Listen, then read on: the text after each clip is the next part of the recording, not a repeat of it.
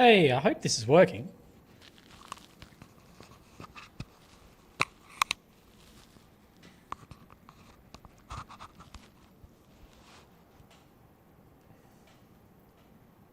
Is it working?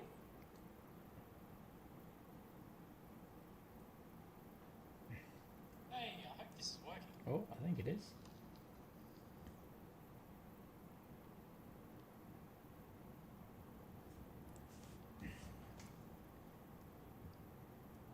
No, Slushy, not yet. Not yet. Okay, let's catch up to exactly live. I'm well, thank you. Okay, can you guys hear me all right? I just want to double check that this is all working fine. I was trying to sort out some bits and pieces. It's working. Sweet, sweet, sweet. Oh, there we go. Perfect. That's what we want.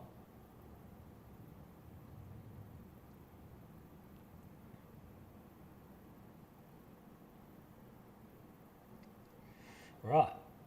Right. How are you guys all doing? Just as I was setting up the camera, we had a lot of bangs in the distance. You can sort of see the smoke, but you can't really see that much. Um, but yeah, we did have a lot.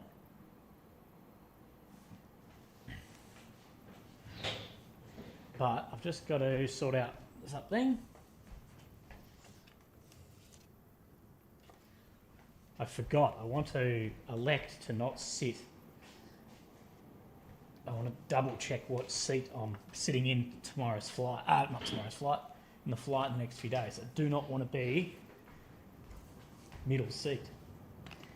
Hate that. So I'm just going to get on Qatar and double check.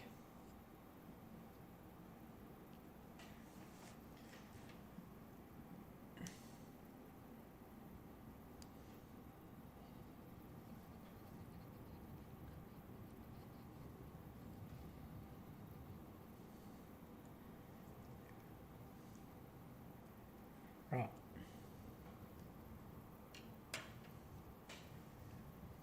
With a baby behind you kicking the seat. Yeah, I know. I've been on all sorts of bad flights like that. No one cares about babies crying if the parents actually have like a level of attempt at least to shut it up. But some people are like, no.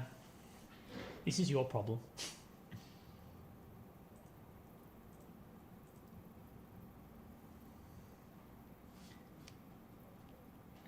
Right, let me see if I can add this flight to my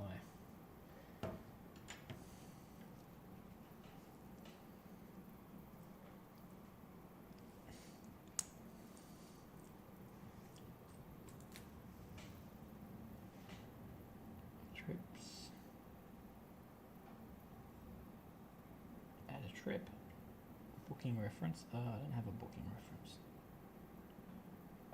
Damn. Put a Willy in the middle. Yeah, A Potter. That's what we want, hey?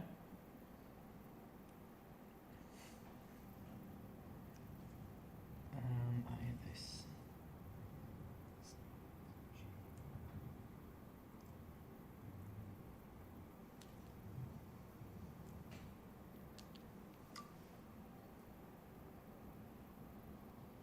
Willie and chat. G'day. Oh, Barback's back. G'day, Barback. Hope that you're doing well.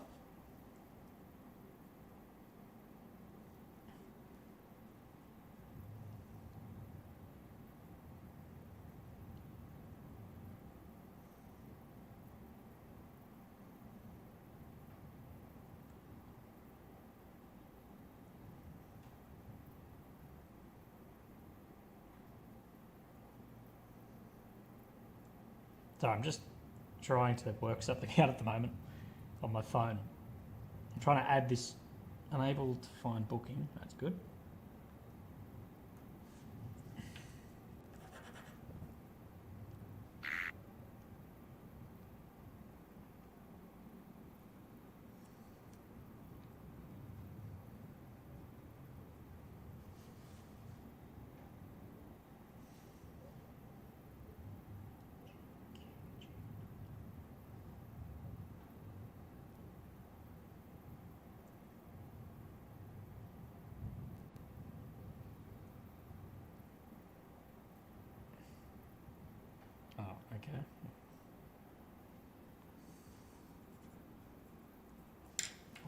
would that not work?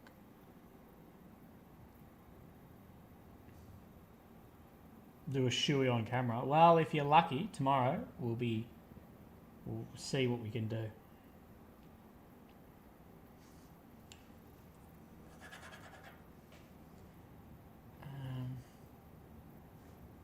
Why would this booking reference not work?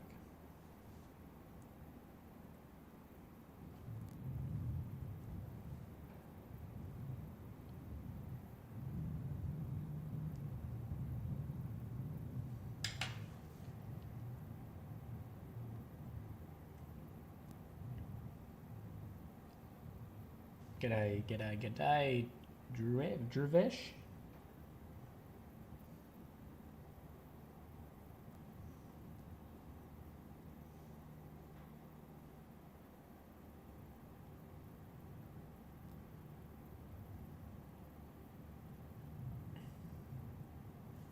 Okay, unable to add booking. This is fun.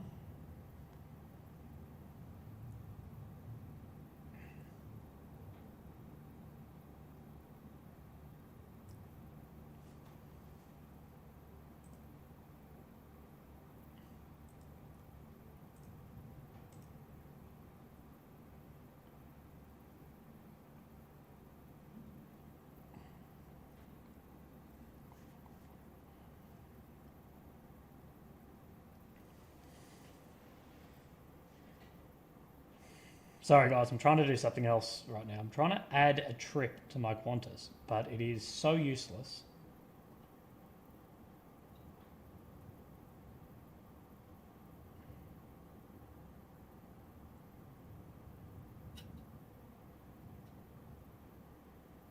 I tell you, I hope, God I hope, that the Virgin and Qantas, the two Australian airlines, go under. They do not deserve to legitimately be companies. They just rot everyone in Australia, and there's no other option.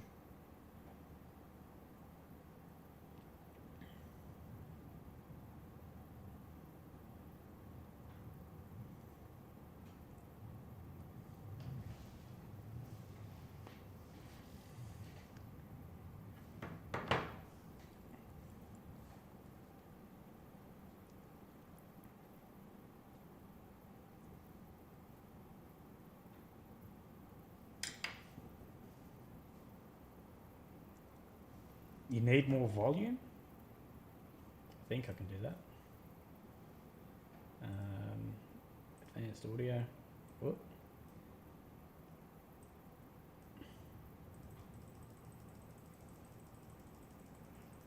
Alright, let me see how this goes.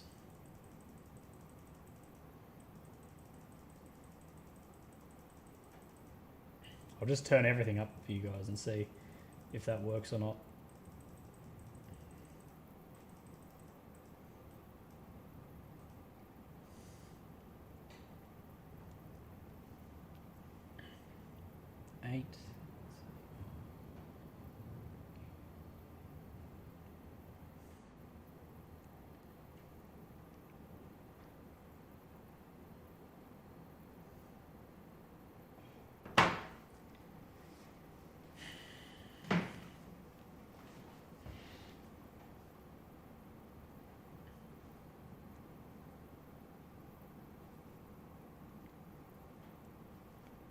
Oh, this is so annoying. Would anyone know, just on the off chance, why I cannot add a Qatar flight, which is one world, to Qantas, which is one world?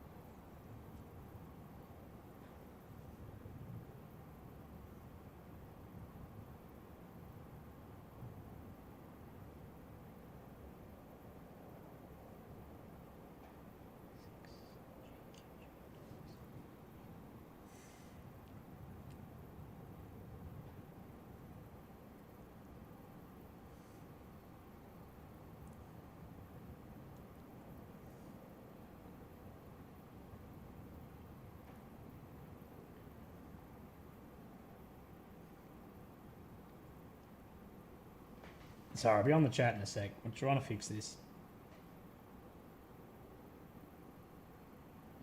And we did have a couple of big bangs before.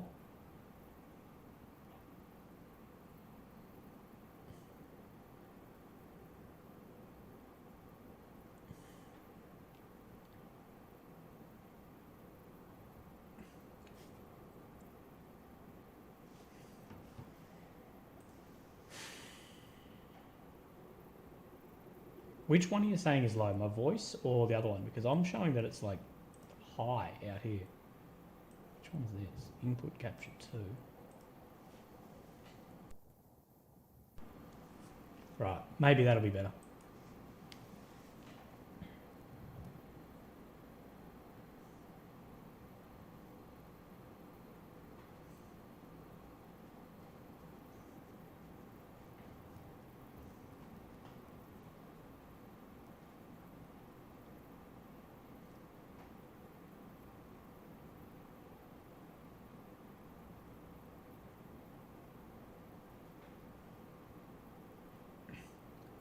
But it seems all pretty quiet at the moment, which it was not just before this.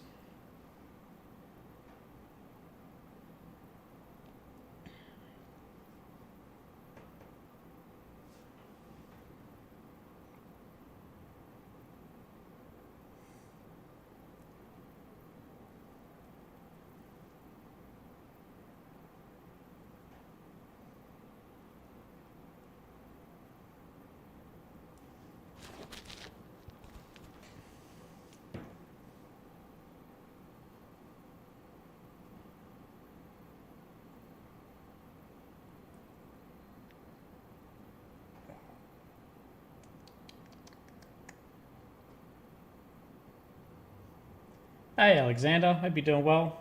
Glad to have you back.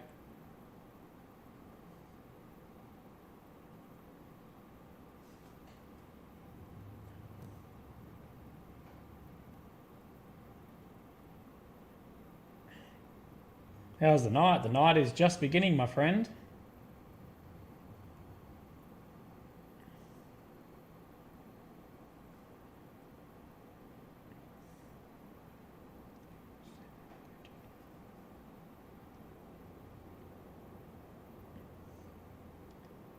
Hey, Aurelian?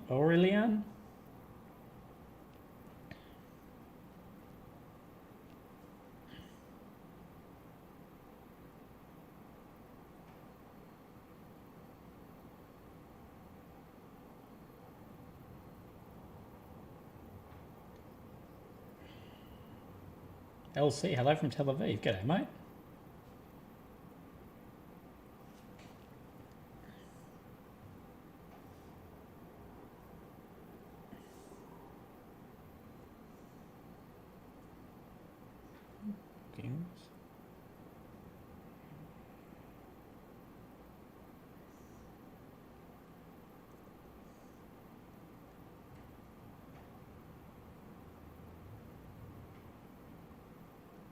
Unity asked when people think this is going to kick off. I don't know, maybe never.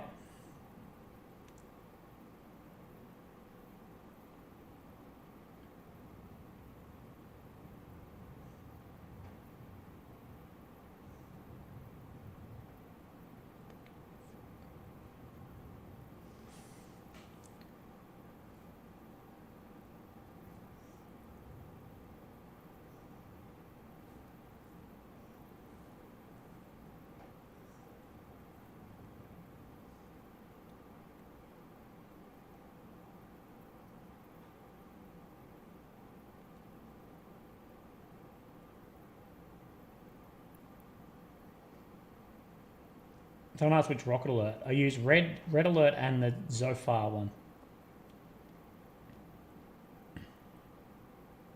Red alert's been actually dodgy, I reckon, today.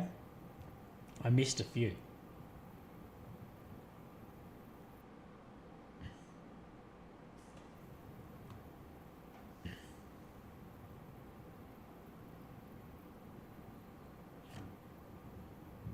Oh my god. Qantas is the worst fucking app.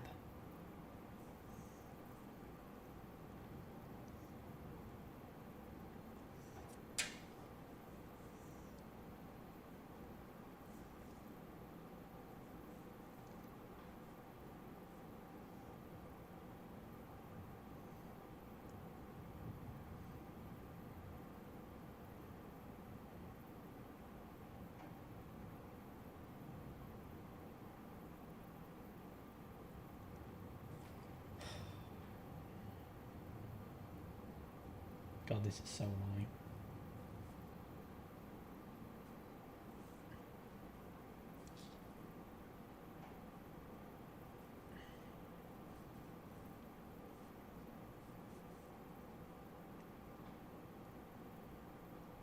Jar Jar Wookie says they've rotated then the fleets. That's something we were sort of waiting on, was to see if they'd do this or not.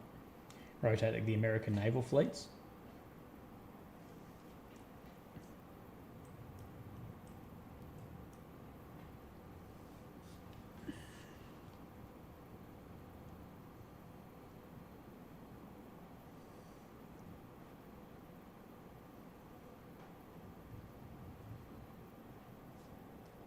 Right, manage a booking. God.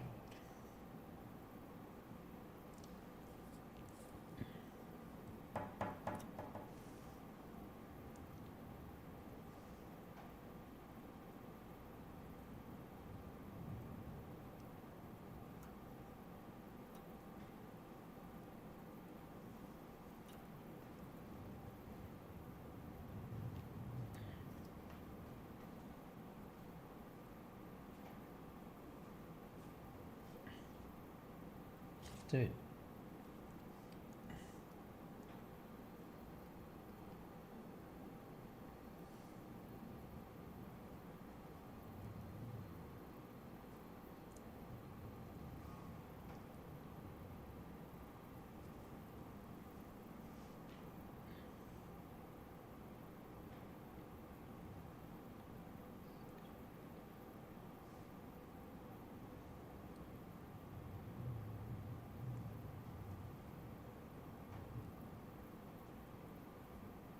Buyback's getting that, well, that's good. Sorry, I'm quiet. I'm trying to work out this flight, but it is not liking me one bit at the moment. For some unknown reason.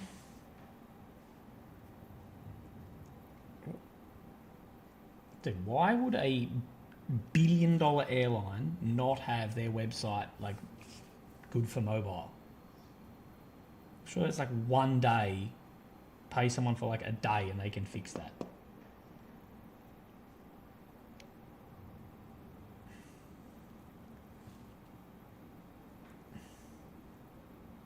Bruh.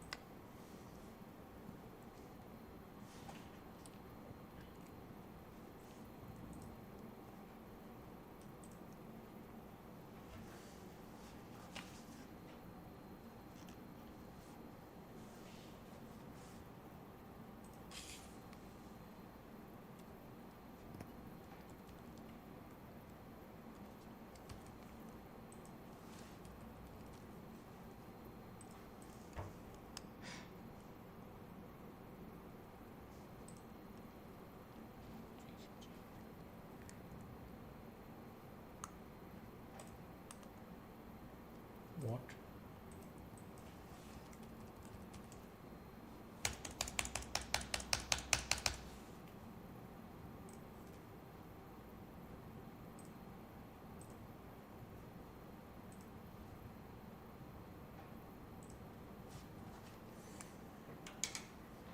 I'm not going to be here for long.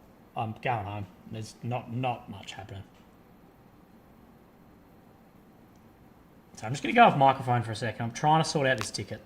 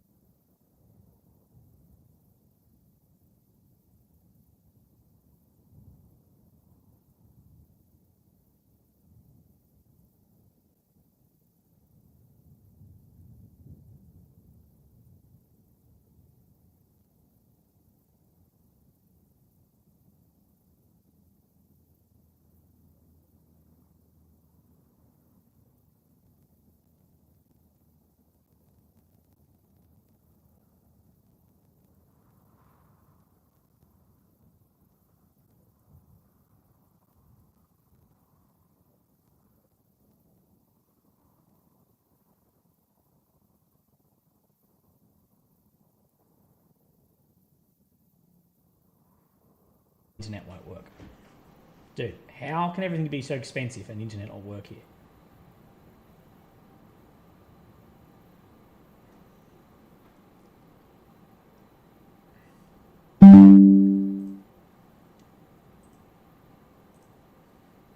Fuck off, Laura.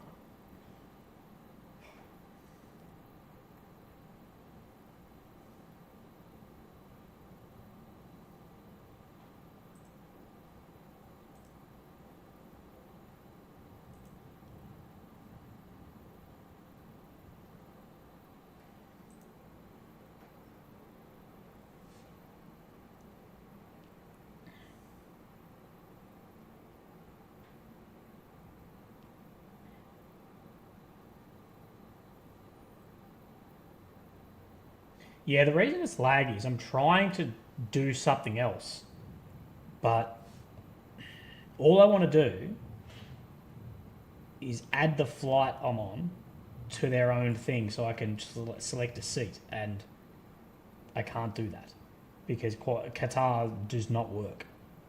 Maybe Qatar is blocking anything from Israel because they've got the shits of Israel, but they also won't take any refugees, I guess.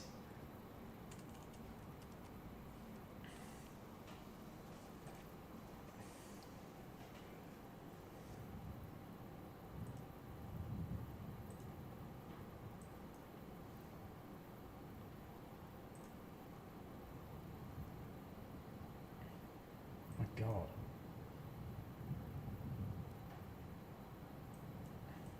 I don't know how to do this. I don't know. I'm going to give up. I'm going to do it later when the stream's off. It's too frustrating to try and do.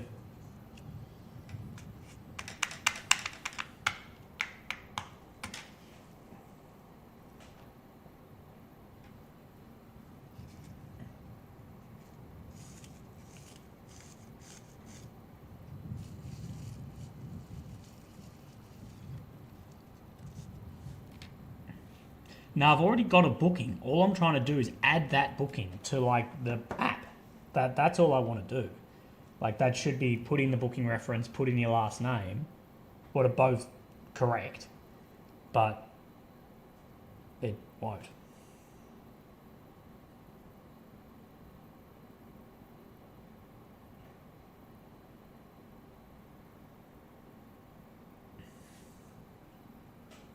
Crack open a cold one. I don't have any cold ones, man.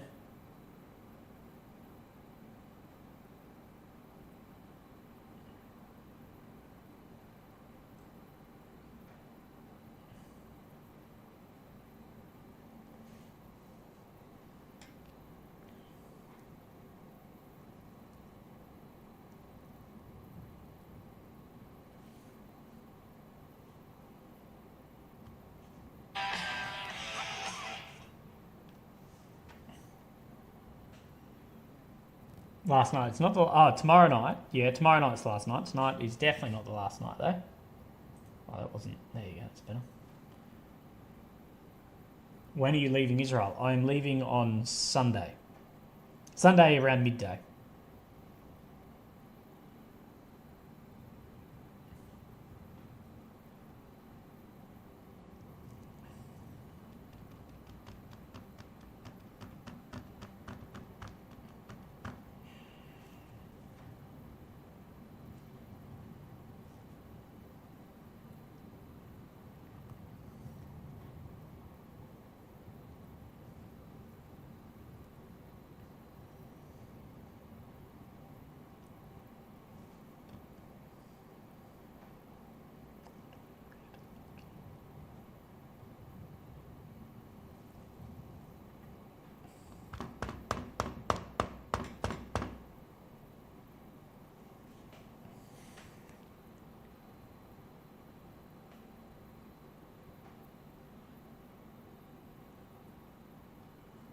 Oh, Tim Pye. Thank you, mate.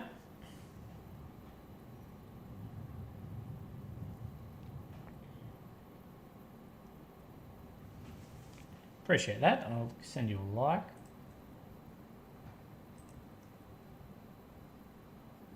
I don't have Discord, Barback. If you're in a Discord, it's not mine. But I do know a lot of people like started Discord back when the streams were doing well, but like, nah.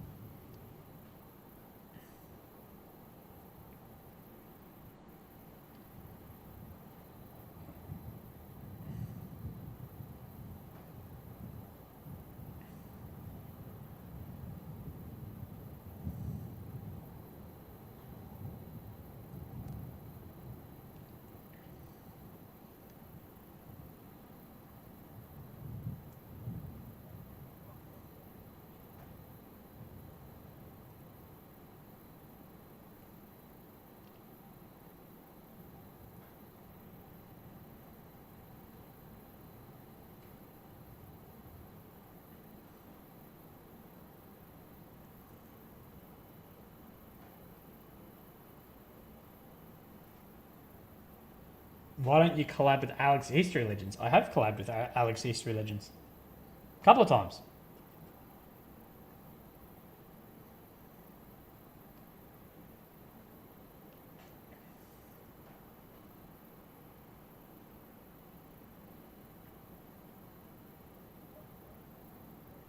Right.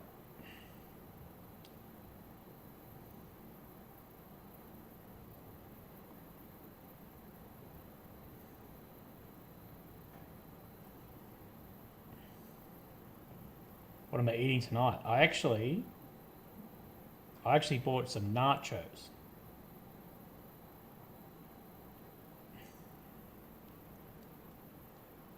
Well, as far as I bought Doritos and dip. That's about it.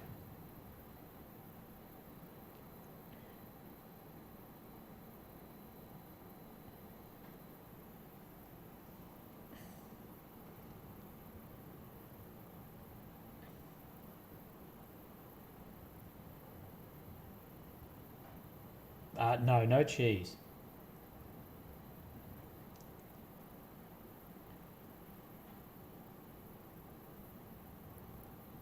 Oh my god. Bro, I do not get how this Qatar app works.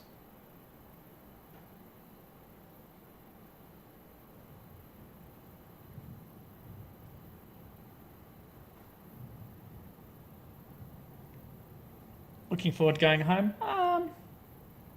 Yes and no. A lot's easier back home.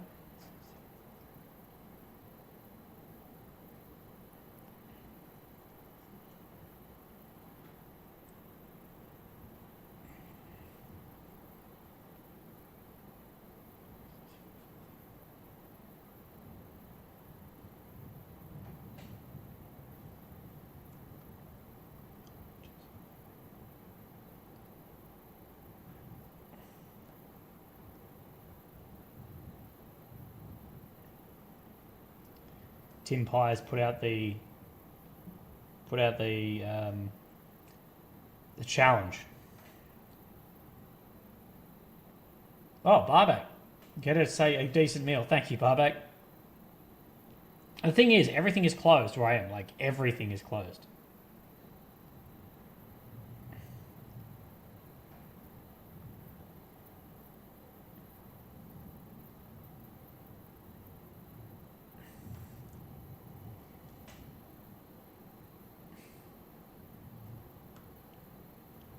Right, here we go.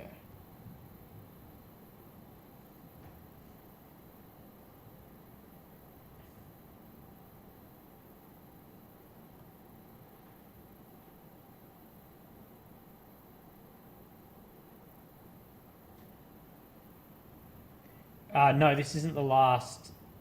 This isn't the last stream. Shabbat must be. No, no, no. Everything's closed in this area because this is like an active area of the front, I guess they're calling it. So there's no shops. There's one servo open, like fuel station, but that's it. Everything else is like evacuated, basically.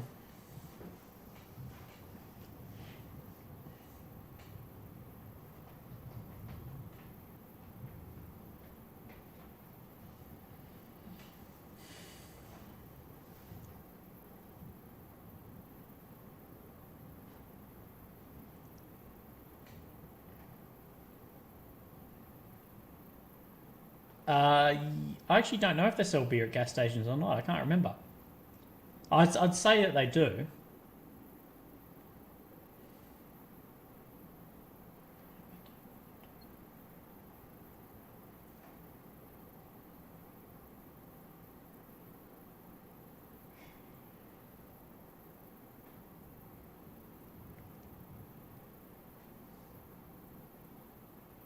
Problem is with like a lot of the like Ukraine doesn't use Uber Eats or any of this. It's all their own stuff, but then it doesn't work if you've got like if your Google a Play account or whatever is not Israeli, it like doesn't work. I actually reckon Israel is one of the more difficult like countries to travel to. It's actually not like very few people I've found actually speak English. Like a lot in Tel Aviv speak English, but like out here, it's actually really surprising how many young people don't speak much English. There's even places where like foreign credit cards won't work. But yeah.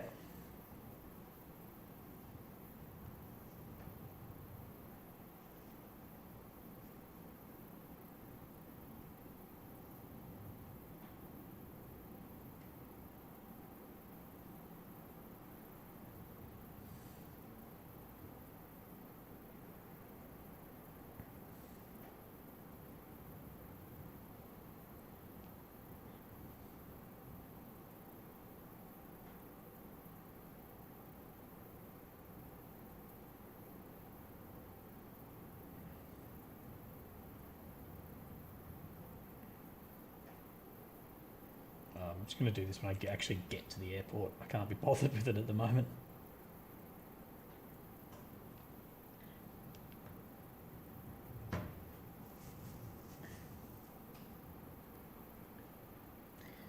Did Thingo come through with doubling? No, but I've got a message from him. I think he's waiting for his pay to come through.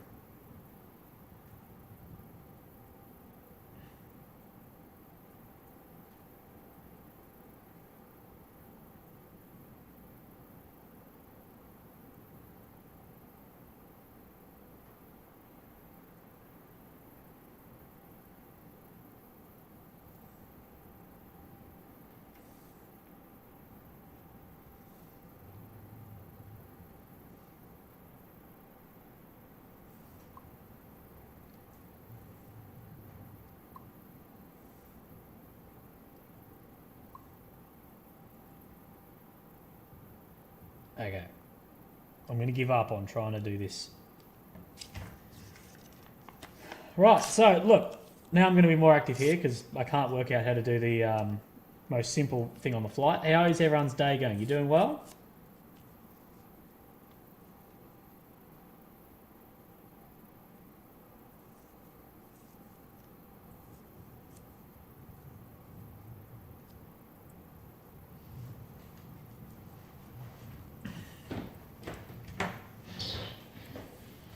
Oh, I'm going to move to a more comfortable location, maybe have my dinner.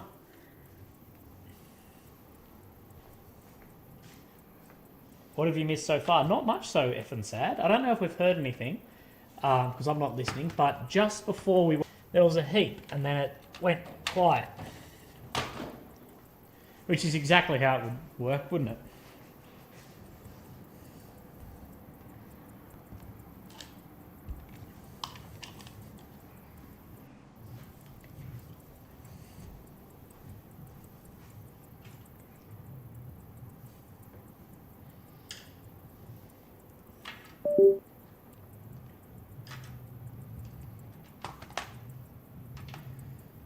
Yeah, look, if you're worried about lag, there's not much I can actually do.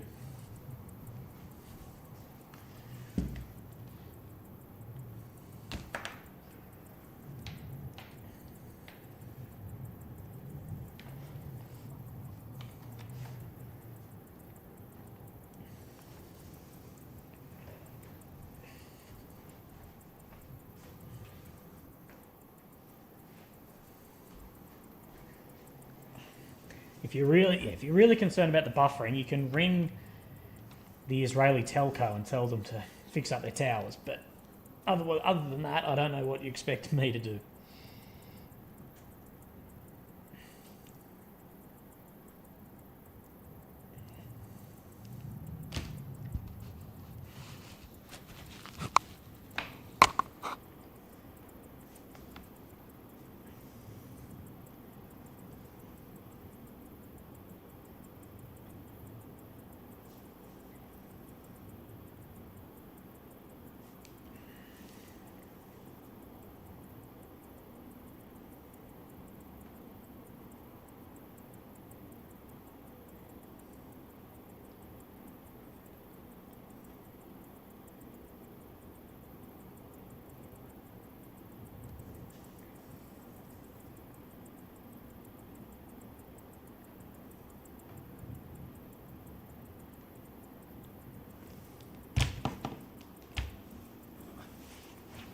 Oh, actually, someone was sending me some intel today.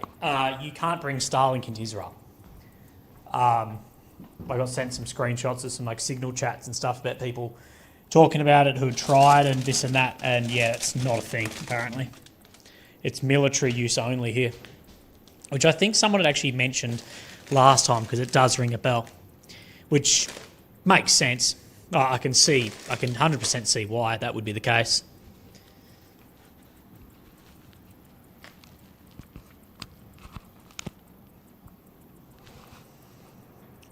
Oh, Charles, I'm well, mate. How are you? We need you over here, mate.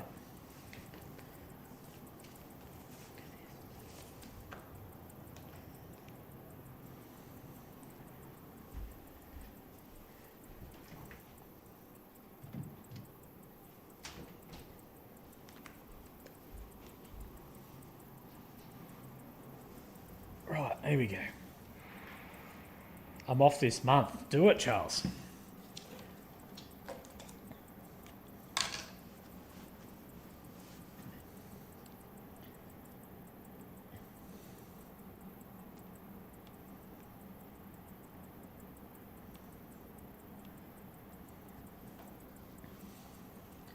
But I'm getting things ready to go back home at the moment.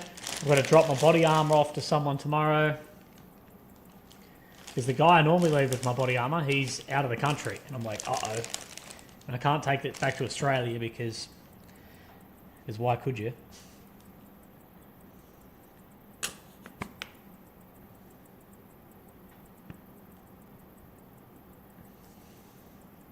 Exoland, g'day.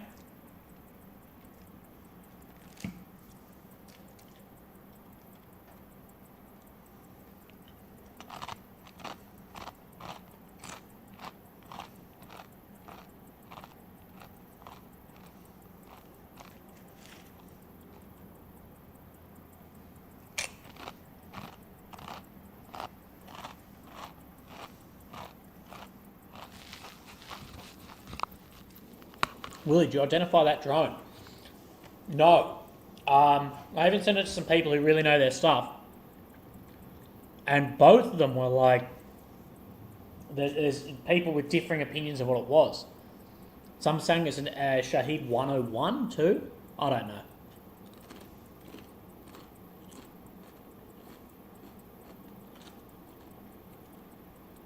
Paul says, did you plan to leave soon? There's not much going on.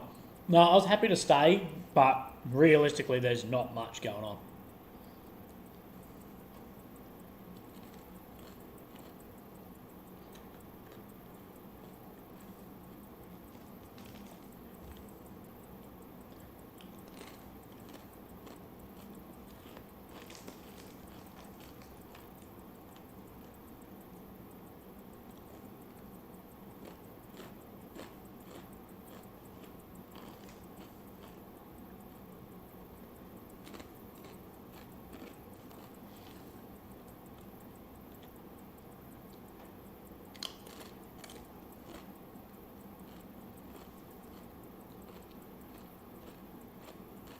Moved to Israel? No.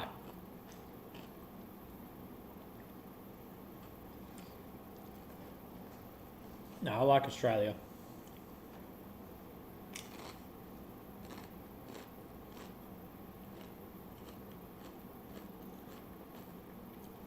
Aurelian.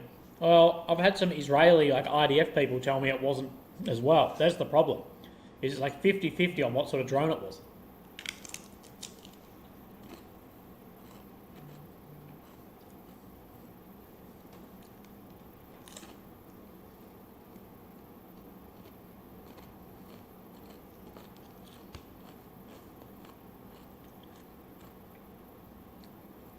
Is Ukraine a practice ground for Russia to develop new soldiers to develop technologies for modern warfare?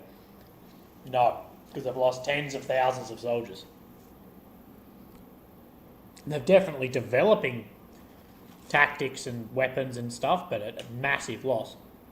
But that's just war.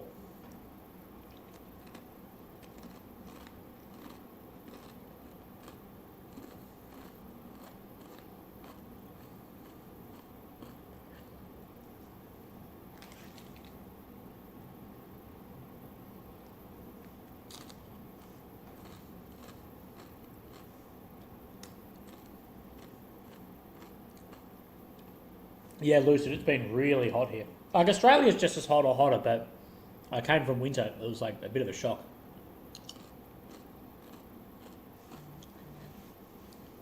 Is McDonald's different in Australia compared to America? Yeah, far different. McDonald's in America feels like McDonald's 10 years ago in Australia, if that makes sense.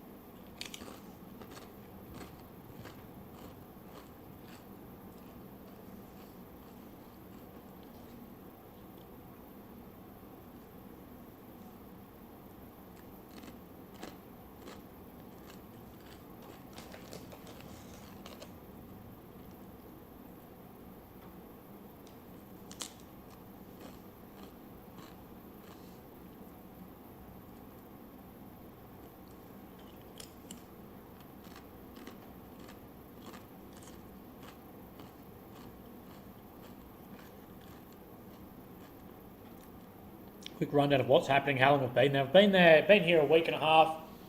Realistically, it's been pretty quiet. There's been some strikes across the borders both ways. Now, every day there is, but as far as large military actions, not really. The general vibe of the public is normal, man. It's like a normal town.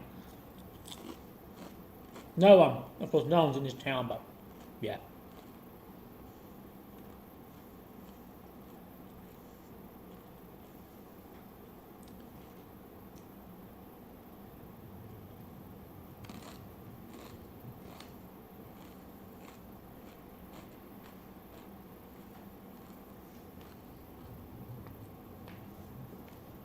I can't believe how quiet it is again.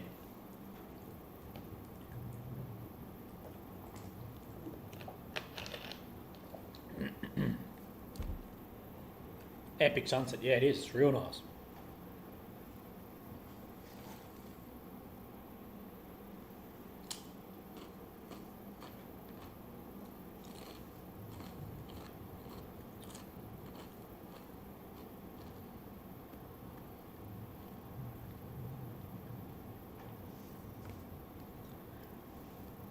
Great view, yeah, it is. It really is.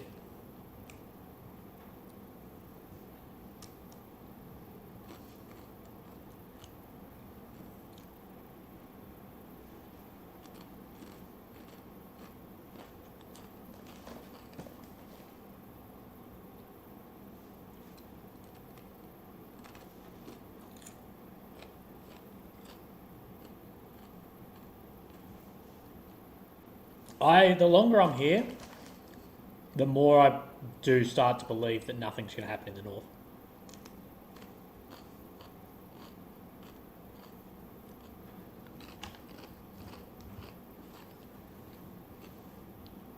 It's just so like, the consequence of it's just massive. Like maybe something limited, but yeah. The H-man in the north is a lot more powerful, a lot closer allies.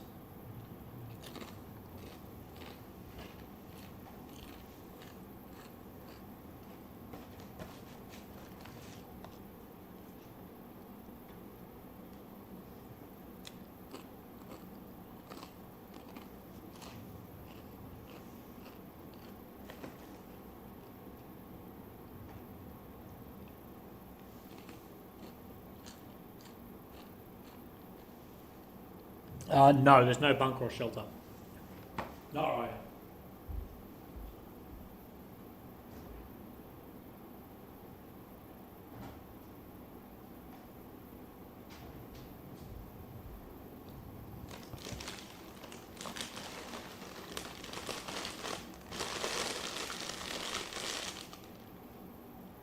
Lost the lid.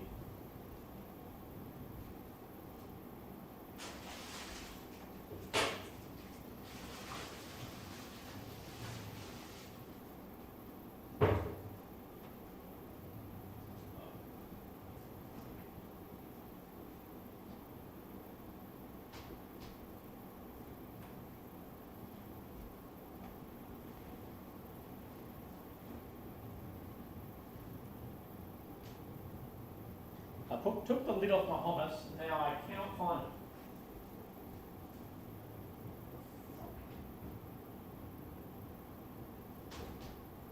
Right.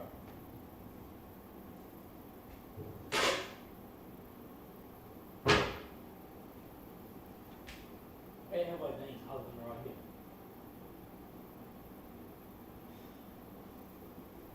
Right, I've given up looking.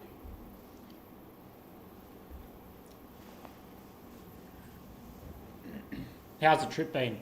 A bit of a failure, to be honest. I came here with the expectation more would be occurring, and that Israel would give me a press accreditation, but there's a no to both of those.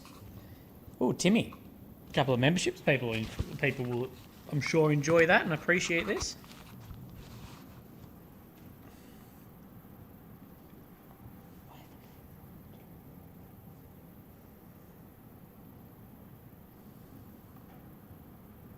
Tell Danny to enjoy the bill. Yeah, I just texted him before, actually.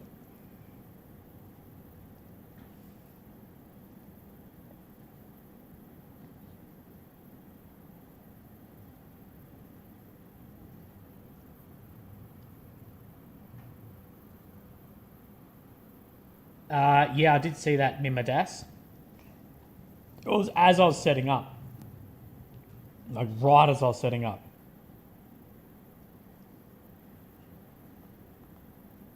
Look, I found the lid. It's one of those see-through lids. I was losing my mind. Thinking, like, how have I lost that within a minute? Right, is it coffee time, you reckon? Or is it too late? Because I couldn't sleep last night, but I'm going to make one.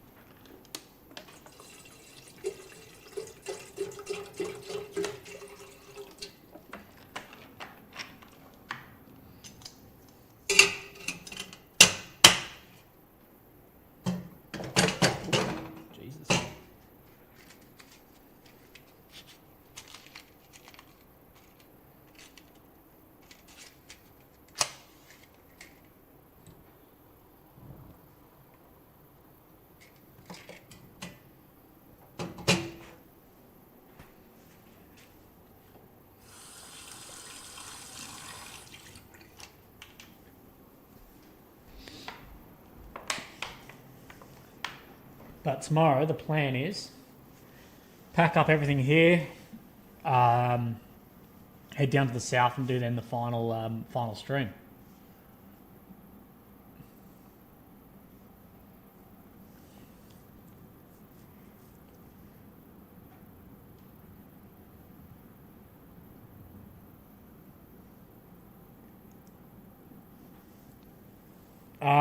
The piss count is at 0.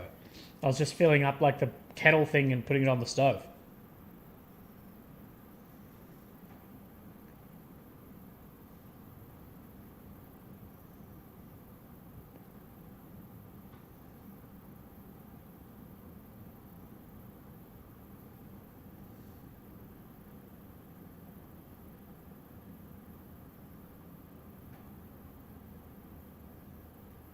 How much longer will I be here? About 36 hours. Unless something like really big kicks off, but... what time's your last stream? This time tomorrow night.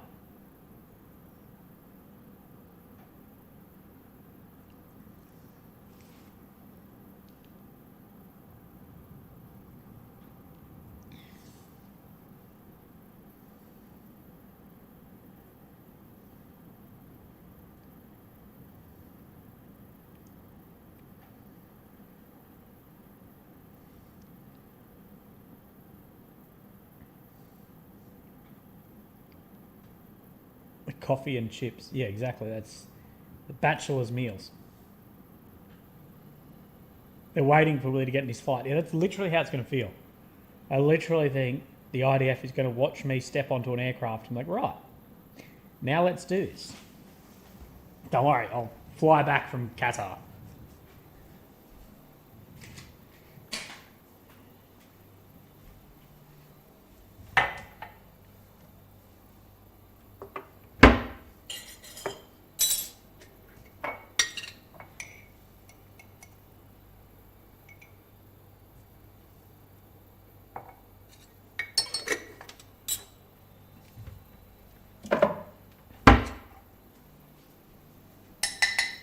Like, if something actually does kick off, I'll stay. But it'd need to be kick off. Do you have any soldier interviews lined up? I did, and then a few have absolutely fallen through. Yeah, it's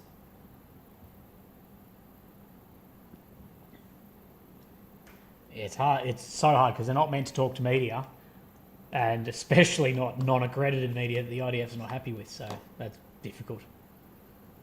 Yeah, Jack, we talked about it all last night, and I'll do a video specifically on it too.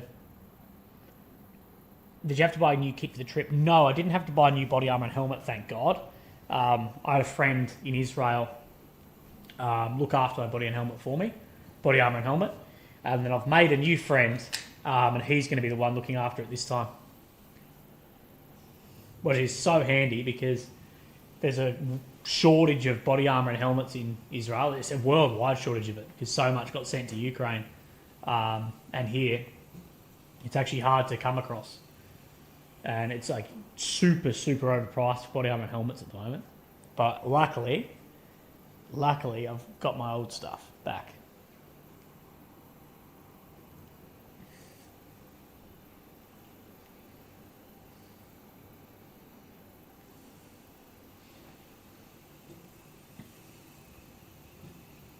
Right, the kettle is almost boiled.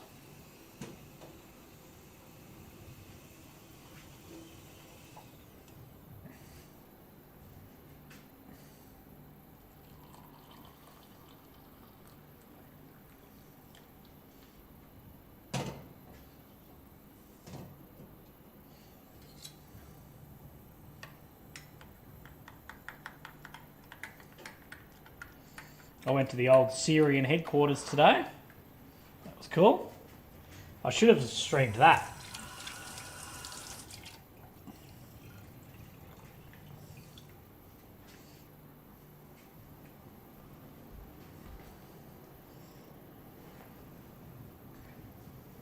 How much does a helmet go for? I don't know. It depends on what it is. Some helmets are really expensive, some are cheaper. We'll see.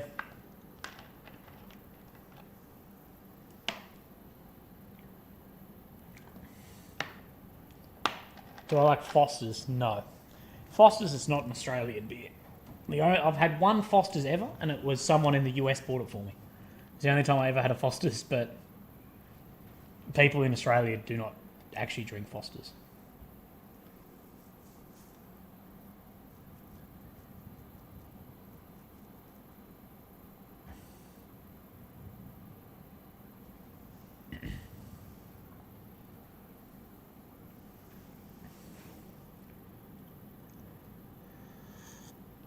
Remember, if you want to support the live, support the stream, support whatever,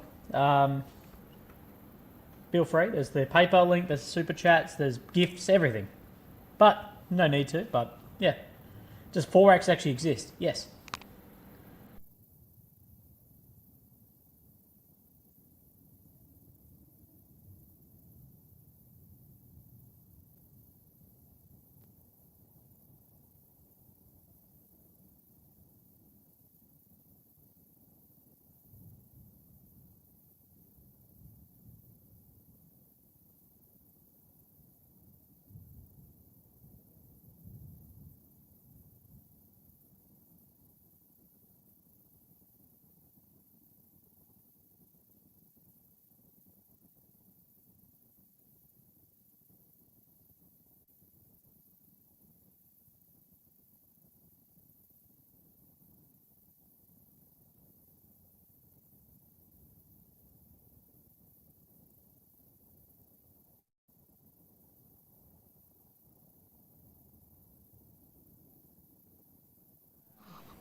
Stardust is here, g'day. Oh, hey Rob, good to see you back.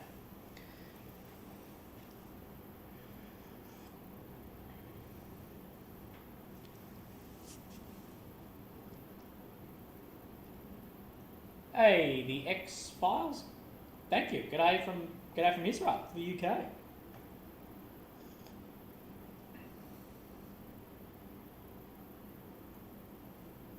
Good times ahead of the next decade? No.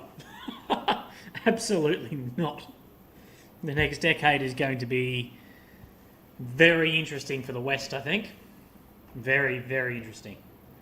I hope that it survives out the other end, to be honest.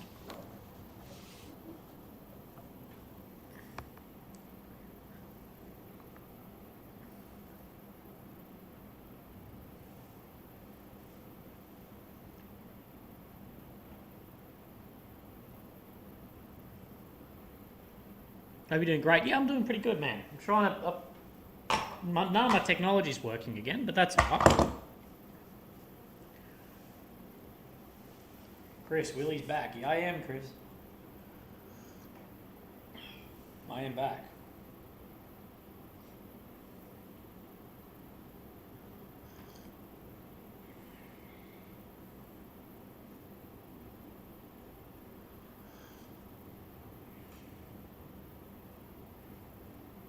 Oh, that's what it's doing. Need to plug this charger in.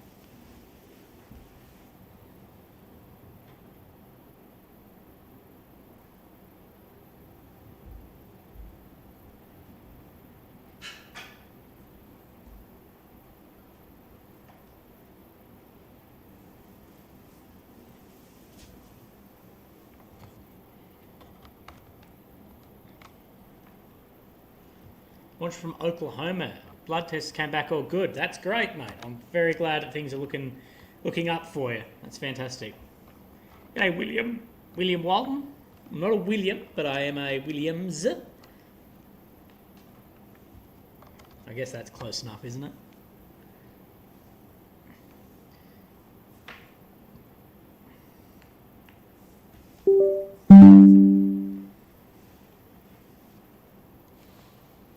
$46 degrees. Blah, terrible.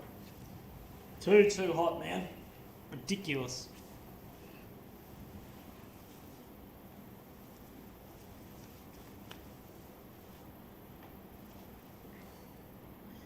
Australia gets the same amount of heat like Israel now. It gets hotter than this. The hottest it's been in Israel since I've been here is 41, and I know Australia gets mid to high 40s, which is like, I don't know, 115, 120. Here we go. Tez Lanzitz with donation, thank you. Willie, do you think F-16s Ukrainians will be used to target Russian aviation units that use glide bombs against the Ukrainian front line? I think that's the goal, long term. The problem is they're going to have to still get relatively close to hit those, because those bombers, of course, they're releasing the bombs. Well, it depends what type they use, but, minimum 30 kilometres behind the line, some of them up to 60 kilometres behind the line. If it's got the little turbofan module on it. But I do think that's what Ukraine really need to stop, is those glide bombs. But it does mean the F-16s are going to be close to the front line, and we know that the Su-34s, what are primarily dropping the glide bombs, are already getting escorted by fighters with air-to-air missiles on them. And of course that's going to happen more. So they're going to be, if you're in... if you can see them, they can see you, and it's going to be a pretty hairy mission. I think in the beginning they'll be used in like an air defence role to get experience like in the air, and then eventually doing that. Is Odessa a potential target? For what? Odessa's been bombed the entire war. Reginald says, Willie, can you see this message? Yes. If so, thanks for the objective and unbiased content. My name is Reggie, patriotic American survivalist. I hope that you're doing well, Reggie. No, I'm not sure what sort of MRAM the F-16 is getting. For a ground invasion at Odessa, it depends what you call a ground invasion. It's not going to be an amphibious operation. If they did, it would be a death trap. I think there was plans for that in the beginning, from the amount of amphib stuff we saw come about, but I don't know. I've done a couple of videos about Odessa where you can see them try and envelop it, and they got pretty close, to be honest. They being the Russians.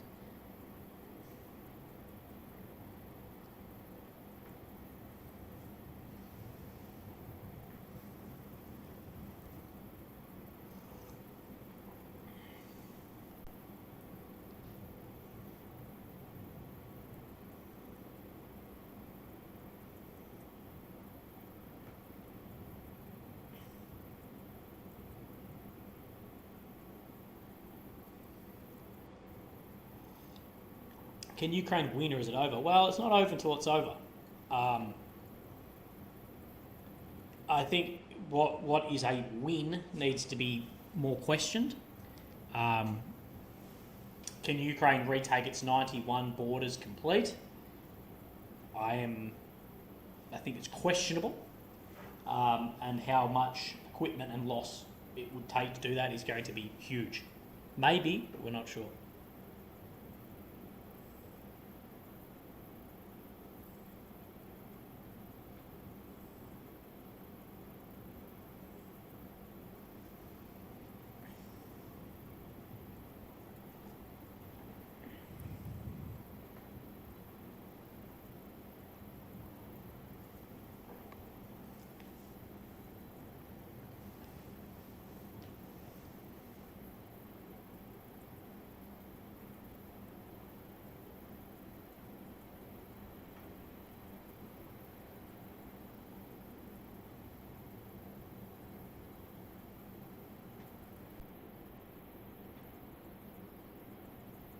Oh, reconnection.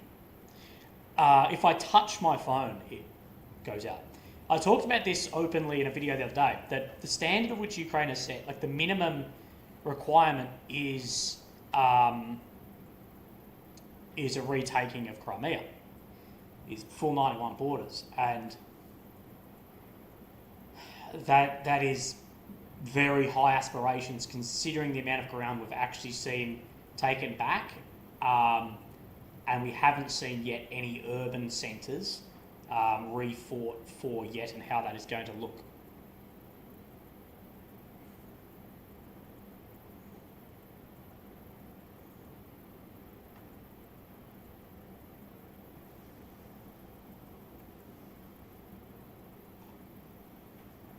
That said, I talk to a lot of people, and there's a lot of people who are like, Crimea is a bit of a pipe dream. A lot of people, I know, and I won't name names, but I know people who publicly, bloggers and stuff who talk about all this, who then go, yeah, but I know that Crimea is very unlikely, even if they're spouting it.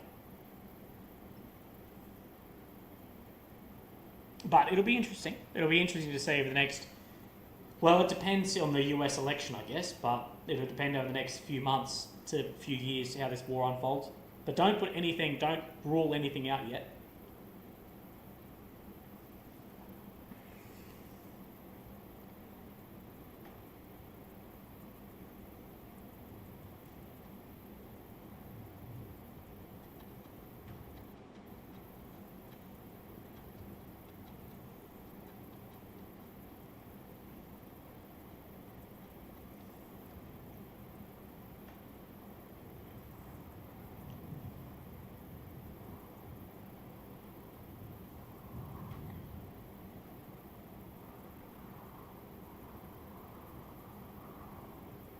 Some computer sound here. That would have been my phone reconnecting.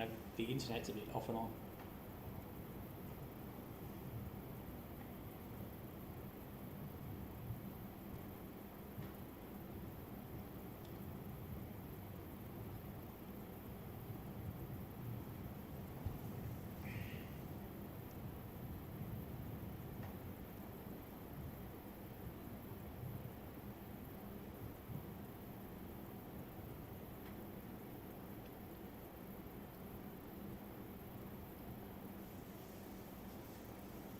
Well, after a very active afternoon, it's a very quiet night.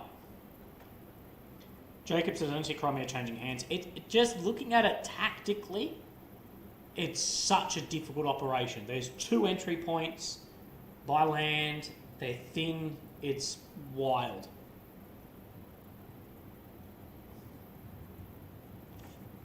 I think the risk on an operation like that is it might be a gamble for everything. Like, maybe it will, work out in your favour and you do take it, or is it going to be a catastrophic loss if you try and you'll lose everything else? That's how I see Crimea. I see that could be an absolute fulcrum for the entirety of the war.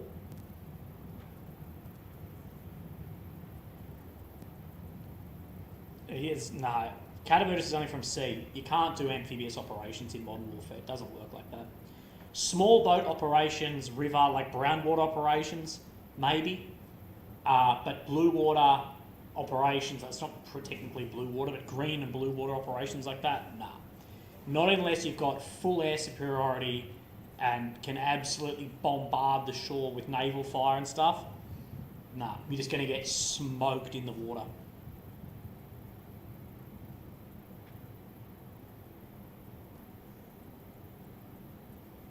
Oh, we saw something. What was that?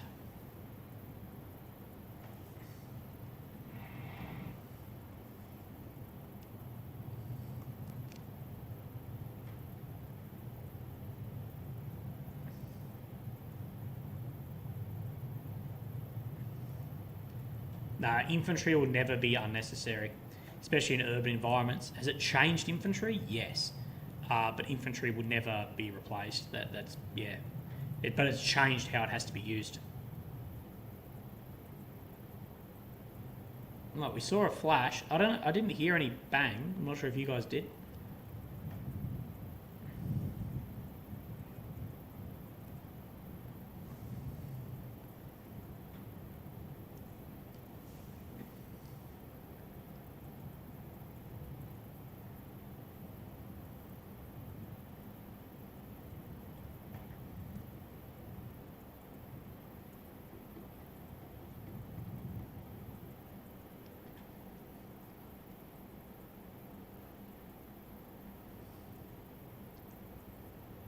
Right, so unsure what that was. I haven't had an alarm yet.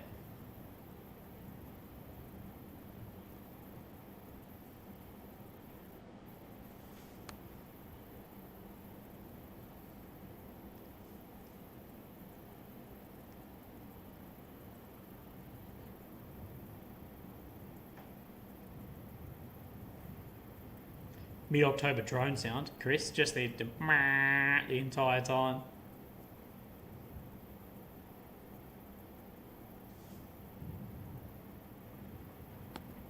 Oh, sorry, it's changing tabs.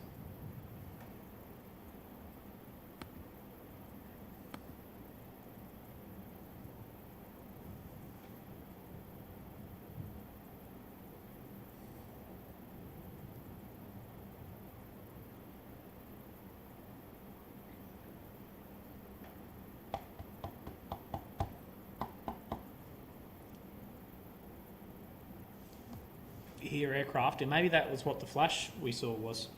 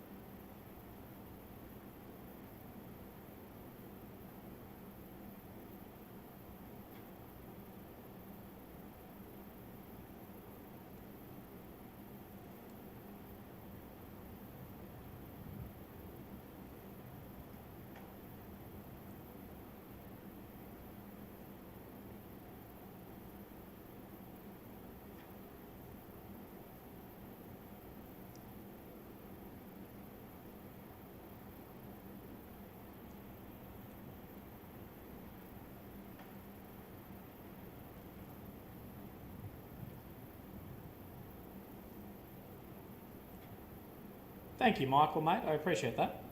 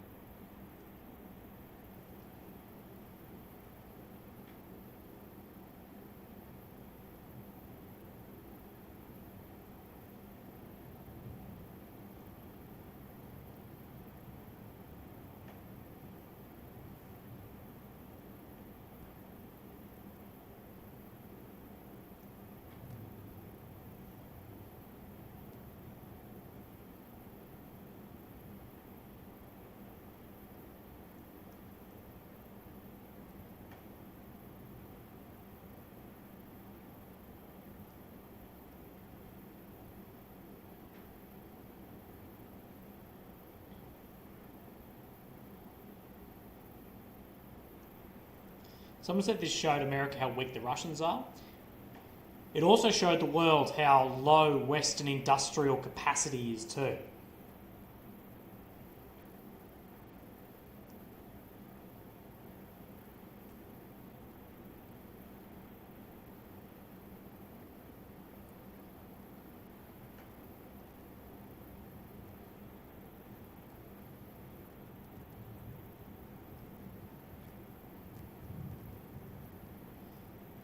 Timmy says, can I get a hot tool spit on that thing? Yeah, you can, Timmy. It only costs $5.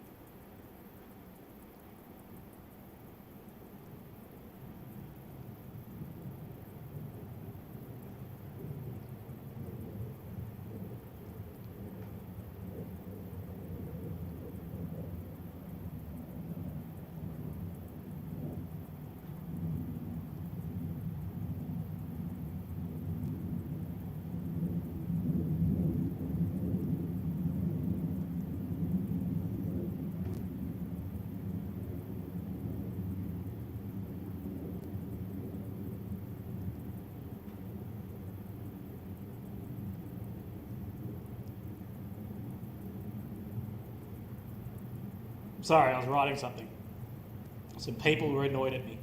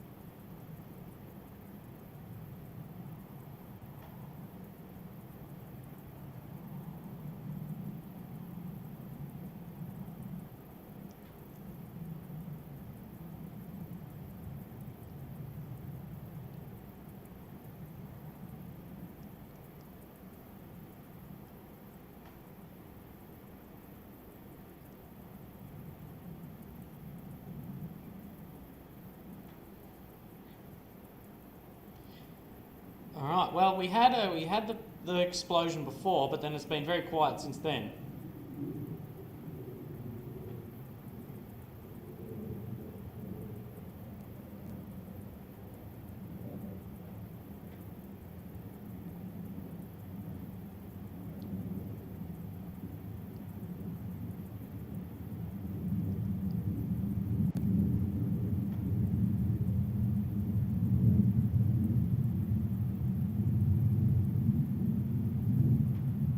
Not heading back to Storot. No, we're heading back to Storot tomorrow night. We have one more night, boys.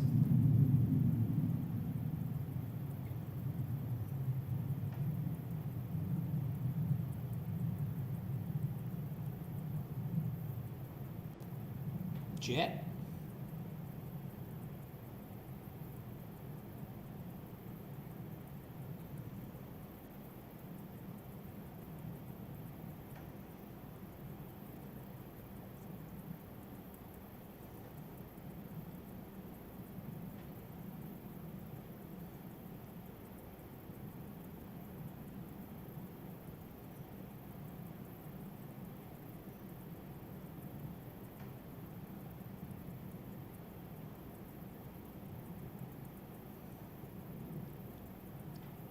Beer stream tomorrow, potentially.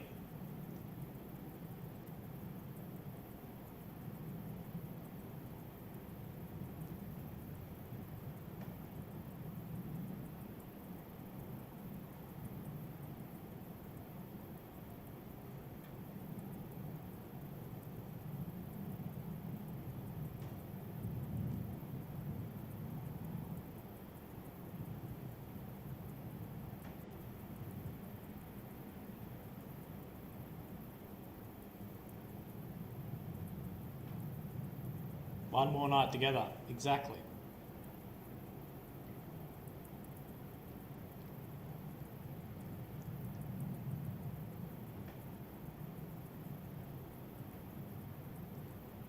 Thank you, Access Media. Hope you're doing well.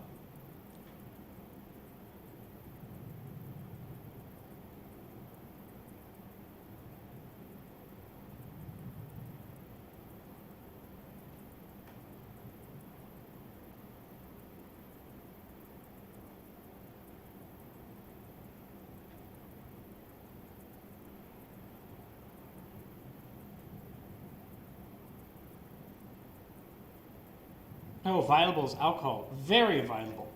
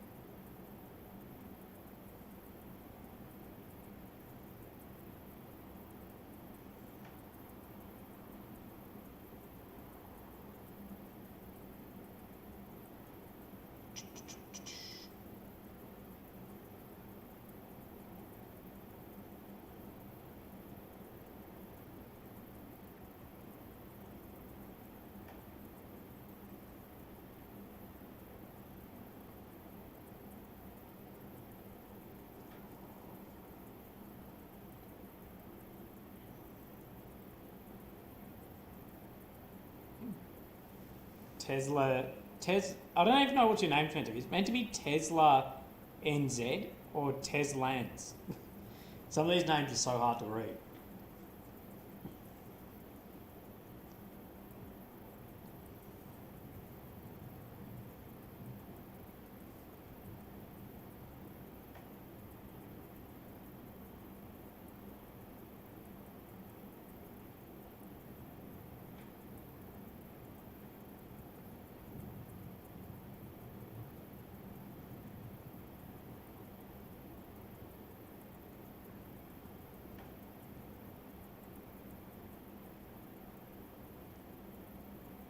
Not Elon. I'm going to say it's Elon related.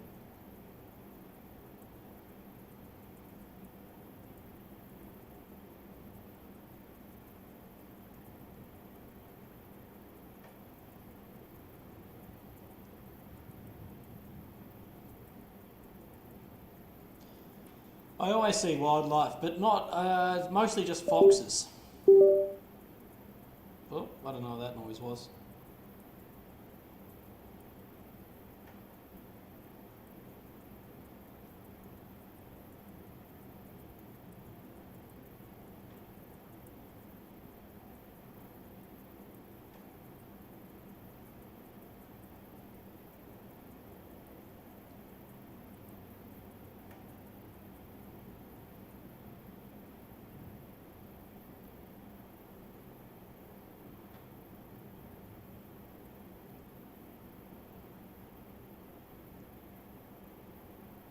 Oh, yeah, a few days ago we saw a lizard. Yeah, we saw lizards getting it on.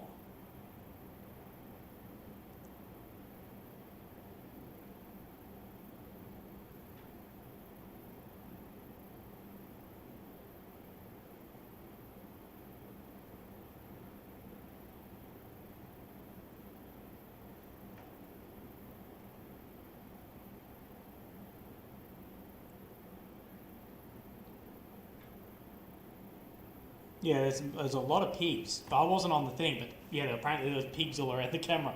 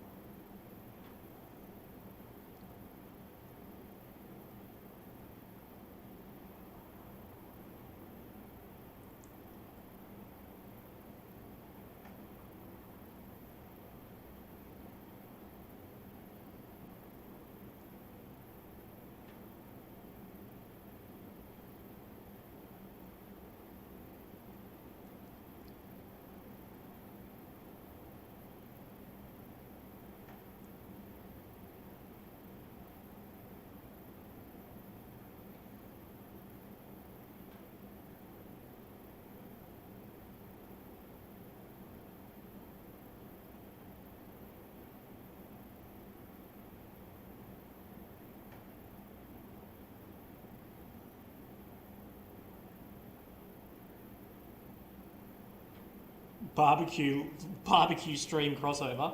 See, that'd be good.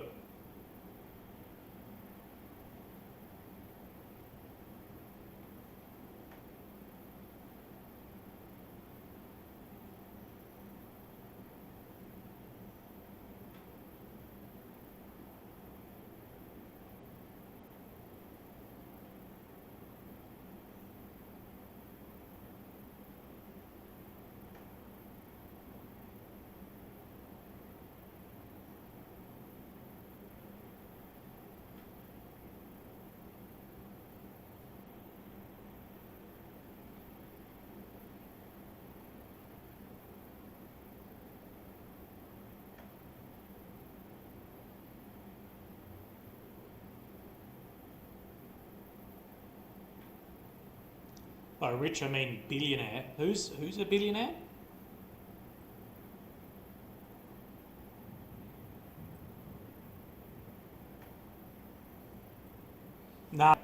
That is the future of journalism. Barbecuing while in this. You should do live streaming doing the maps so people can ask about what's going on. Potentially, we could do that.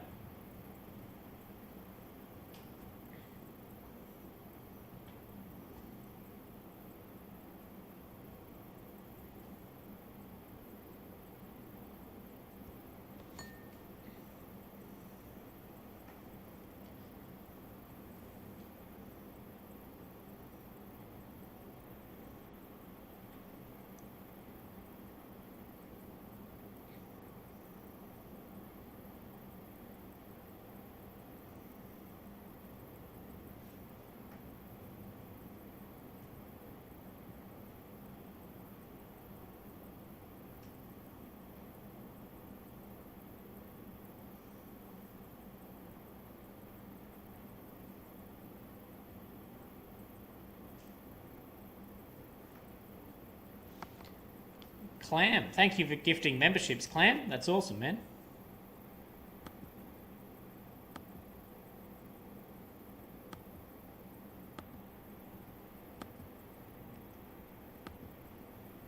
Isn't it 4 shekels to the dollar? Something like that.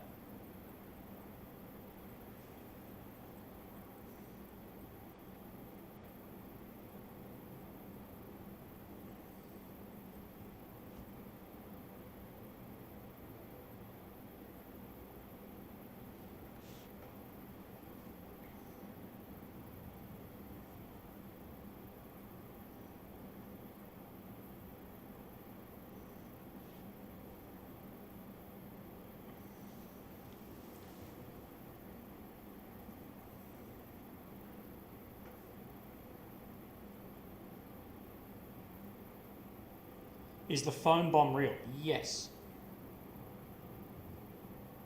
22 degrees, got it. I'm glad for you, 22.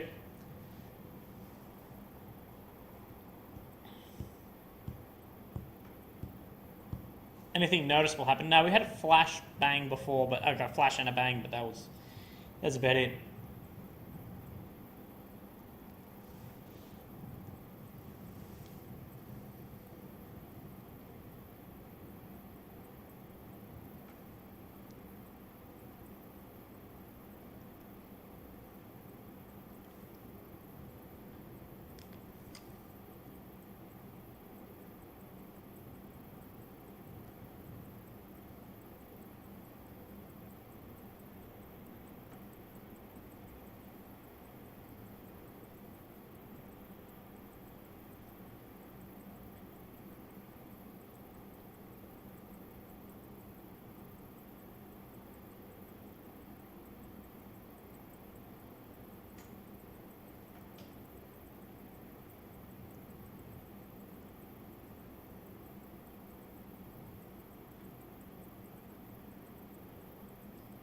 Oh, 22 degrees. 22 degrees won a membership before, then gifted 10. Thanks, 22.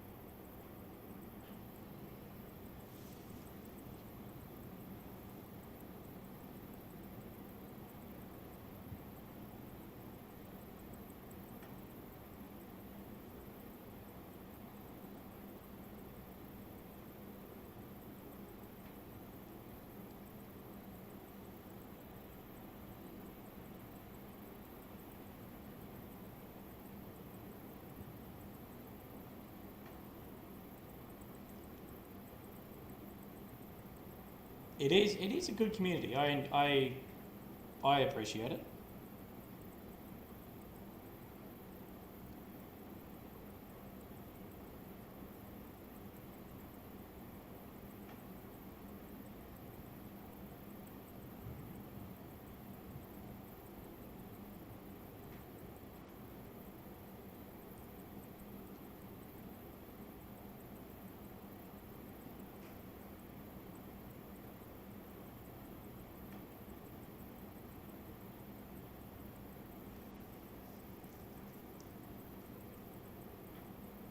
Basically is like expanding foam to a degree. It can plug a tunnel hole, basically. It looks like a bin bag thing you drop, a trash bag.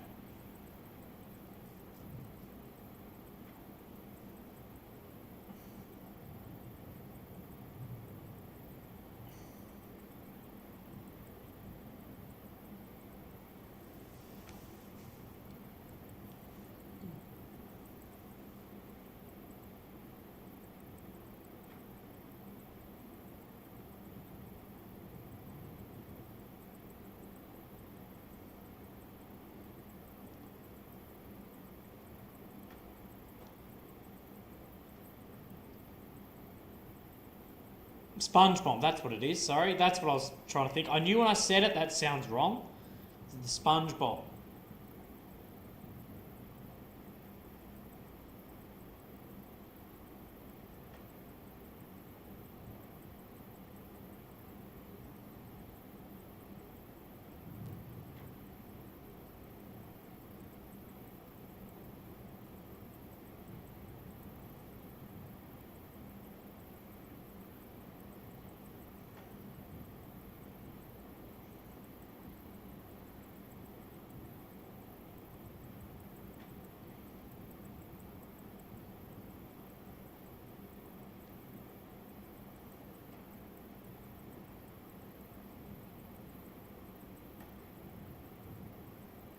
Oh yeah, there's been GPS jamming for ever since the beginning of the war. All GPS is jammed in northern Israel, like all of it.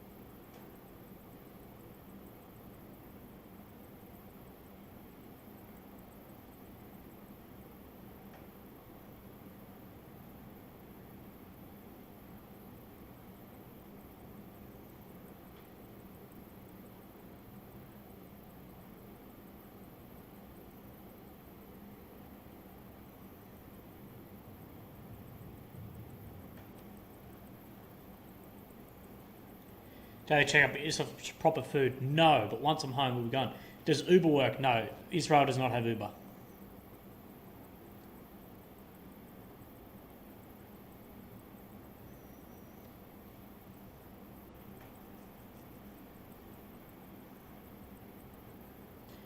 No, the jamming is from basic war.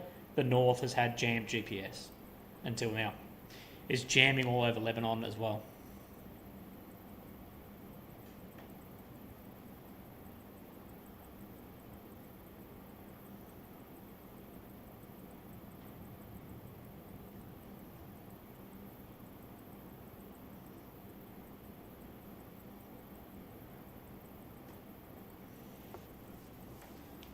Free falling. Okay, brother, I'll see you in a bit.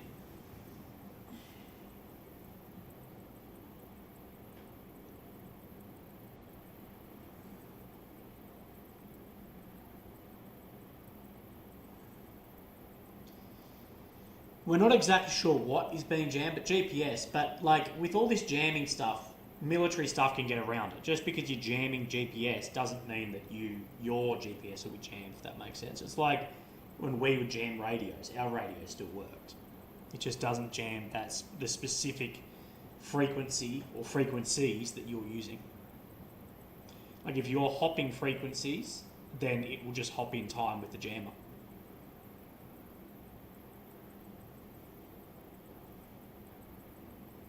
That was like in our vehicles when we ran electronic countermeasures, that all of our stuff would still work, but anything that's not got that key in it would not work.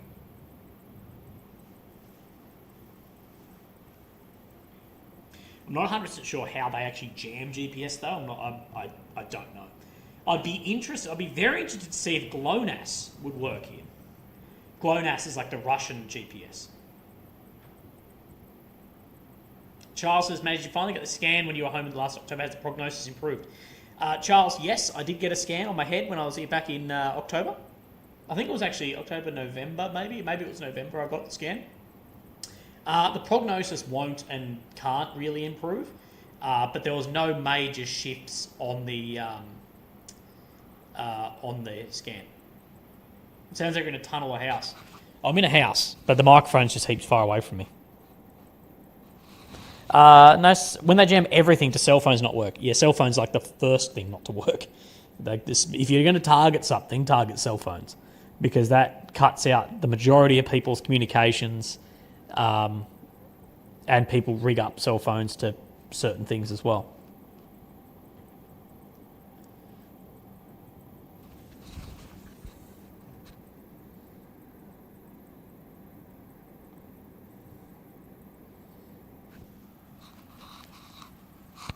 Go to McDonald's. There's a McDonald's about 25 k's away. What part of Israel are you in? I'm in the north.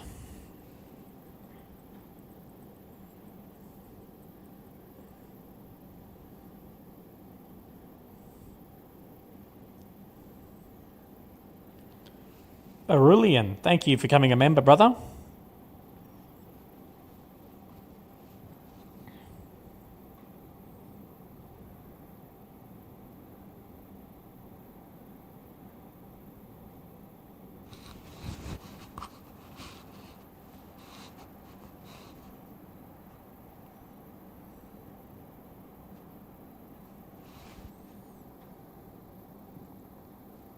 You know something? Do you want to know a fact? I've actually never been to a Starbucks. I've had a Starbucks tea. Someone bought it for me, but I've never bought a Starbucks. Starbucks isn't really a thing in Australia, like commercial coffee like that. It's, mostly like local cafes, and like McDonald's cafe. But as far as Starbucks, no. You eat McDonald's for the first time. How does that work? I know Americans don't understand that. We don't have Starbucks in Australia. They tried to bring Starbucks to Australia and it failed massively, apparently. It was like no one wanted commercial coffee like that. People just wanted to go to their local coffee shop and pay like $20 a coffee. Is Starbucks even espresso? It was like all American coffee is not like espresso from what I've seen.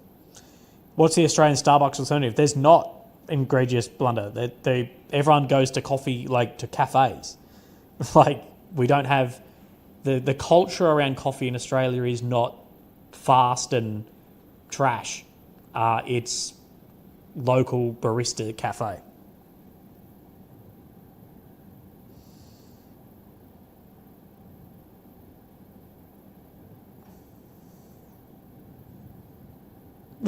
Trust me, Australians and coffee.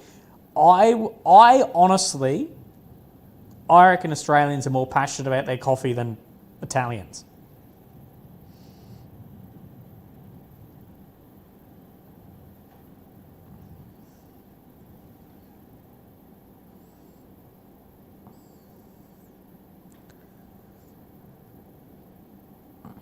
But like a lot of the Starbucks stuff, at least what I see on Instagram. What I see on Instagram is that Starbucks is just like bloody sugary milk drinks. It's not really coffee, is it?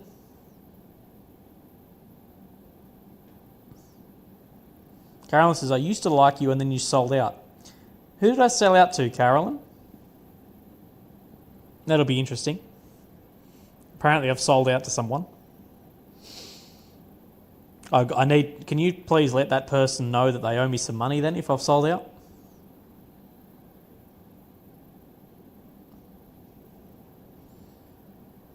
Yeah, all I see about Starbucks is like TikTok girls with like a litre drink of just syrup. So Mossad, MI6, the whole bunch, I guess. Yeah, apparently so. I get accused of being in all these intelligence services, yet imagine the pay. Imagine the paycheck if I worked for all the same intelligence services that people accuse me of. Because Intel guys get paid pretty bloody well.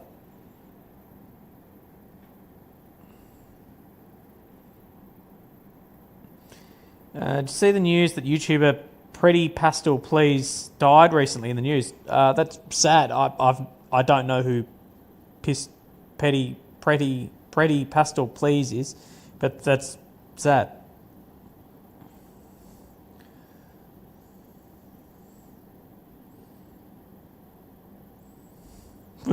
The Black Op Ninja. Yeah, exactly.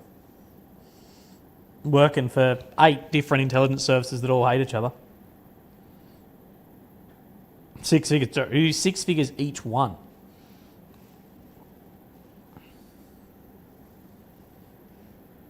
Plus, like, operational pay.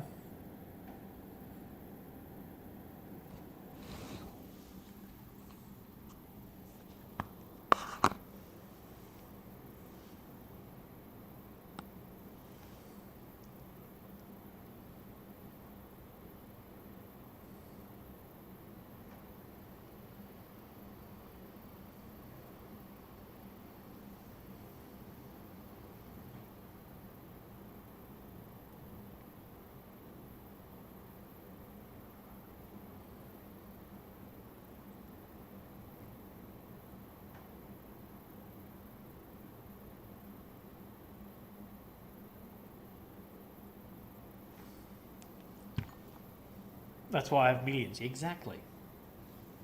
Exactly. Let's hope that the CIA have a good retirement plan. Hey, Rachel, no, you haven't.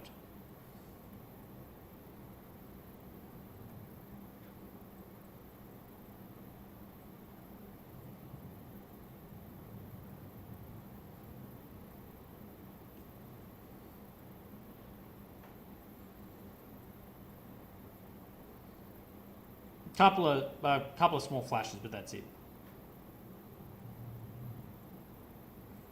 Tom, you're 70 years old. Hell yeah, brother. The checks from Shell Company, Willie's LLC. Yeah, exactly. That's how you know when someone's a proper spook. It's like, yeah, there's this Shell Company in this island somewhere. You're like, oh yeah. Yeah, the CIA's funding that.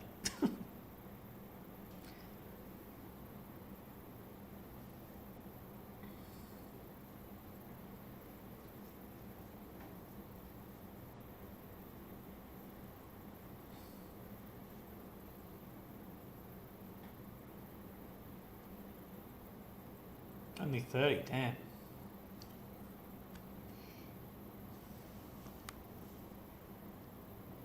Thanks, Bretty Dev. I love the channel, Willie. Do a great job. Thanks for reporting. Thanks, Brett. Conservative Night, no, I don't watch cricket. I've never actually watched cricket.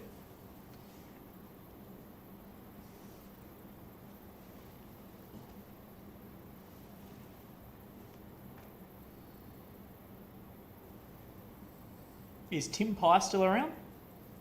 I'm calling you out.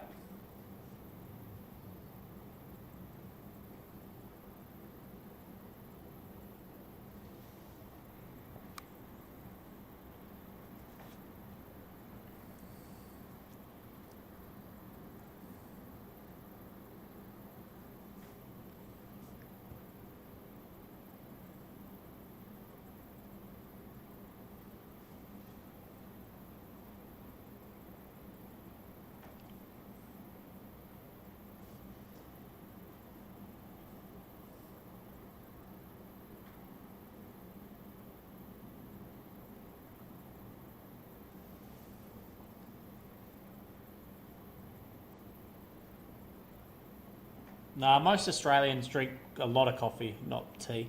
We're not British.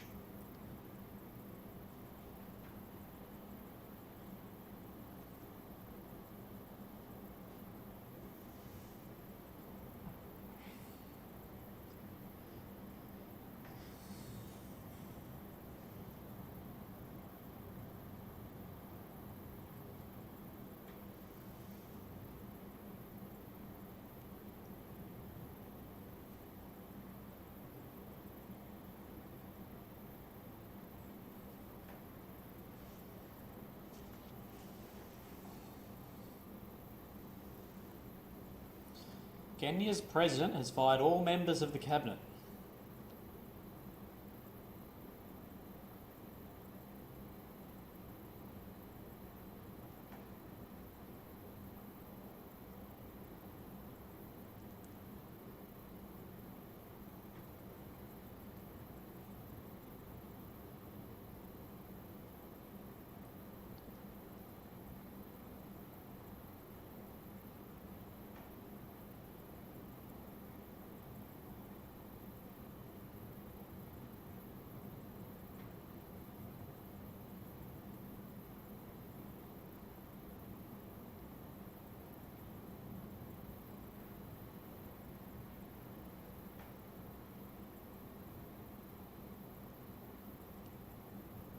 Oh, Tim Pie's back.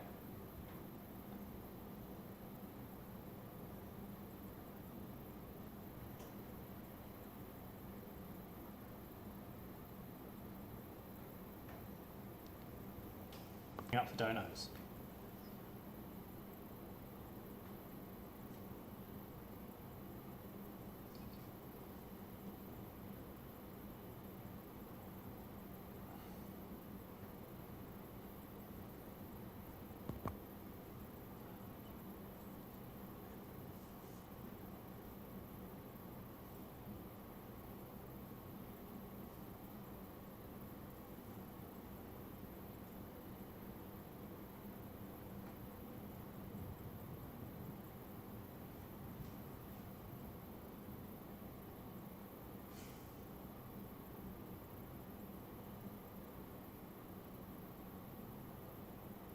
What was your favourite part from the old streams? Down in Stodot, where we'll be tomorrow night. What was your favourite memory from that?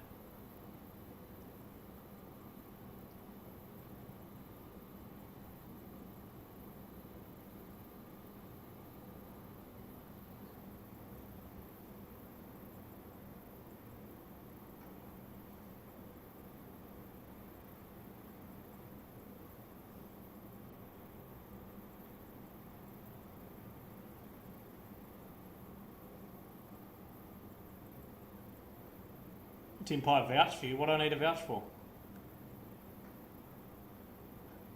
No, I reckon Tim Pie you own Barback.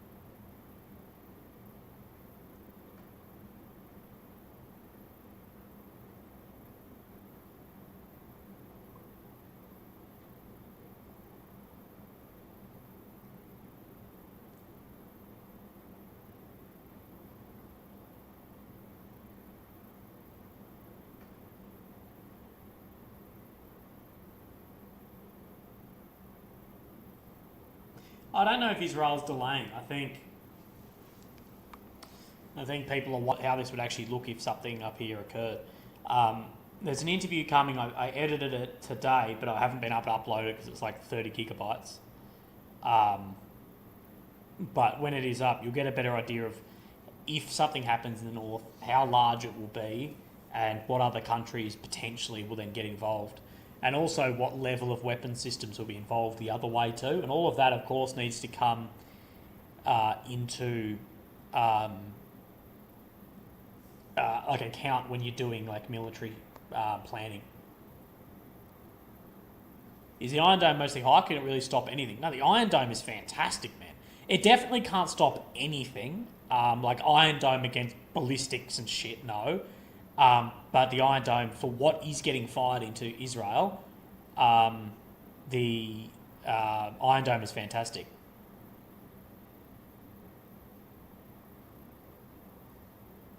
There's a very high interception rate. But it's expensive.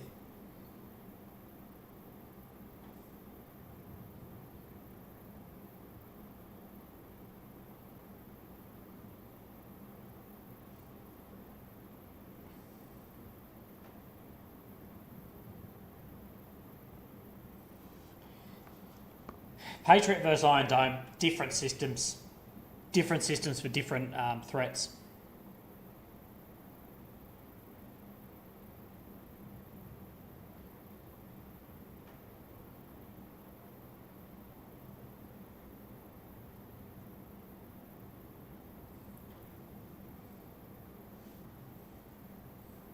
Problem is, any air defence system, though, can be overwhelmed. Any air defence system can be. This is the problem. You overwhelm a system. This is why I don't really get a lot of the Russian attacks into Ukraine. And I guess vice versa too. Is I don't get, say Russia on Monday fire 10 missiles, on Tuesday fire 10, and then on Friday fire 20. I don't get why they do that. And they don't fire 40 in one hit and overwhelm the system, because of course the system has to be reloaded and that takes time. Yeah, I don't get why there's not like that. Why it's not try and overload the systems all at once. And we saw that's what Iran did when they fired the ballistics and drones and stuff at Israel, 2 months ago.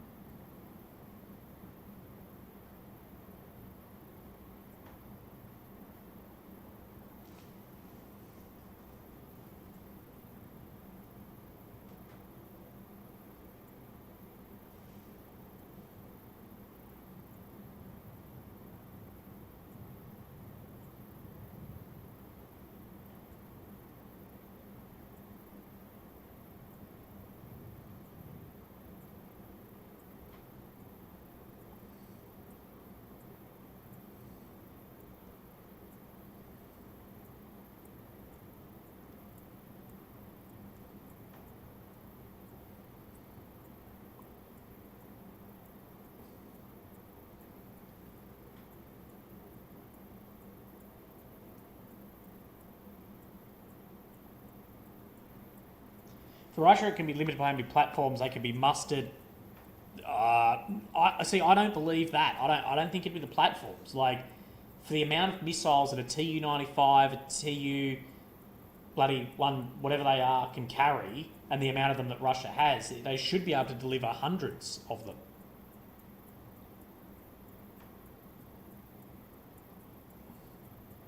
I don't really get why, it's not a missile wave every 2 weeks instead of twice a week.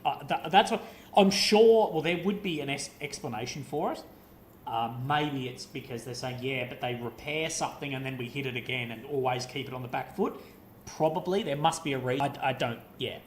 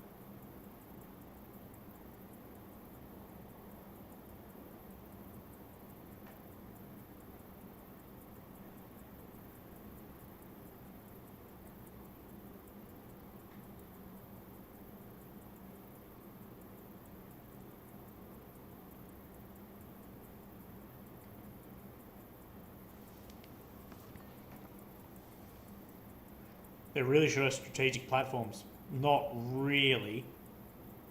Not really. Russia does have a lot of platforms that can deliver long-range missiles. A lot of platforms. Tu-160, Tu-95, the uglier version of the Tu-160, MiG-31s, Su-34s.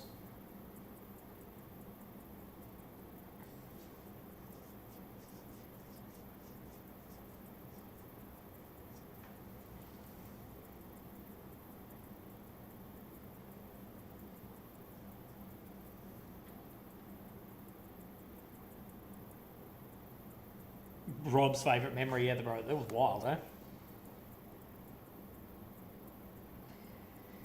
Someone asked an interesting question about, Willie, what's your thoughts about hobby drones going forward? Will they be banned since every major event would need counter-drone measures to stop attacks? Bro, I don't have I have a pretty bleak outlook for consumer drones in the future. Like, you know, I own a drone. Like, I have a little Mavic Air thing. I've had it for a couple of years now.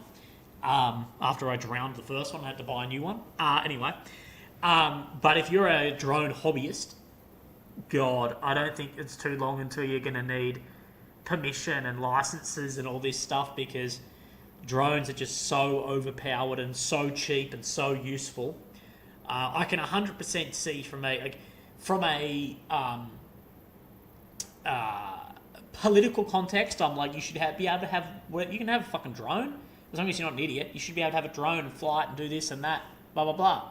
But from a military aspect, I can completely understand why people would be like, hey, let's not have drones. Like, from just the ISR capability, everything, it's insane.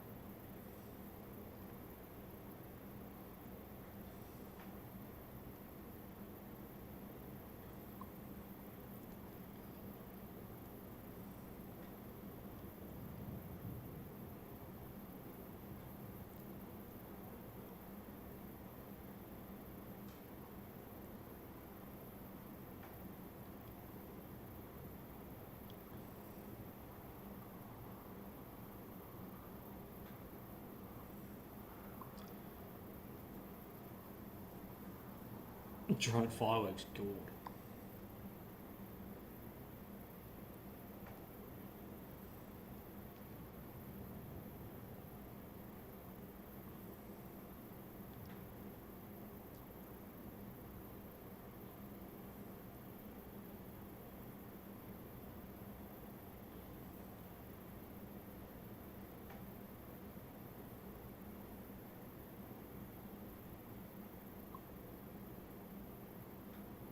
So yeah, like I wish we could all fly drones or whatever, and you know, that shouldn't be, you know, super restrictive. But I get it militarily.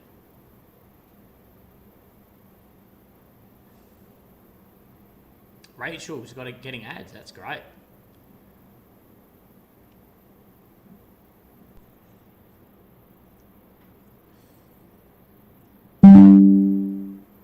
Okay, sorry, it drops out every so often.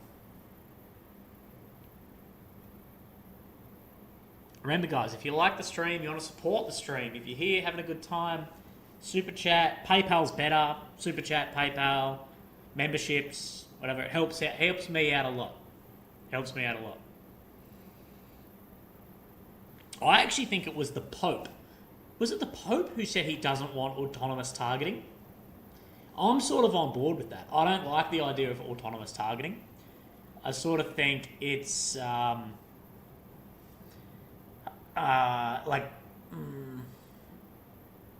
cheap warfare almost. Does that make sense? Like, But you're never going to get around it. Lucid's correct. Yeah, PayPal gives 100%. YouTube only takes 70%.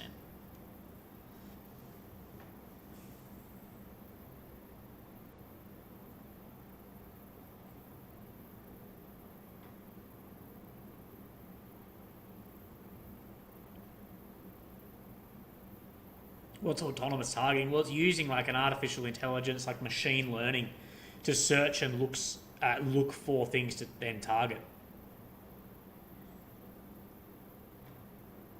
I know who Perun is. Me and him are friends.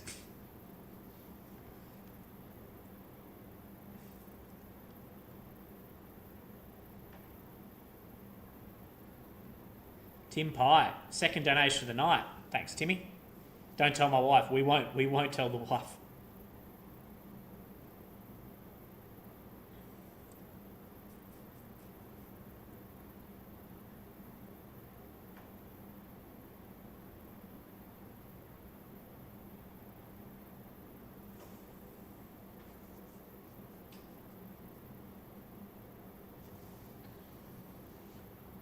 Yeah, the targeting used now is like autonomous assisted targeting. It's not like drone just set and forget and 5 minutes to 2 days later it hits something of its complete own what it sees itself. Also, thank you, Daniel Warrain or something. Warrain sounds like German or something for the PayPal donation. That's amazing. Thank you, brother.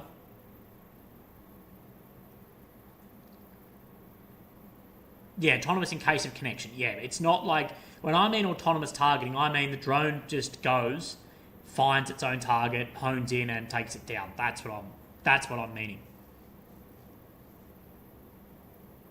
And I don't like that. But I also know that I know for a fact, like I'm not an idiot.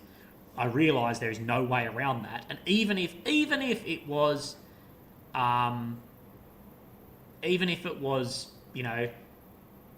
put in conventions or whatever, it's not going to be listened to.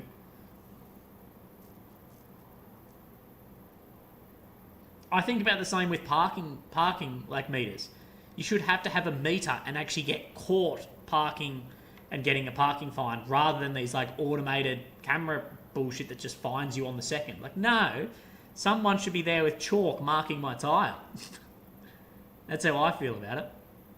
Okay, I just spent another $20, 20 USD, buy more data because we're about to run out. Someone fund the data campaign.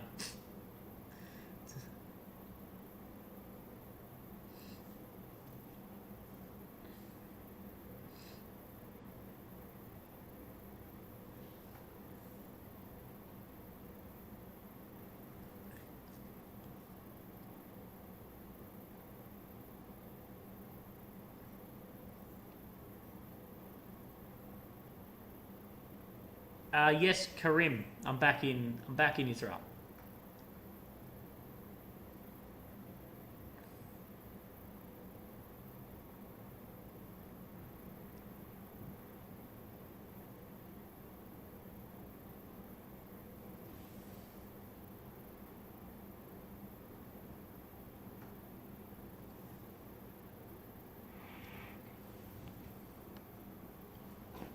Tim Pye, are you the data funder?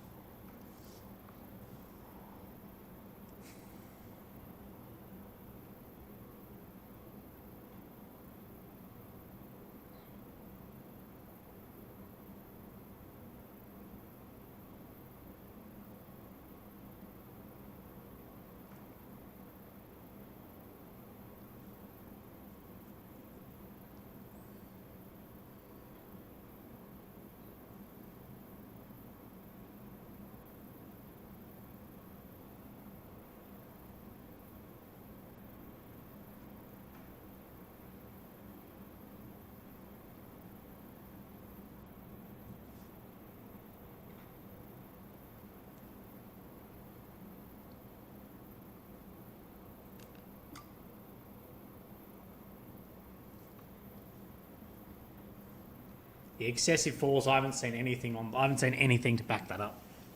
Right, Tim Pye, I know you keep up the tally, so add one to the list.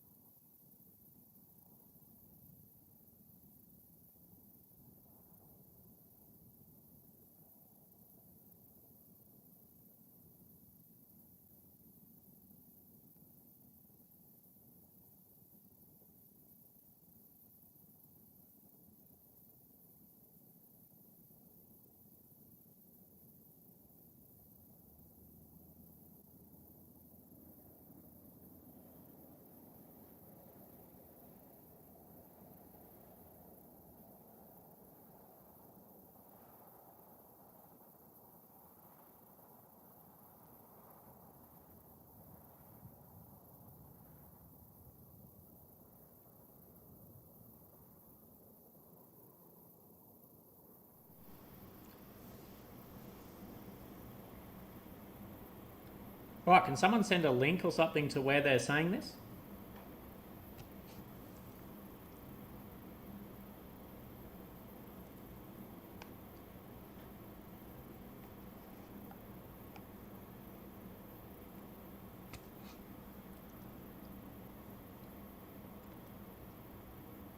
Yeah, the PC is 1, and I think I'm dehydrated. Because normally it'd be about 10 by now.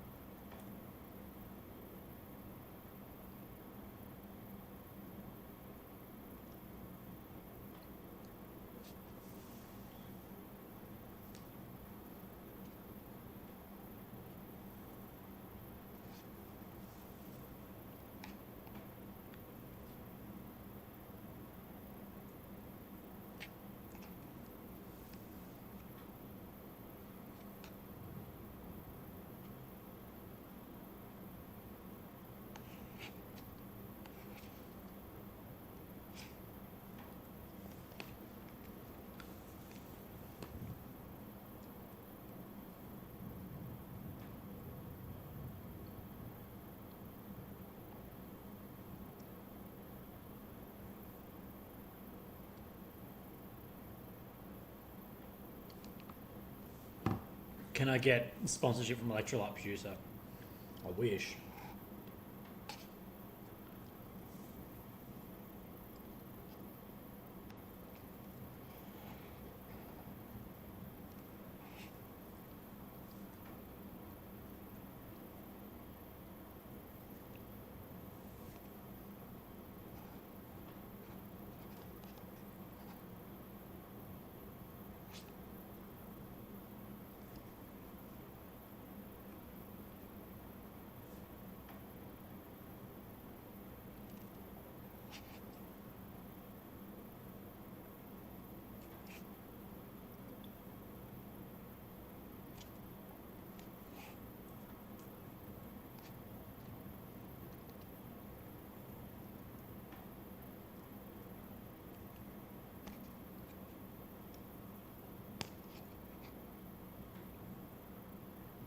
Karim, good luck and stay safe, my friend. I'll be watching from the States. Thank you, my brother.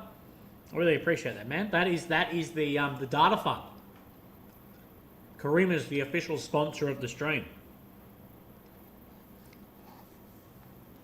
It's the exact amount of the data we've chewed through. Thank you, brother.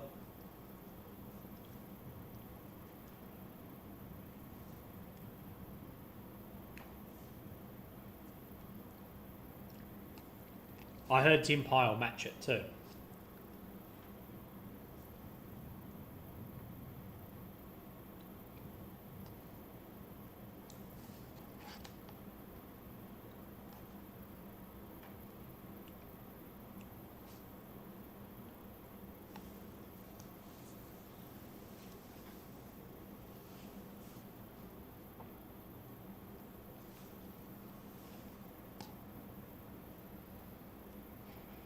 What a guy. I know. I heard he's got a massive knob.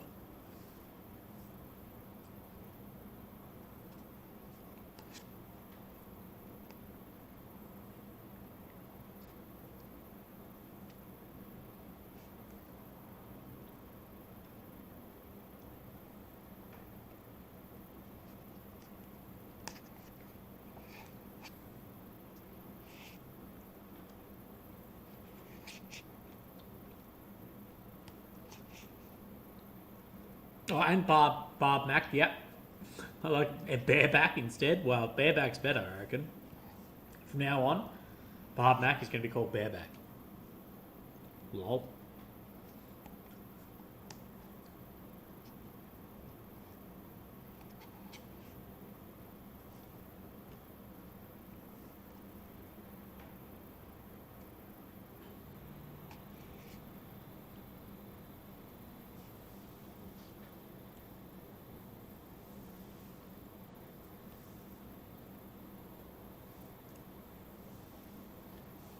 Autocorrect will get you.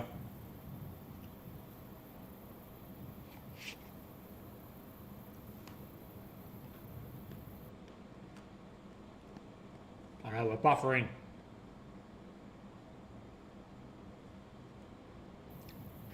Oh no, we're good. We're good. The buffering, that's the problem. It's the camera up there that's buffering. I can't fix that as easily.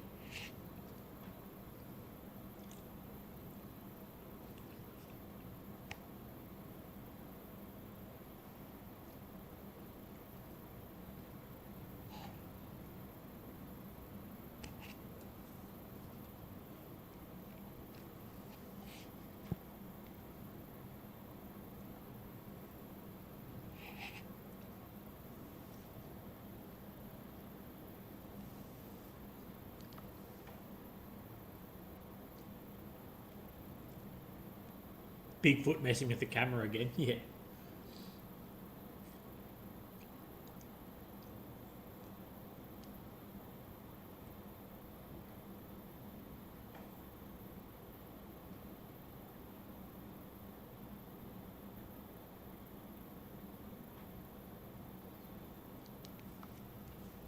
What is that light? Which light?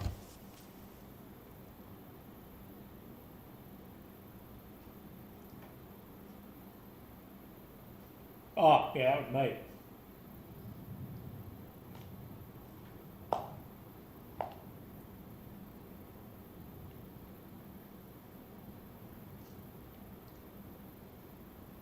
I swear, if I get home and this kicks off, I don't know if I have it in me to come and do another 30-hour flight back here.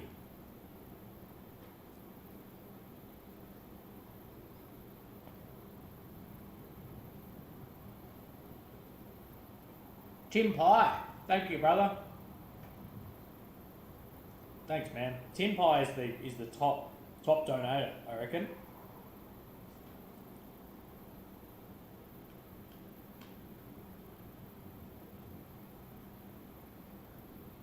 Typical white guy says, Willie's going to leave and she'll pop off. I know. I swear military commanders watch my travelling and launch operations around when I can't do it.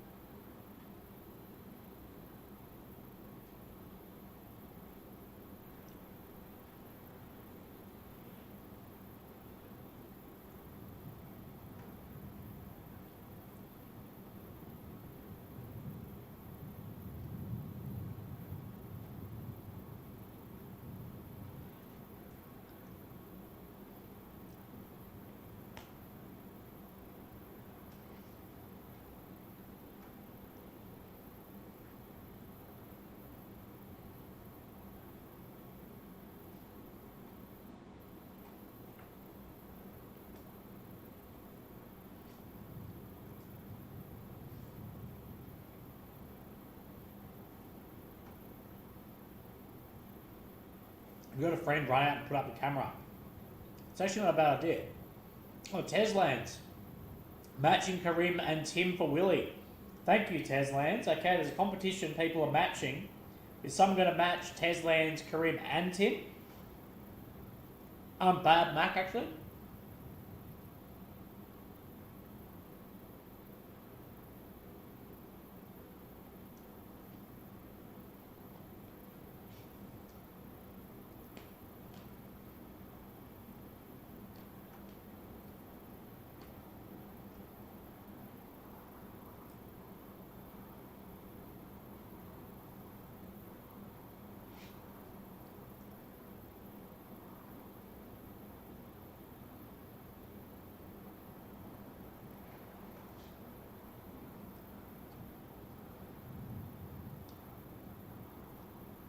Ever been to Tas in Tasmania? Yeah, plenty of times. I reckon I've been to Tasmania maybe 5 or 6 times. Bloody fantastic. Tasmania to me feels a lot like Finland. I don't know why, it just does.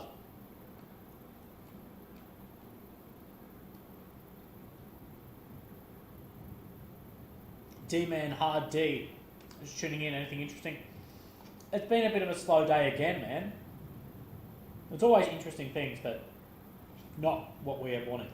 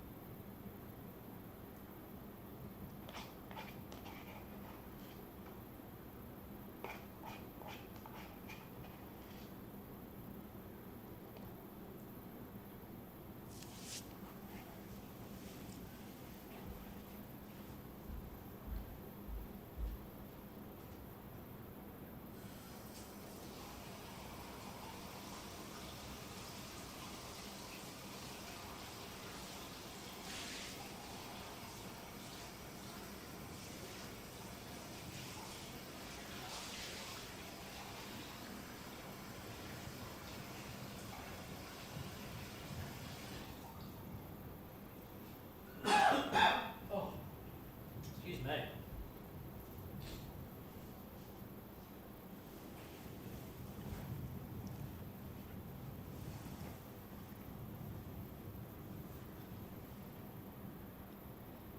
Rachel's correct.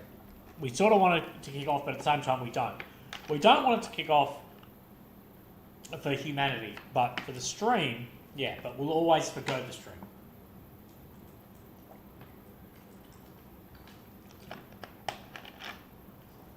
Sorry, that was me rinsing my coffee cup.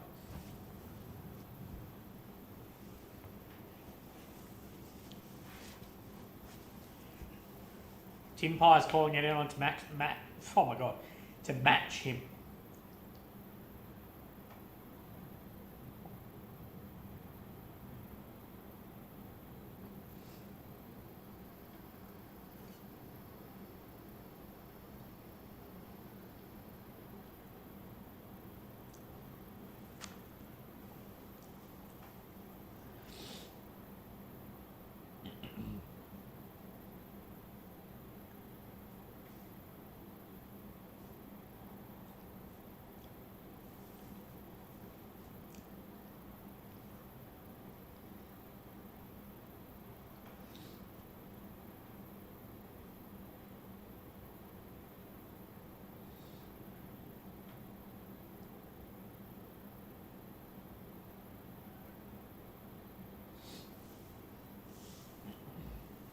Yeah, it's been weird. 2 weeks of this, and it really haven't seen much. Hey, I like people hold it against me personally, and I'm like, bro, I don't control this. I do what I can, but I can't control if nothing happens.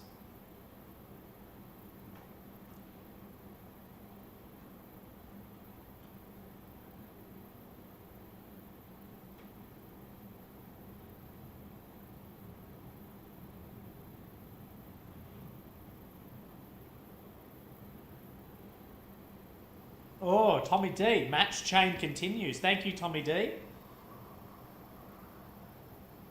And Tommy, your 20th super on a live stream. You're a legend. Remember, guys, we have a match for match train going at the moment for $20.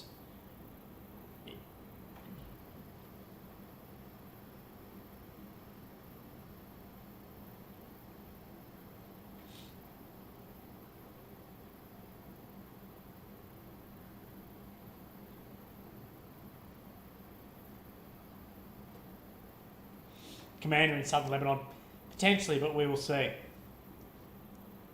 We will see.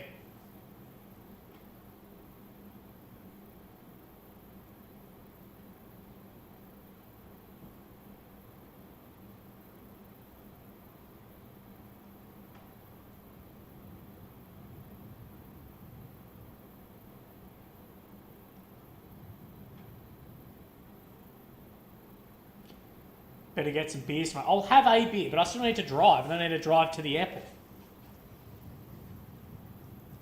Right, I'll be back in a few minutes.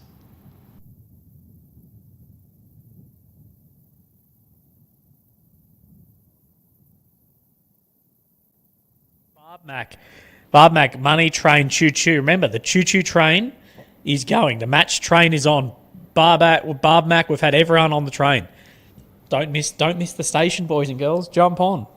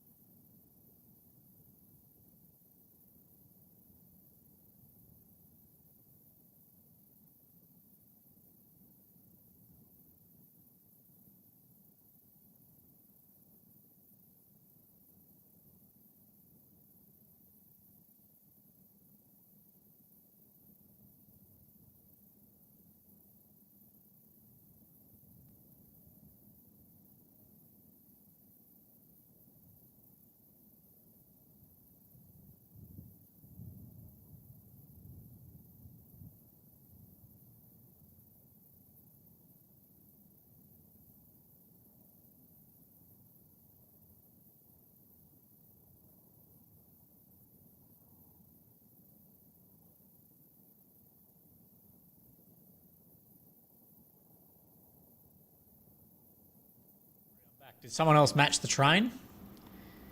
Nah, Barb Mac was the last one on the train. Tim Pye, maybe you need to get the train back up.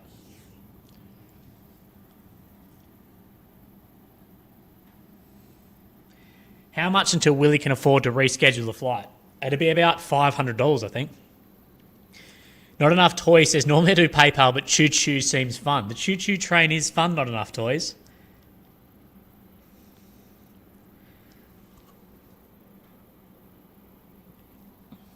You are correct, Frank. You are correct. And we need to see things. This is one of the things I try and do. You need to attempt to see things through the lens of how other people may see it as well.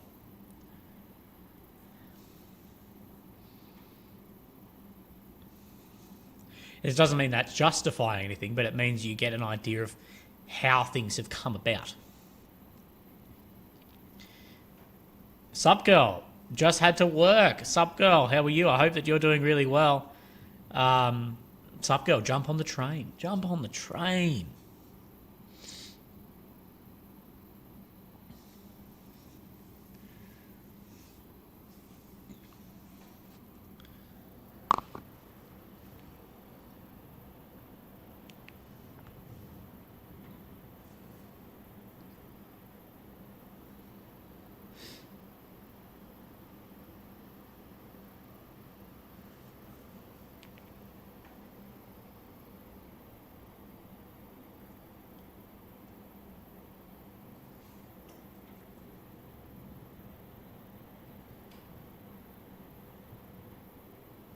Oh, who's on the train?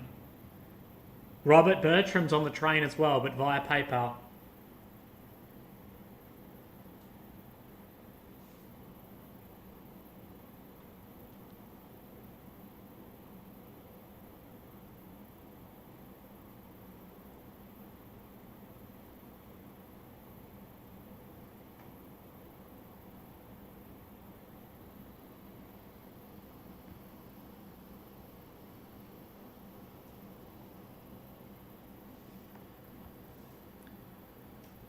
Yes, Rob, that definitely counts.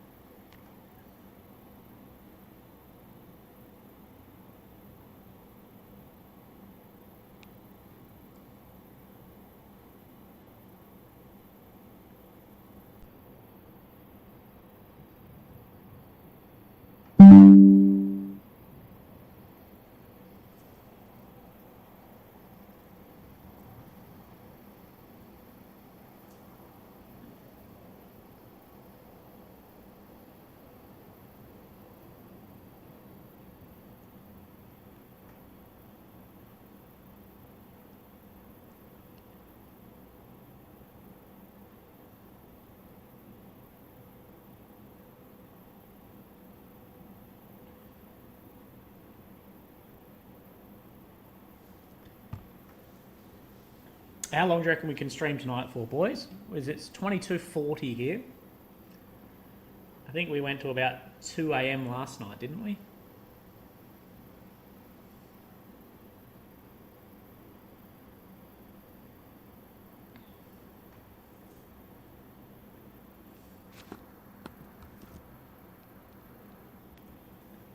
Alan says, hope nothing happens and it all calms down. I agree, Alan. Thank you, brother.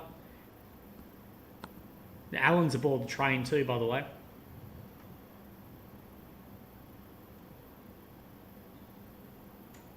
I'm going to get up in the morning, clean the Airbnb, clean it really well too, and then, because they've given me a great price on this, and then drive down south for you guys.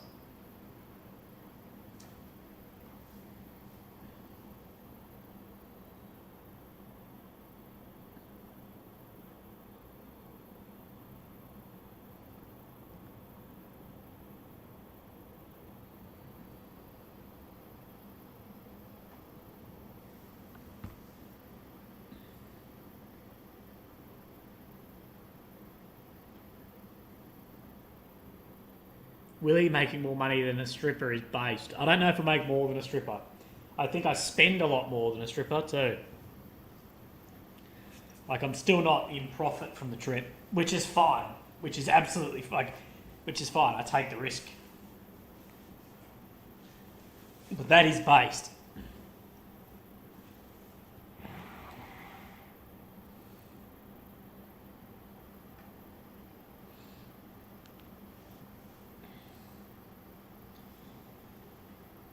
What would be my stripper name? I don't know. Willie, probably still.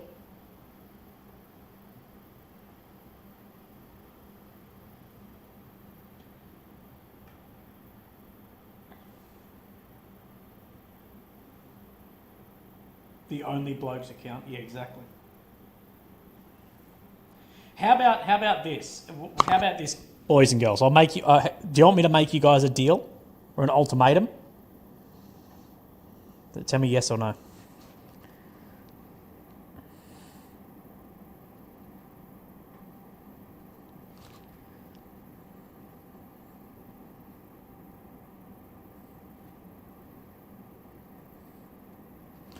Right. How about I will stay live for as long as there's a donation bar up the top. See how they like wear down slowly? I'll stay live as long as one of them's up.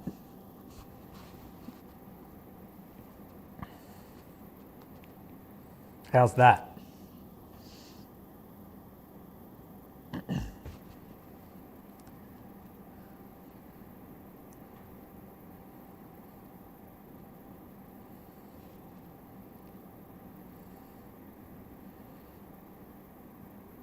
You'll never leave. Well, if I never leave, that's okay. But you guys, they're running down pretty quickly right now as well.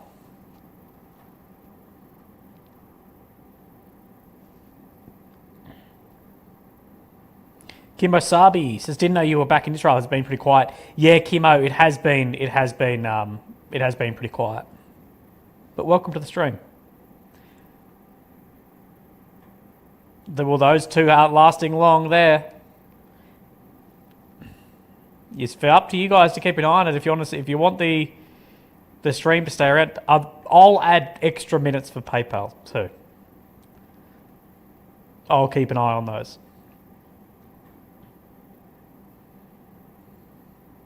If I see a Willie OF next week, I know the trip bankrupted him. Yeah, exactly. Buzz Blades, hey mate, you do you. Good evening, Buzz Blades. I hope that you do Blades. I hope you're doing well, brother.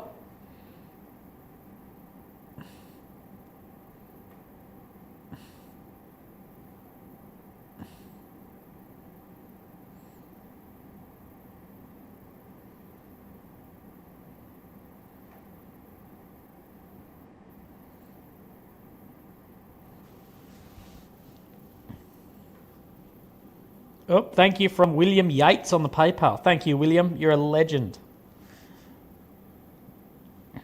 I'm not sure, Mason. A lot of people speculate something along those lines, but there's no evidence to back it up either.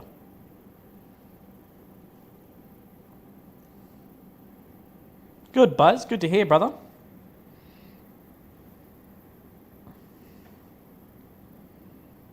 Oh, the bar's about to run down at the top, boys and girls. No, we're back up. Steve of Taos. Thank you, Steve-O. You've saved it. You've saved us from the stream going down.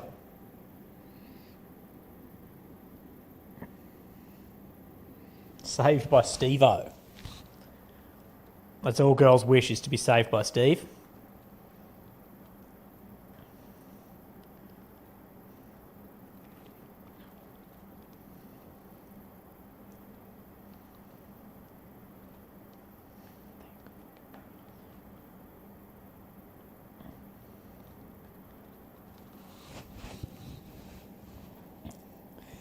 Is the duration dependent on the size of donation? Yes, I think it goes down maybe $1 a minute, something like that. So the more that's put up there, the longer it stays. I remember when Mary donated like $400 once. What was insanity, and it stayed up there for literally hours. But yeah, to answer your question, Zeke.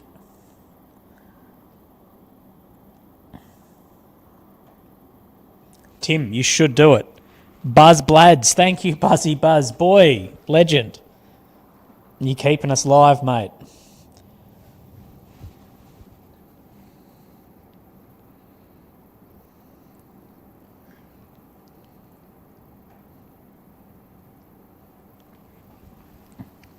Z, hey yo, y'all. I hope that you're well. Sup, girl. Oof, legend. Barb makes a good pace yourselves, people. Yeah, exactly. You're sort of overlapping. That's all right.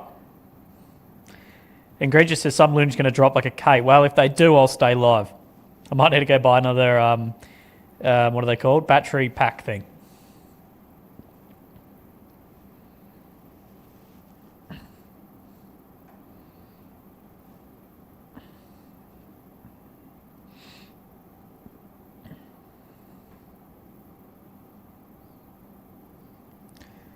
Sup, girl, awesome. Willie, you might be onto something here. I think I am onto something.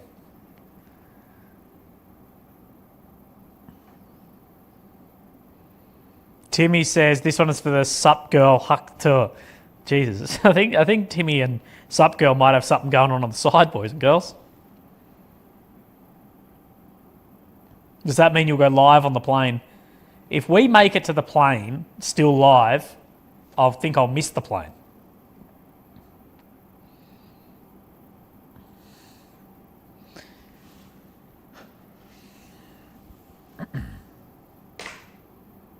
Oh, Clam Jansen's getting on it too. I don't know if you guys have done this the most tactical way with all the overlapping, but that's okay.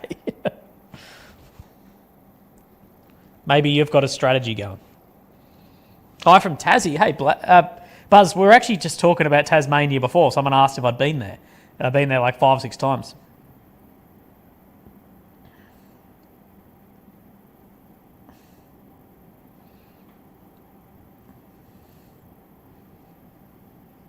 What is GG? When people say GG, what does that actually mean?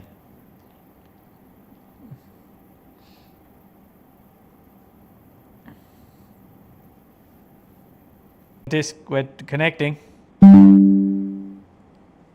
We're back. I'm not a gamer. Yeah, I don't know how this stuff works.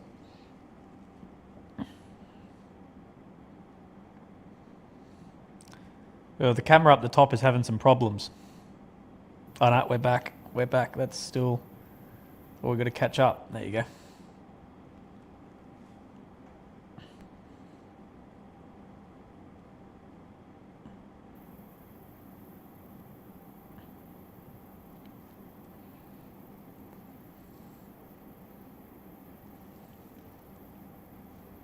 Stevie says, what are we looking at, Legends? Well, we're looking over Ukraine in the foreground, but in the background, if it was daytime, if you go to the very start of the stream, you'll get a better idea, but you can see then Lebanon.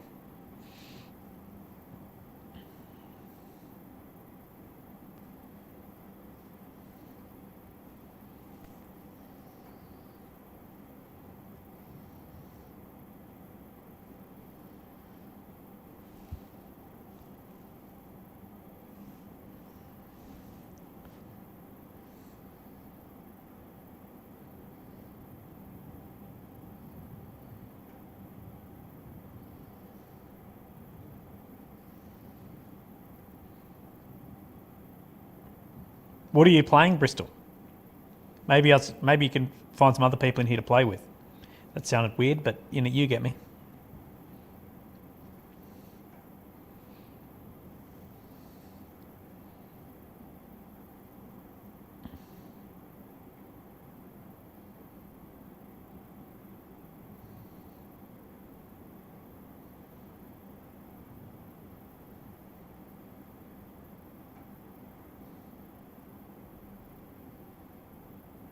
Did I say Ukraine instead of Israel?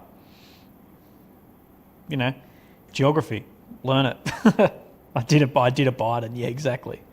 Not that embarrassing. I love the side by side where you see Zelensky's face. Like, what the fuck?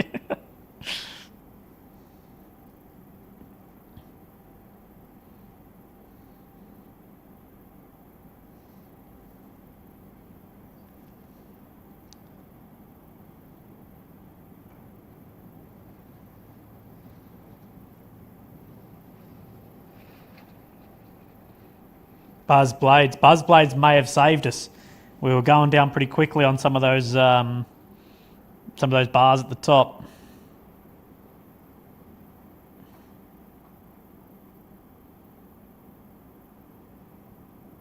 Can someone in Australia, because you can't access sports bet on the internet here, can someone in Australia please Google sports bet American election and tell me what Donald Trump's paying versus what Biden's paying?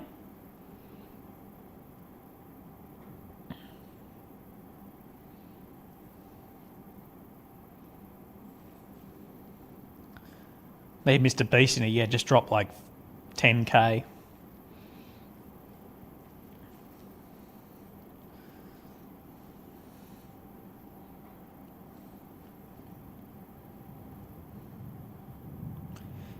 Does anyone actually know how quickly those count down? Is it $1 a minute, or I'm not sure.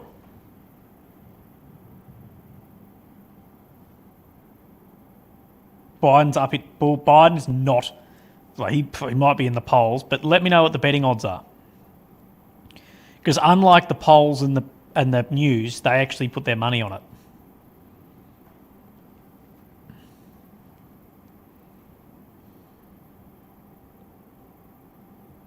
Thank you, Conservative Knight. Appreciate that, man.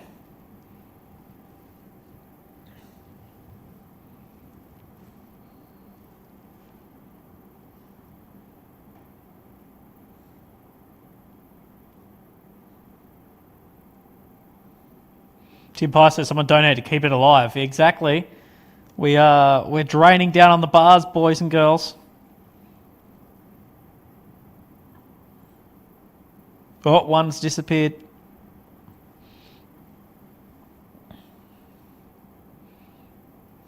We're about to lose 2 more.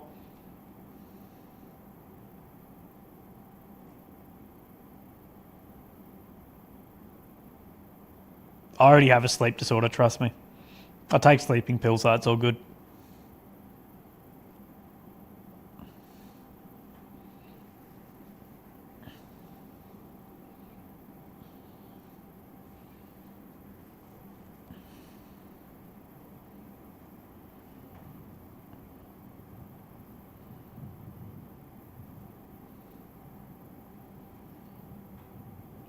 Tim and Aurelian are having a fight.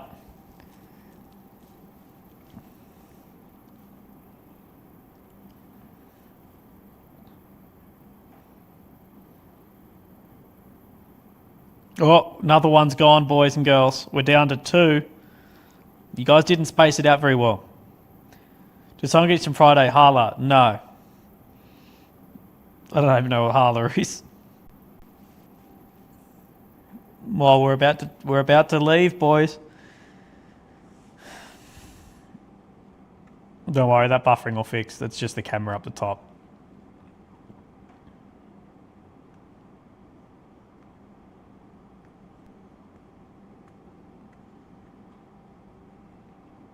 Tim Pye, you got to save us.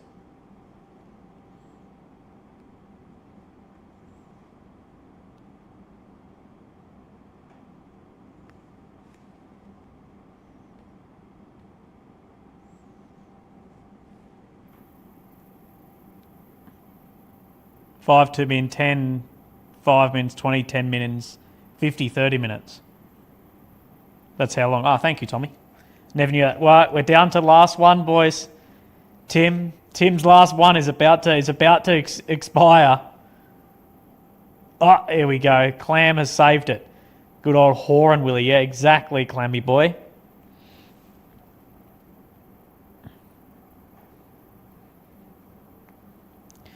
What is the exchange between Canadian and USD? Buzz, the current rundown, Willie. The current rundown is 10 minutes, I think.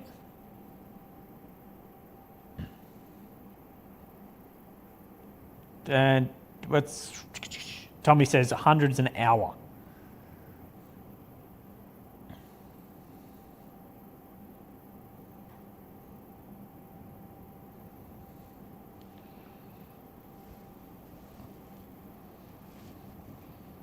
Buzz Blad's legend, as well as Clammy Boy. We saved it, boys and girls.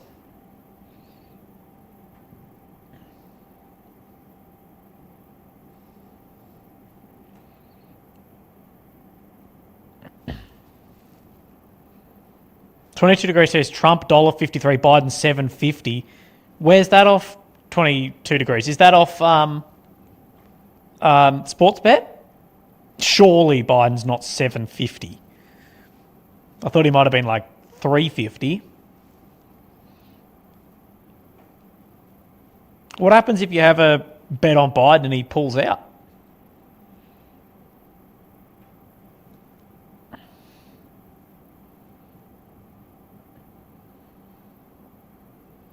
Tim Pye's back in. You guys are not tactically spacing this out.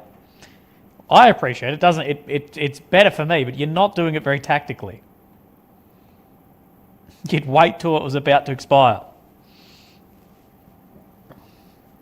Hey, that works in my favour, guys, but you've stuffed it up.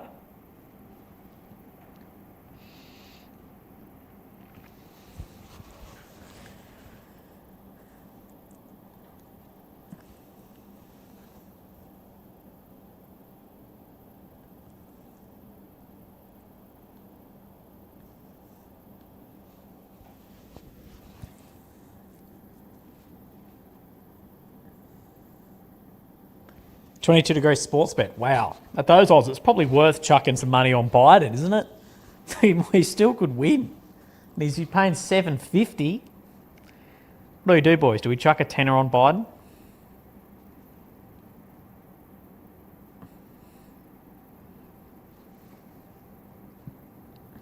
I lost money last election betting on Trump. I think I put $50 on him. Hope says I donated on PayPal because I don't want to give money to YouTube. That is completely fair enough. Carvers? I'm not sure how to pronounce your name.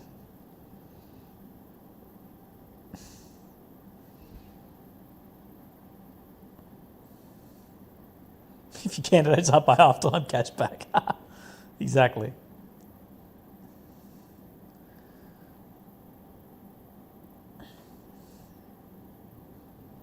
Get a refund if the candidate pulls out. Yeah, you'd think it'd be that.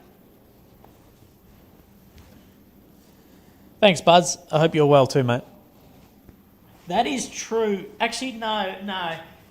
So effing sad says 4 more years of Biden, 4 more years of comedy. Trump is funny, man. Like, it might have been Rogan saying that Trump legitimately has comedic timing. He does. Like, love him or hate him, you can't say that he's not funny. Like, he has good, like that. Imagine if someone like this was in charge of the law in this country, because you'd be in jail. Like, that will go down in history as one of the greatest things of all time. Like, in politics, you'd be in jail.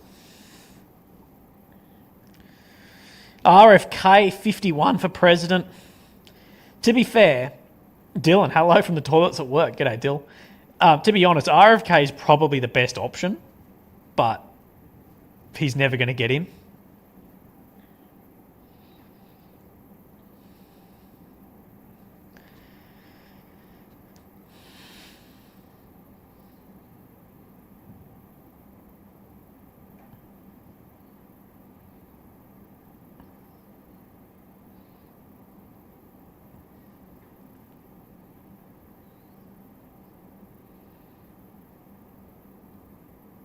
Mason says we need a trans woman to president. Yeah, it'll be eventually that time will come around.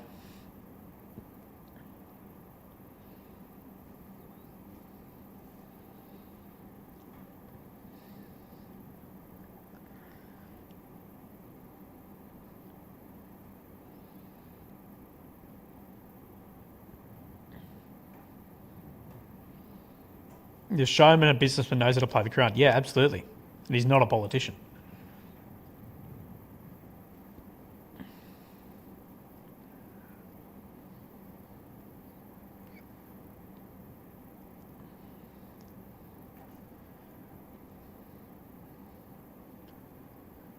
Did Sportsbet have odds for the Russian election? No.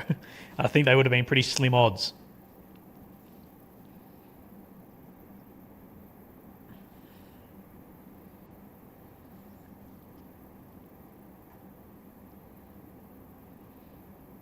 Well, the Democrats appoint a new lead. Well, Biden's saying that he's going to be the one running. If they run Biden into the next election, that's political suicide. Surely.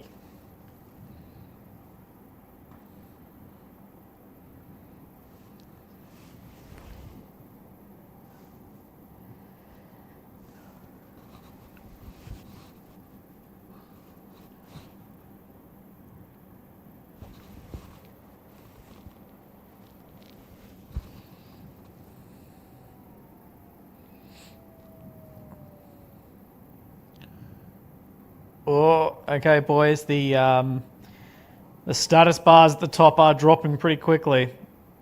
Tim Pie, you've said that about 20 times. We know you're not done.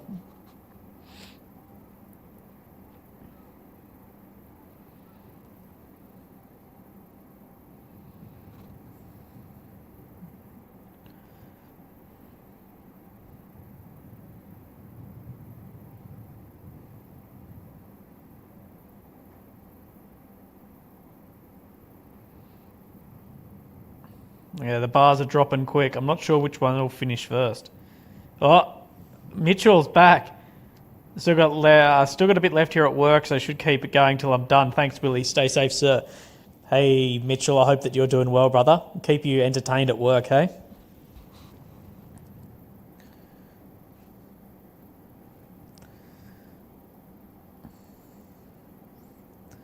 I'm done or divorce, you choose. Well, either way, you're losing money, Tim. Divorce is probably a lot more expensive. Oh, you got an Audi to diagnose? Well, that can't be good. That's why you don't buy German cars. Just buy Toyota and you'll be fine.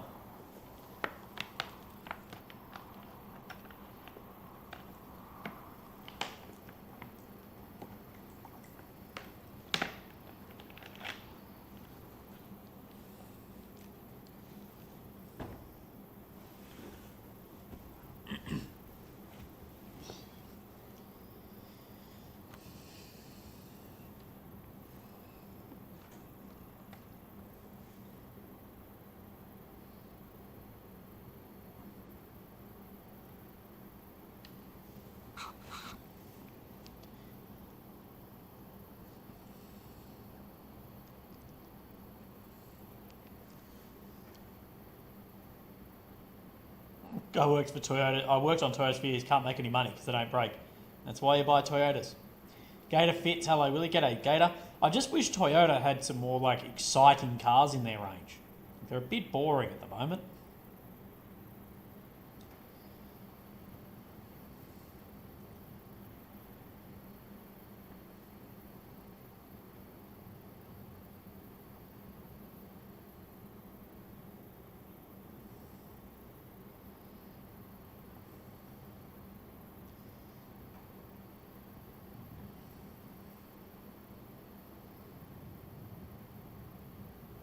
$6,000 head gasket in 2 years, no thanks. Oh, God. The problem with Supra is it's got a BMW engine. That's my big bit that's a big no-no from me. I had a 2015 Subaru WRX STI back in the day. 2.5, 6-speed manual. I put a fair bit of money into it too. It was running just under 440 horsepower at the wheel, like on a dyno. It was awesome. I do love Subarus. Yeah, Tim, everyone wants you broke, bro.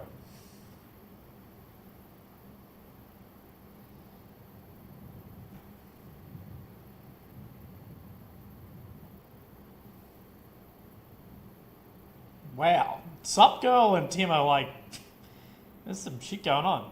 It's a stand-up paddleboard, Tim. You're not restrained to one position. Figured you'd like that better. Angel face. Damn.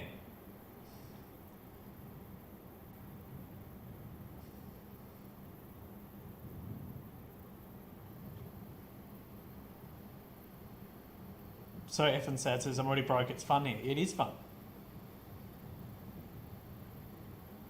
Now, the BMW 6s, I'm not doubting they make good power, but I just wouldn't, I don't know.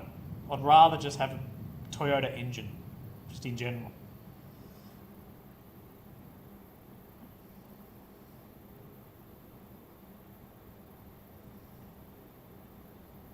The new Toyota RAVs are very expensive.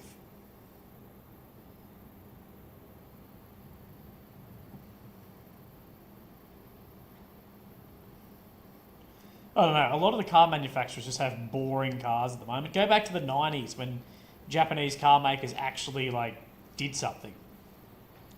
Not just updating trim and making a new car every year.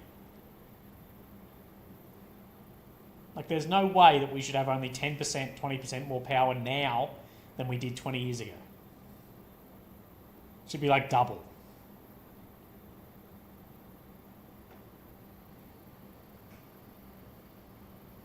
Hell yeah, Tim. 21 STI Subaru Tune. Nice. Yeah, mine was 15 with replacement turbo and everything on mine. Running E85 as well. Oh, there's a video on my YouTube somewhere of it. It sounded awesome.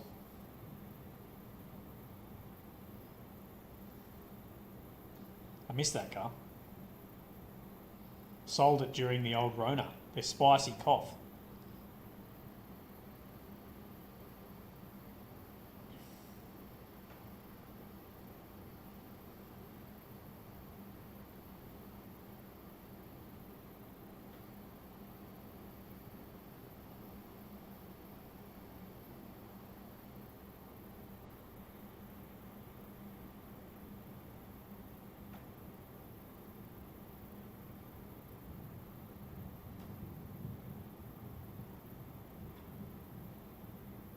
It's still slow, yeah. Old Land Cruisers aren't known for their speed.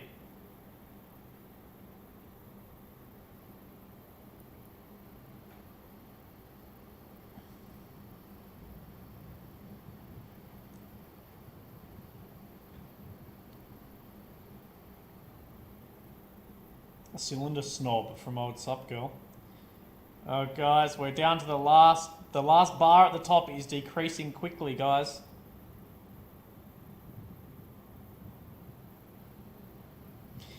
The car I want, if I had the money, to buy one of those Ineos Grenadiers. They're cool. They're like a proper G-Wagon / Land Cruiser.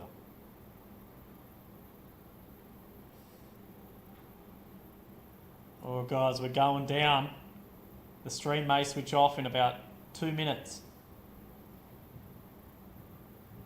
Aurora, I reckon it's actually your turn. Aurora, Tim Pye's been holding the fort.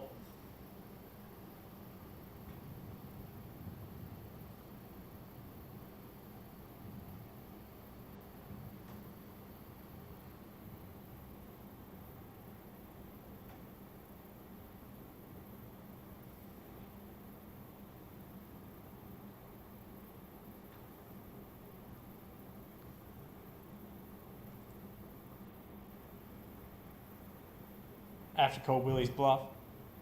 Oh. Definitely just heard a bang. What was that?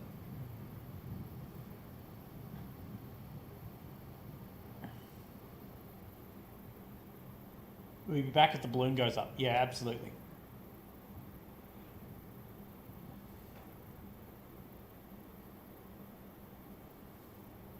Tim Pye, I'm done. Gonna be broke. Mingus, thanks for your time, Willie. Always appreciate it. No, Mingus, thank you.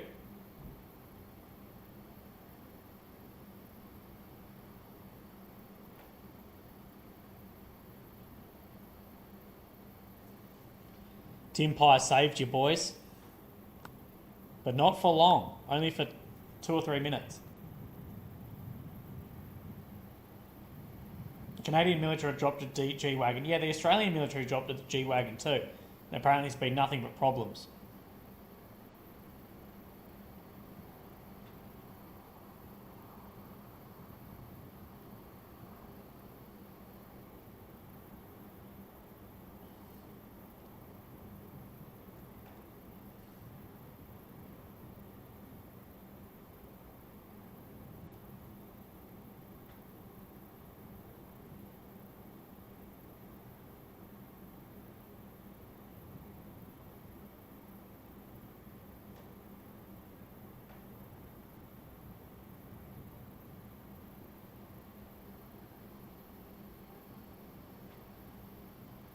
Dubs to Tim. Well, guys, we've got about 2 minutes left. Oh, we've got less than that. Is anyone going to keep the thing going, or are we logging off? I'm sitting up. Well, it looks like we're going to be logging off, boys and girls. Thank you for coming onto the stream. I do really appreciate you guys being here. At least it'll be an early night for me tonight, and then we'll get back. Ah, okay. Teslans said, with you, Tim. Teslans has saved us. But only for a few minutes.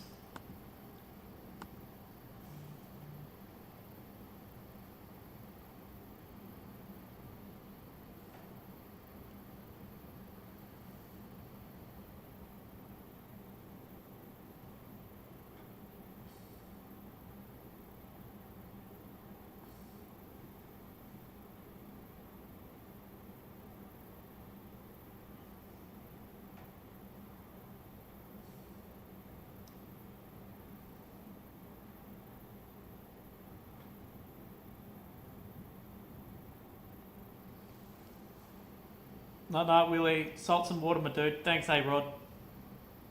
Well, I might be staying up for a while, A-Rod. We'll see. We'll see if people keep it going or not. Are you streaming the camera from afar? Yeah, I make Graham.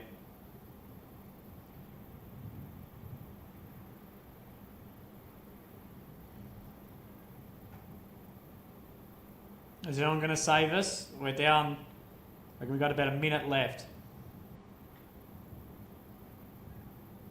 We're going down, boys. We're sinking the ship. The ship is sinking.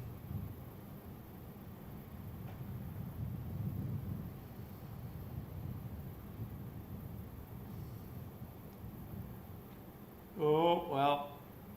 Tick-tock.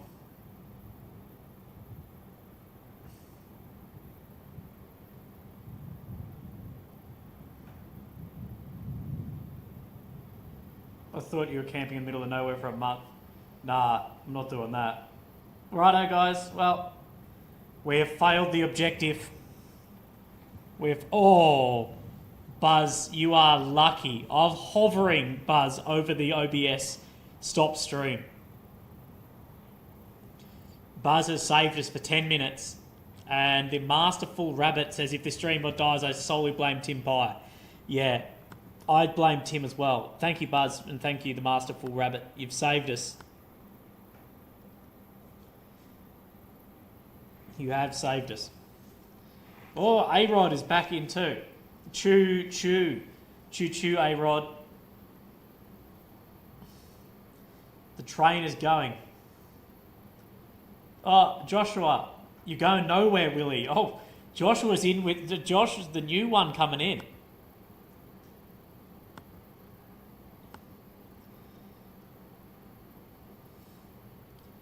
Hope, don't give them a good strategy.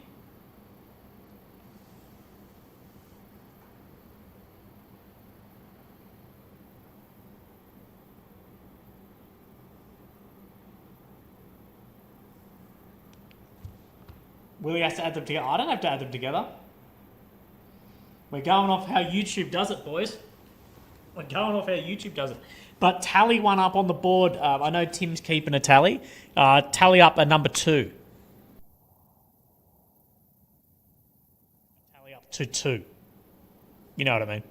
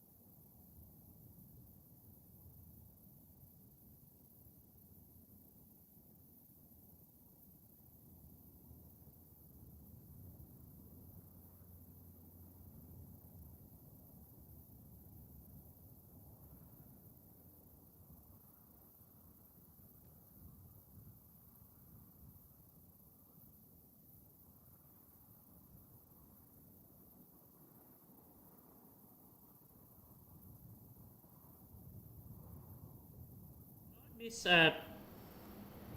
don't miss a Tim Pie. Tim Pie says, give us your battle cry. Timmy, damn, now I'm staying up late. Timmy, this one's for you. This is my battle cry, okay? Listen closely. That's a battle cry. Oh, and that is delicious. Tim, I will say, you guys aren't doing the best strategy here. You're not doing the most lengthening strategy, but the strategy's helping me, but not you guys. But Timmy, goddamn, now you've got me late.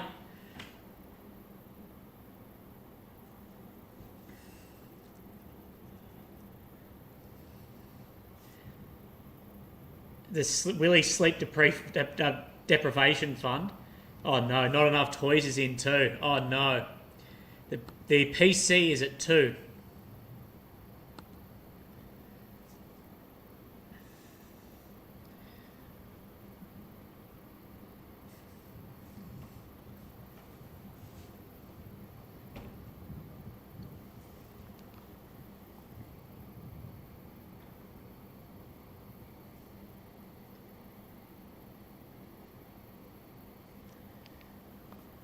Tim Pye says, can anyone match him?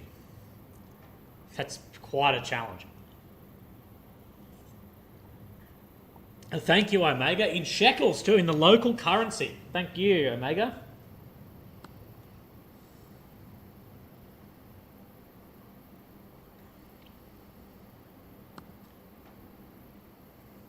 Tim, you are unmatched. I agree. Timmy is unmatched.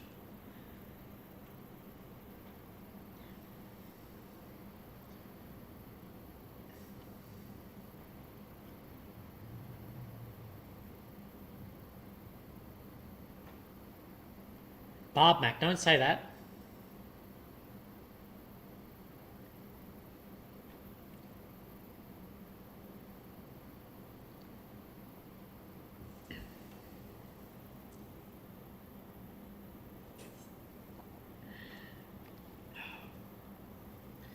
Will, you appreciated it. Thank you, brother.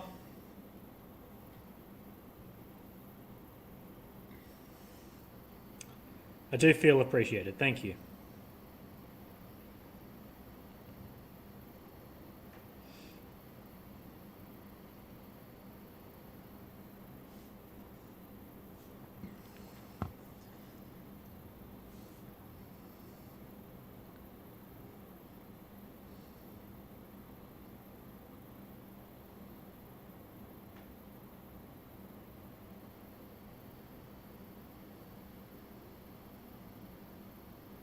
I need to shave my beard. It's getting really long. I haven't shaved in 2 weeks. I don't know if you guys have seen the YouTube videos. You can see how much thicker and longer my beard is at the moment. I never know what's a good length for it. To be honest, peak beard was when I was in Ukraine in 2022. That was peak beard. Omega, yes, that is a good thing.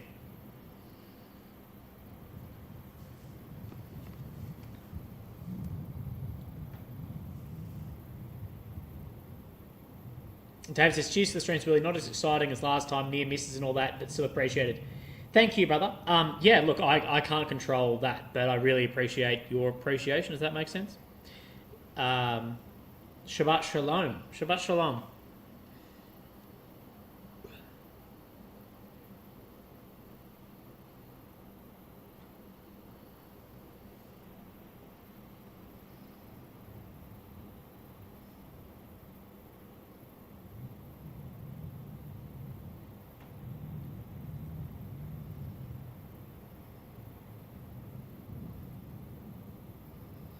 There's no drawbacks to having a beard, especially if you don't get itchy. Like, my beard doesn't get very itchy. I know some people get it really bad, but just brush your beard. I know it looks like I don't brush it, but I do. I'm actually going to do that right now.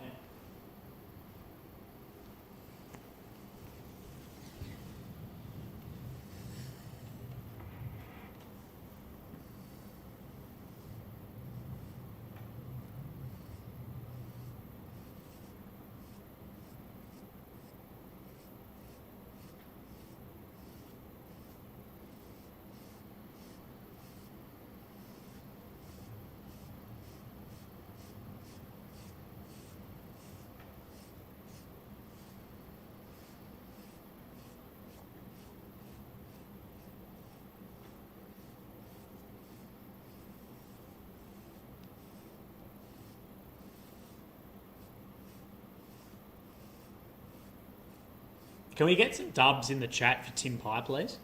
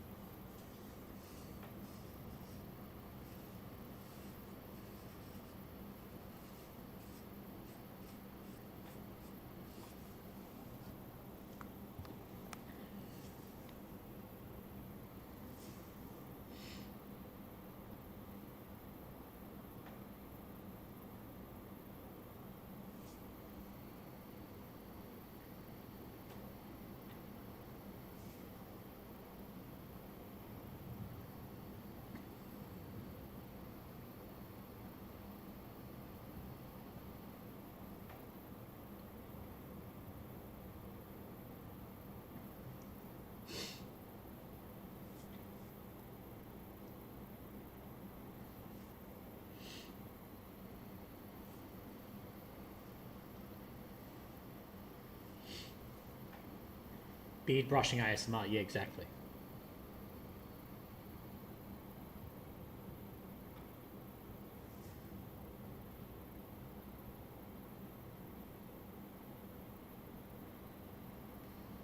Oh, Tim Pie, WWE wrestler here, CM Punk, a legend, Spam W, love you all. Tim Pie, Lord brother. Tim Pie is a channel legend. I wish I could give you like a sticker or something against your name, but I don't think I can do that. Can I do that?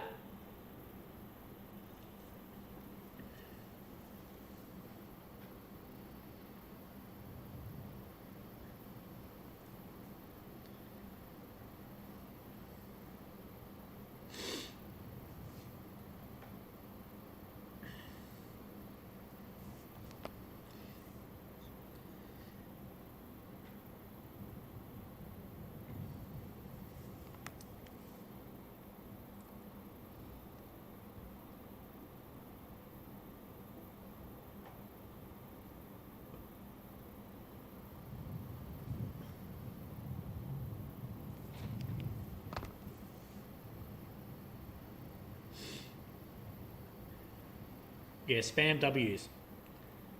That's for Tim. Give him a lifetime membership. Can I do that? I don't know if I can actually do that. If I can do that, I'll do it. But, right, how do I... Oh shit, I almost blocked Tim Pie. Oh my god, imagine that.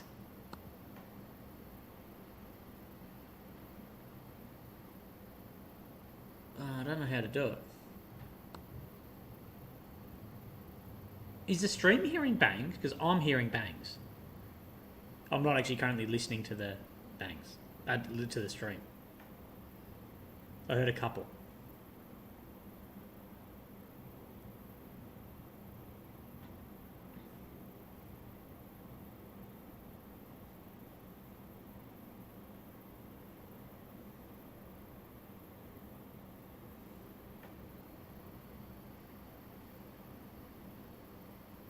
What's going on, Shorts? Everything's going on, Shorts. Tim Pie has gone mad. Tim Pie is calling for matches. Both Tinder and monetary.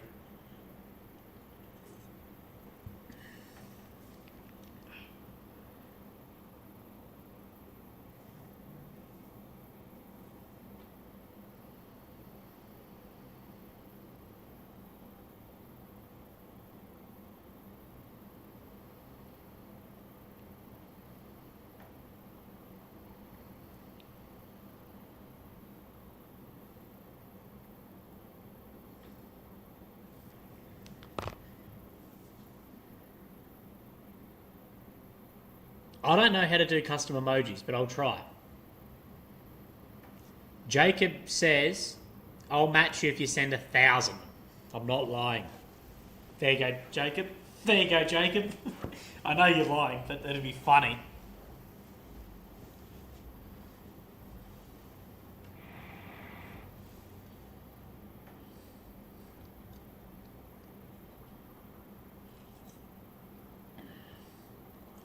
No, you're not lying, Jacob. You're not lying.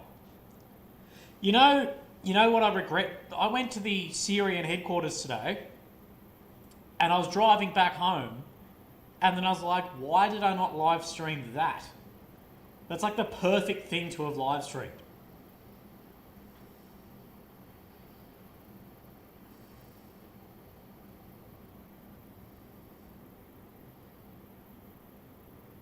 Buddy got deployed to Japan, the Middle East, alright? Thanks, Travis, brother. I hope you're doing really well, mate. Travis Henderson, you poor comments on my part previously. I don't... No, Travo, you're fine, brother. Is it weird to have Windows and a Mac? Nah, it makes sense. He can get a hell yeah. Because Stone Cold said so. I think we can give Tim a hell yeah, can't we, boys and girls?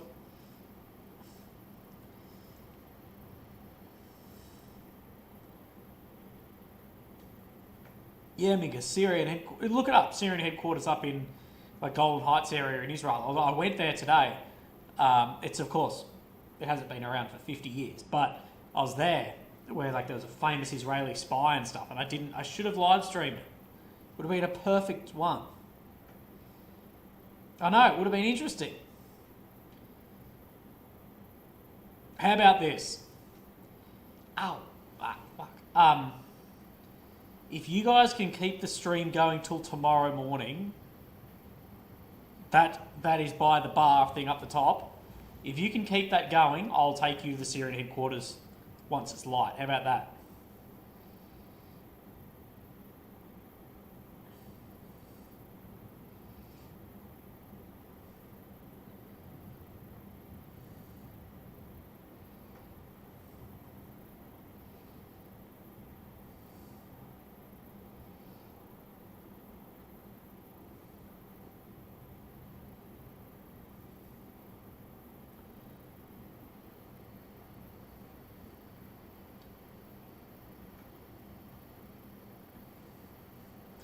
Tim Pike, can you legitimately send me a Facebook a message, bro? I never got your message on. I never got your message on Instagram, Tim. Can you legitimately reach out to me by email or something? Sounds good. How far away is Light? Light is about... No, it's more than 4 hours. Light would be about 5.5, maybe 6 hours away.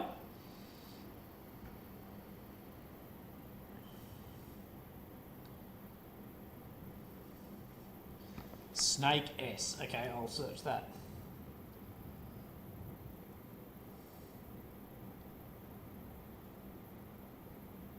Is that your Instagram, Snake thing? Did you guys hear that?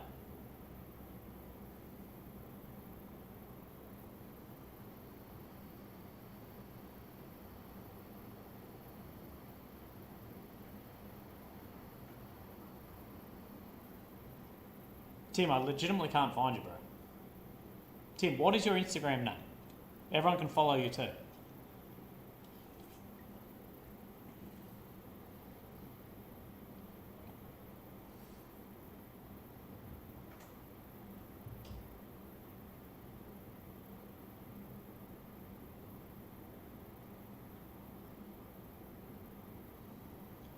Just hold on, I'm trying to listen to something.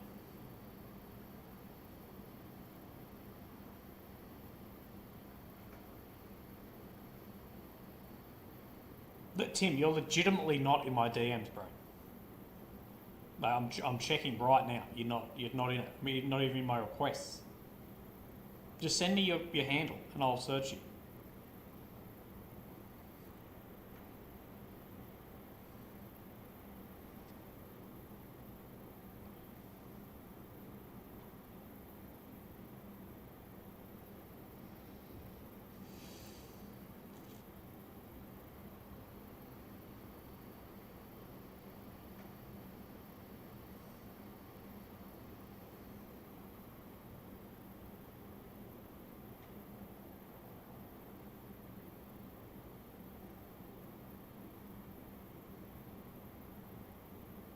Snake 1017.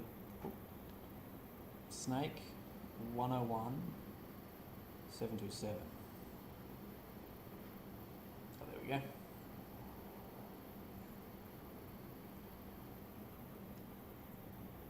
Oh, why? My Instagram never showed your original message.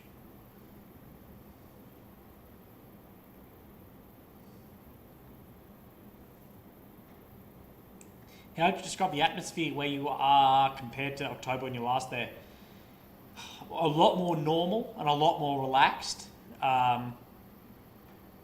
Where I am right now is similar feeling, but in Israel itself, it's like there's not as much trauma.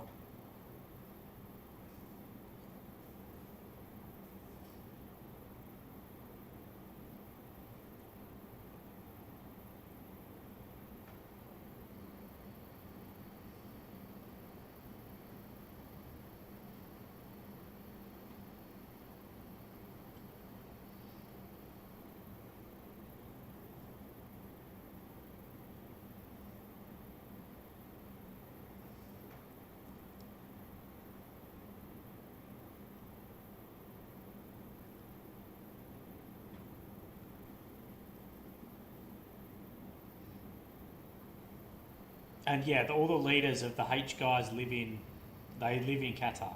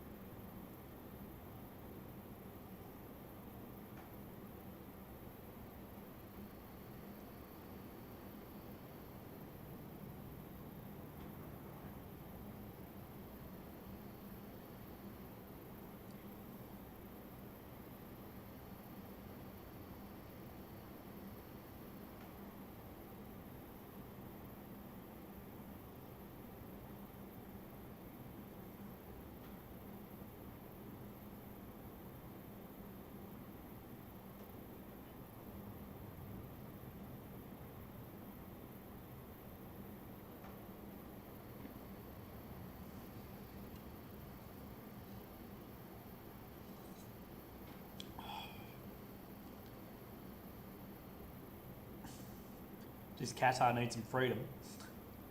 They've got plenty of oil. That's halfway there.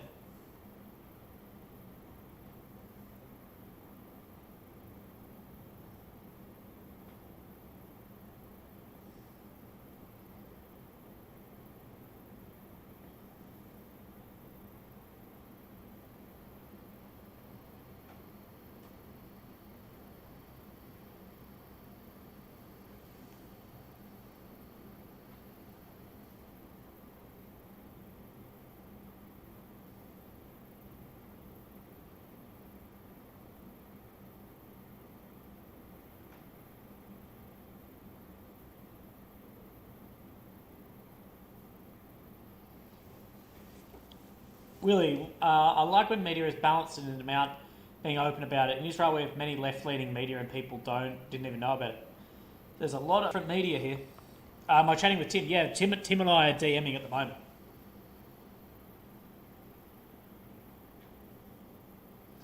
Tim is calling for someone to match his donation.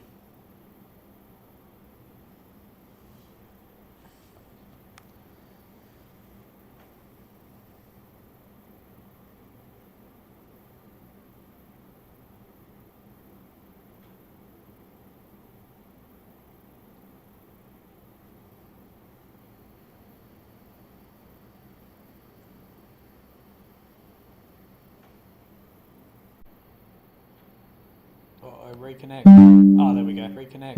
Oh, there we go. Thank God that reconnected. Not enough toys. Reset the Willie sleep counter and Tim is matched. Wasn't going to be your last day there. Wasn't? No, tomorrow's my last day here. Not enough toys. Tim isn't matched yet. You're still 1-0 short.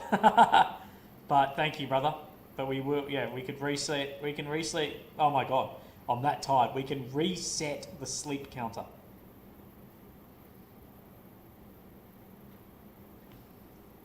What's the expiry on Tim's last? About half an hour, I think.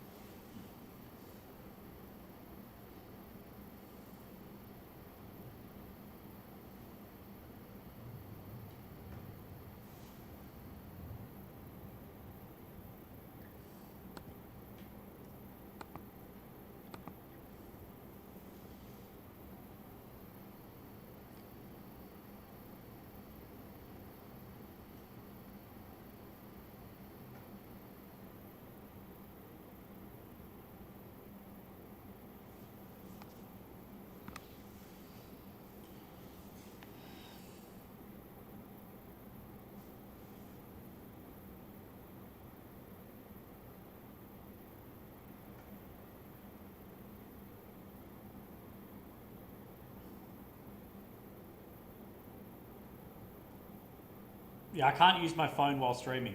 It's actually annoying. Because as soon as I use it, it cuts out.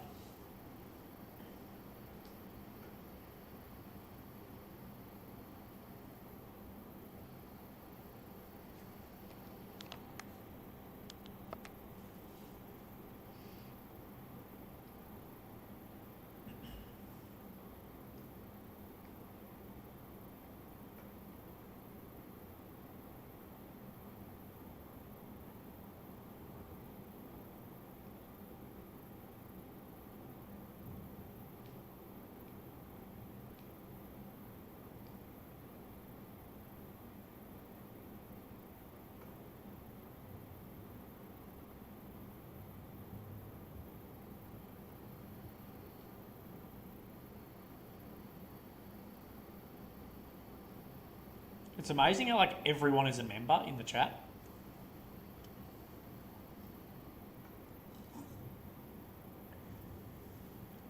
Like it's just all green names.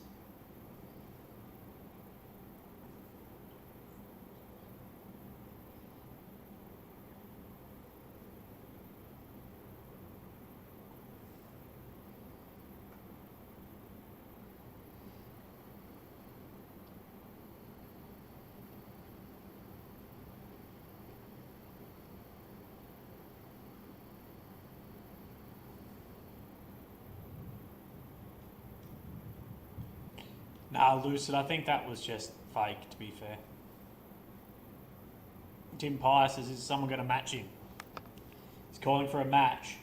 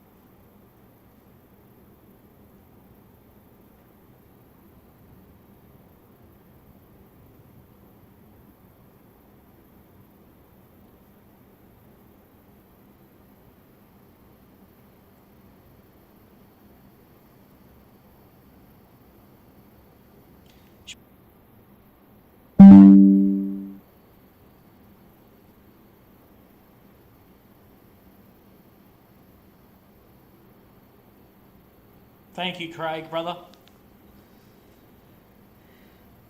I'll let you know when it pops through, brother. Thank you.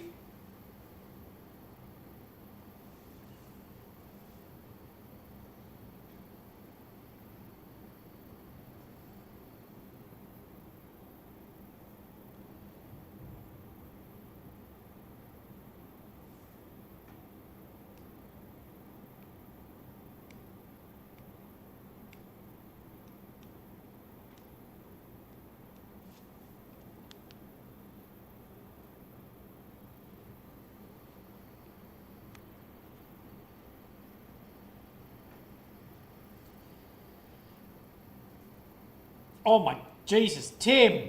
Tim! Tim! Tim, your other one wasn't even done. Your other one's not even halfway. God damn it, Tim. Tim!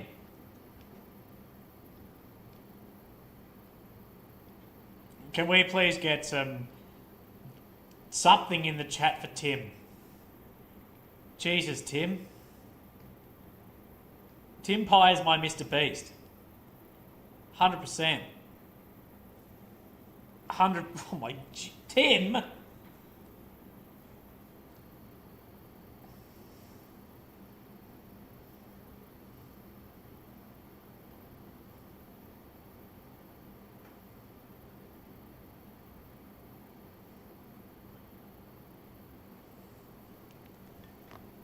Jesus, Tim. Oh, I'm tired, Tim. We found Jimmy.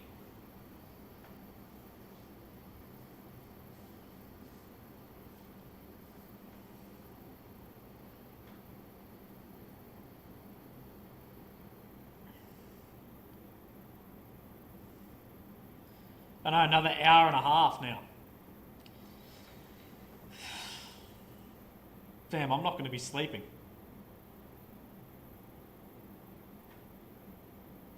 Forget Jimmy, we got Timmy. Yeah, exactly.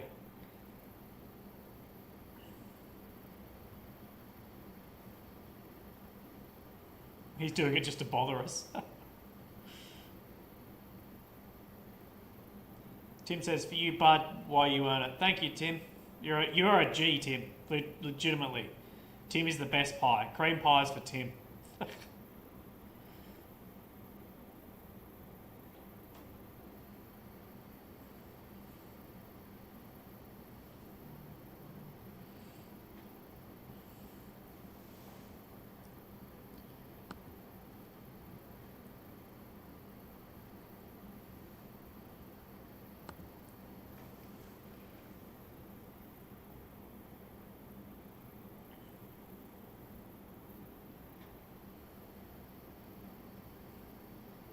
Don't drive your sleep deprived. I've got to drive tomorrow. I've got an interview. I've got to drive about 3. Oh no, I've got to drive more than that. I've got to drive like 4 hours, 5 hours tomorrow. There's no way around it. I have to. I've got to go down south. I've got to do the stream for you guys. I've got an interview down there. I've got to do just a couple of pieces to camera as well. And then I've got to go to a hotel, stay the night so I can fly on Sunday. Clam says, drink a glass of water. Thank you, Clammy. I've got my bottle of water, actually. I've got a 2-litre bottle of water sitting basically on my lap. But I haven't been drinking it, and I should have been.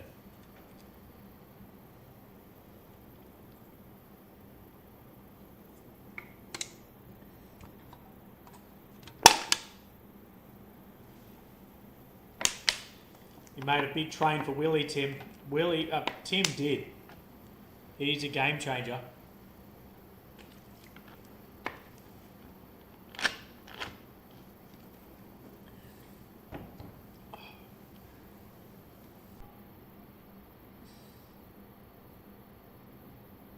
Oh, thank God. Every time it disconnects, I get scared. Let me check how much data I've got. Should have about 15 gigs left, I think.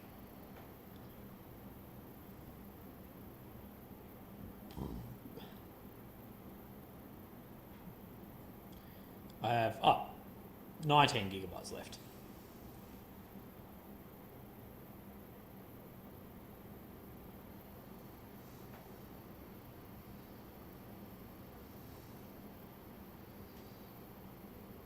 Tim, are you keeping the tally up, brother? Because I am about to add 1 to the tally after I drink some water.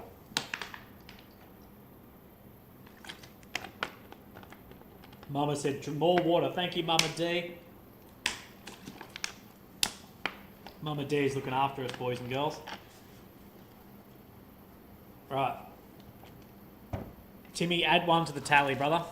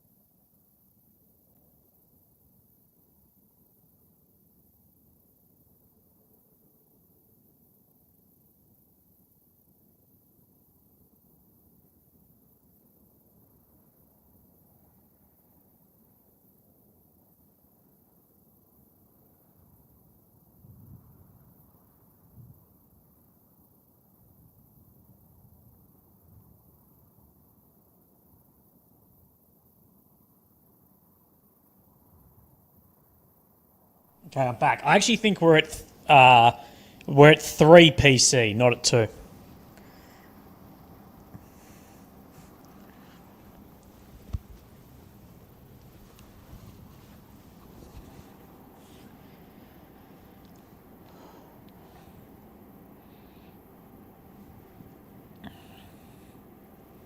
Oh my God, I'm getting tired. Time is it's almost 9 minutes to midnight. Night to remember. Absolutely a night to remember for Tim Pye. What a G, hey?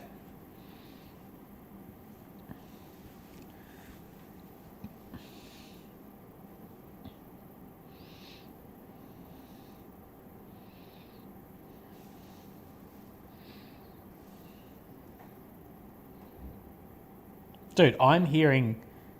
I don't know if you guys are hearing any of this.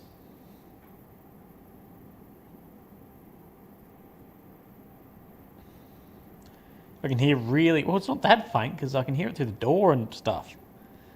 There's definitely some outgoing.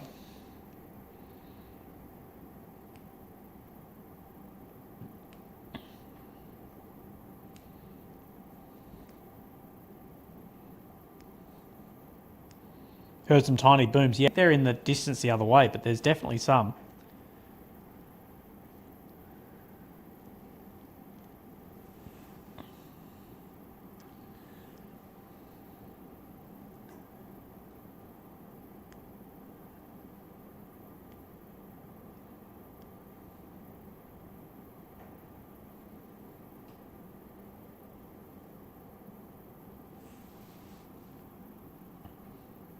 Faint booms, yeah.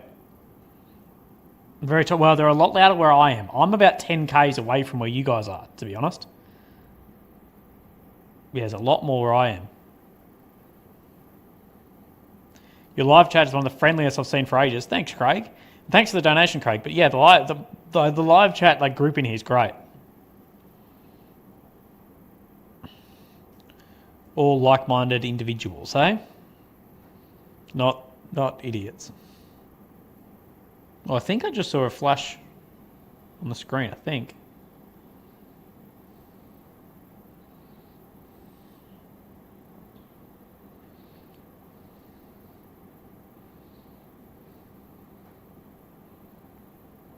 Too nice. I came here to argue about politics. Exactly. Tim Pye says, if someone donates, I will. Tim Pye's put out the thing, guys. If someone drops some, Tim will. Will you match it, Tim?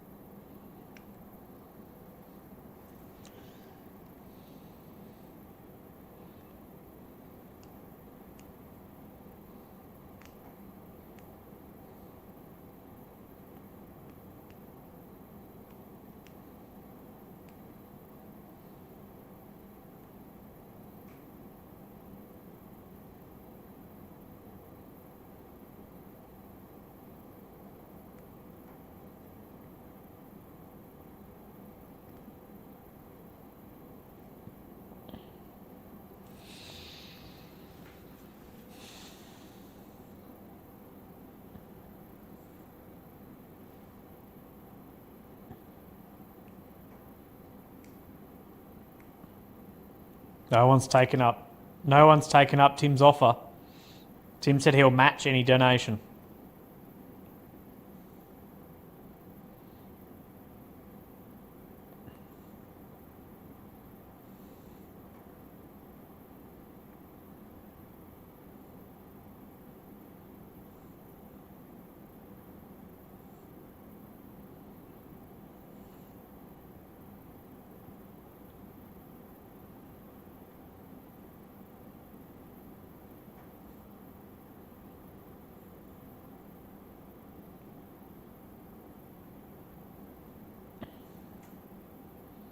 Yeah, he did. He did, Rob.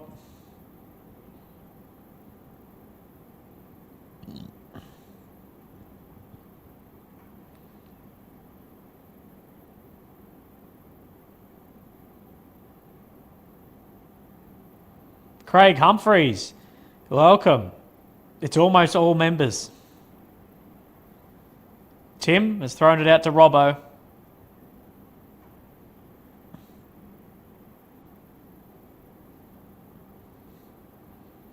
Oh, Rob. Rob has thrown the challenge. Damn. Rob, you're keeping me awake, brother. You keep me awake. I got a big day tomorrow. I need to go south to run a stream for you guys.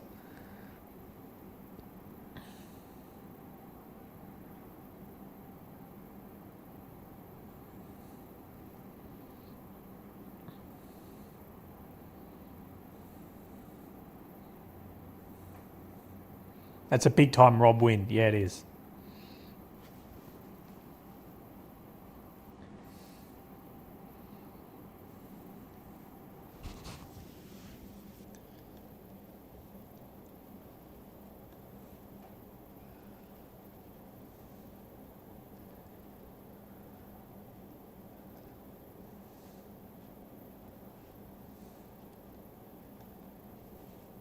Timmy says, don't tell my wife. Tim Pye, you top G.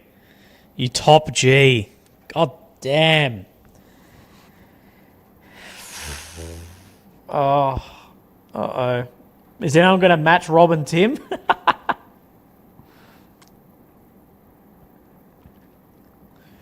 Well, I will tell you guys, I'm very open and honest. We are almost exactly 400 from...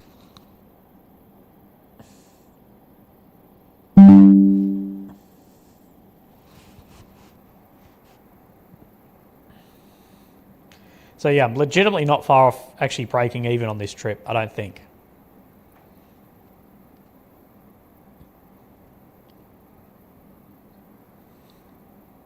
Thanks to you guys, honestly. You've saved the trip. I was going to be 6k in the hole. Oh, actually, maybe I'm. If it's that much, I'm actually a lot further than 400 off. Ah, well. Either way, you guys are bloody legends. No one heard any of that? Ah, that's all right. Don't worry.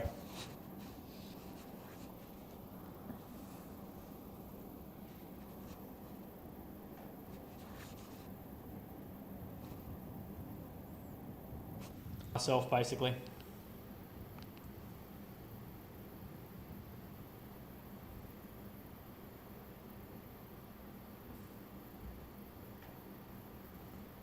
I'm hearing a lot of firing from inside here. So you guys are 10k's away from where I'm hearing it. So yeah, I can hear it a lot here. Buzz, I'll throw in. Thanks for the hard work, Billy. Take care. Thank you, Buzzy boy. You're a legend, Buzz. Well, am I buffering? Uh-oh.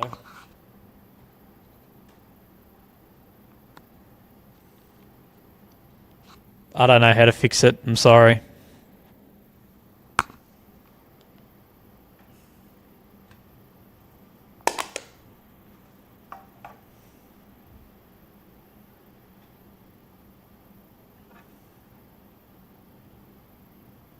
Oh, seriously, if it's lagging, I seriously don't know what to do.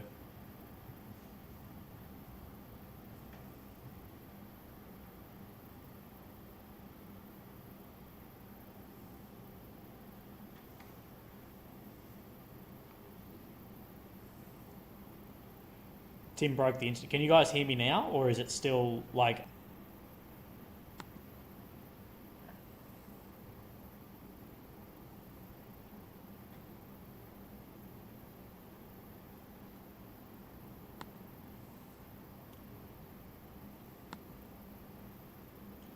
Oh, Teslans. Willie for PM. Thank you, Teslans.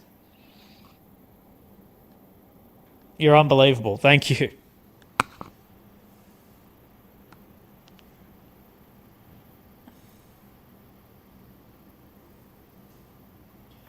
Remember, guys, there is also the PayPal as well. YouTube does take 30% of the cuts. So PayPal is better. PayPal is better. But I appreciate it a zillion percent regardless. Thank you.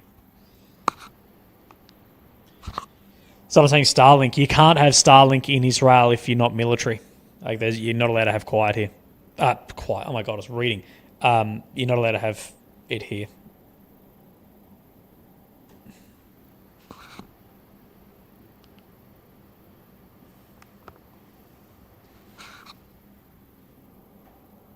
I also want to say Bad Doge. Is it Bad Doge?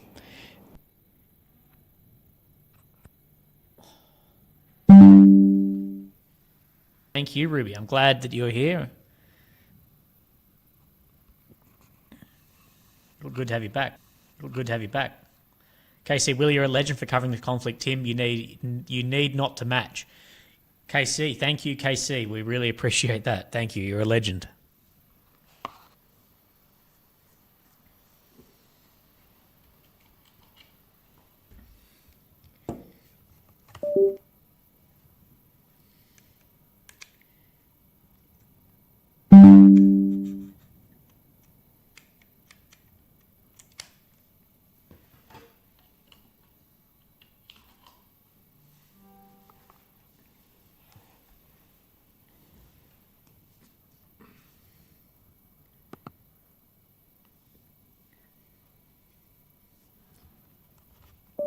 Okay.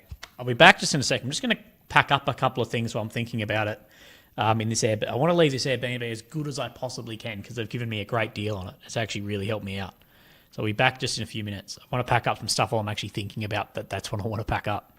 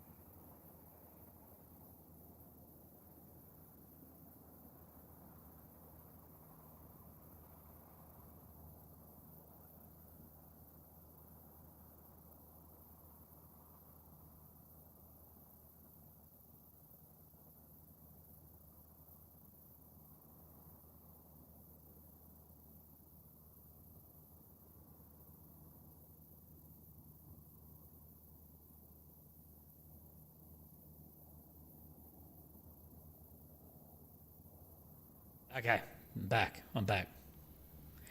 I think reality is setting for Willie is going to be up all night. Yeah, reality has set in that I'm going to be up very, very late.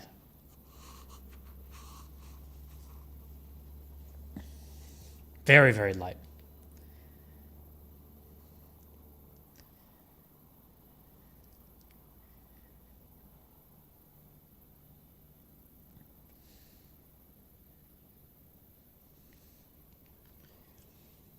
But that is okay. That is okay. Craig, good night, mate. I hope you have a great time. Great time, a great sleep.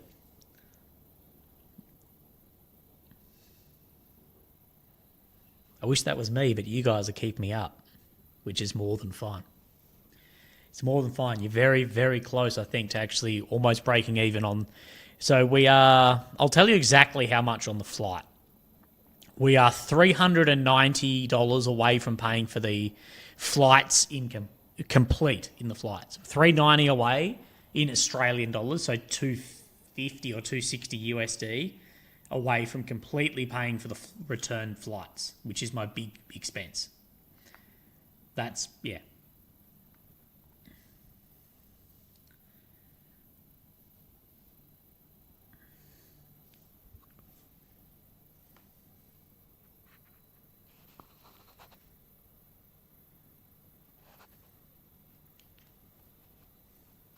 You were there because you believed something was going to happen soon. Yeah, good day. That's why I came across. I came across because I believed, it was close to things going down. I haven't timed it too well, I don't think, but it was worth the gamble. And it's a gamble, but all independent journalism is a gamble. But I've got you legends, especially Rob and Tim and Ruby and Sup and all them to really help me be able to make those gambles too.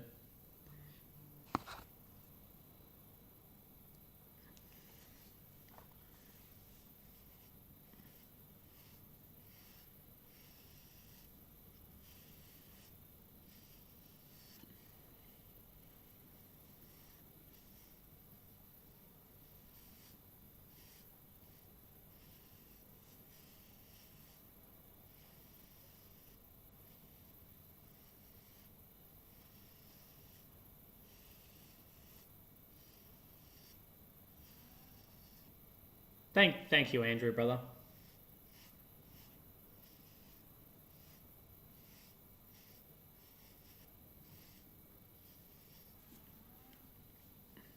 Paris, aka Afghanistan.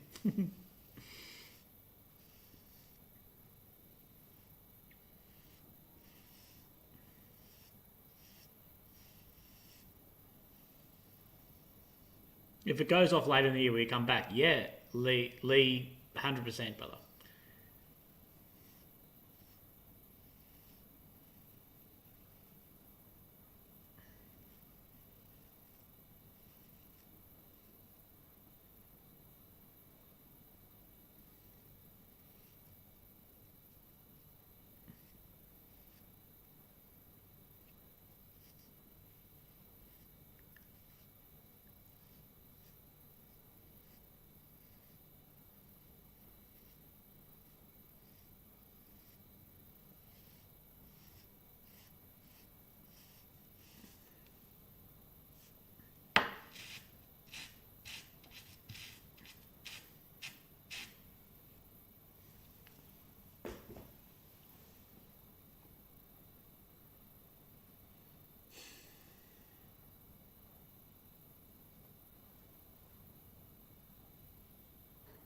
Oh my god, it has drawn on me that it's going to be late.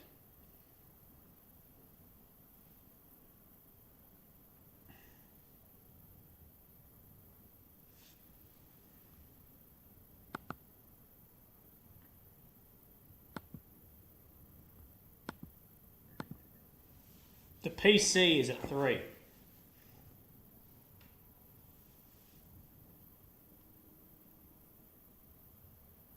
Ghost man, do not worry about that, brother, please. Good hunting. What's going on in this part? So we're hearing some like artillery stuff, but we're not seeing too much yet. But it'd be interesting to see what happens later on tonight.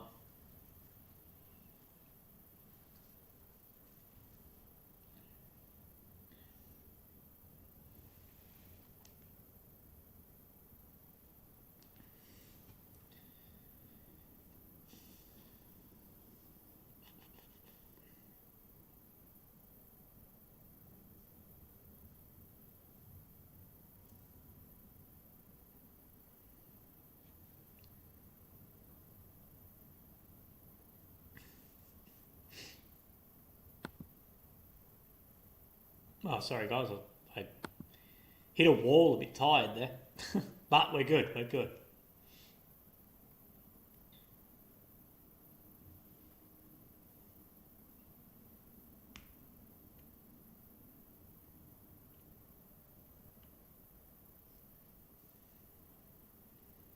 Coffee. No, I can't have another coffee. Then I won't sleep at all later.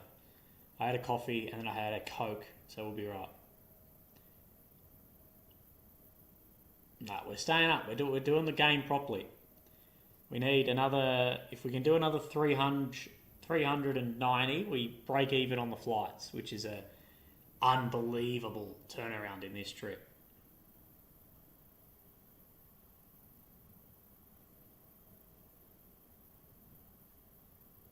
How's the situation in the south? Well, we're going to go down south tomorrow, and then we'll have a look, eh?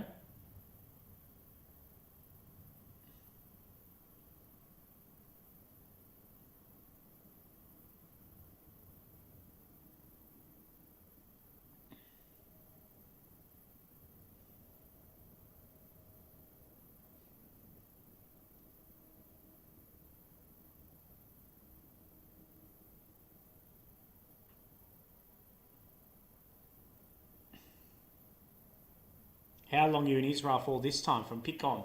I've been here, what, 10 or 11 days, and I'm here for another 2 days, and then I'm back home.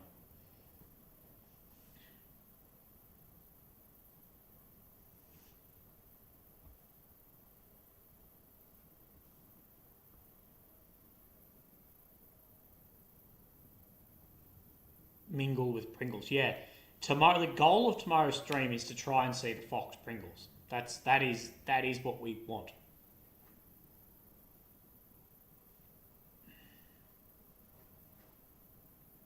The problem tomorrow is I'm handing off my body armor midday, So all stream tomorrow night, I'm not going to have body armor or helmet, which is fine. But we're still in an area that can be, targeted, I guess.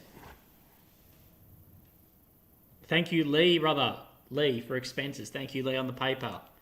You're a legend.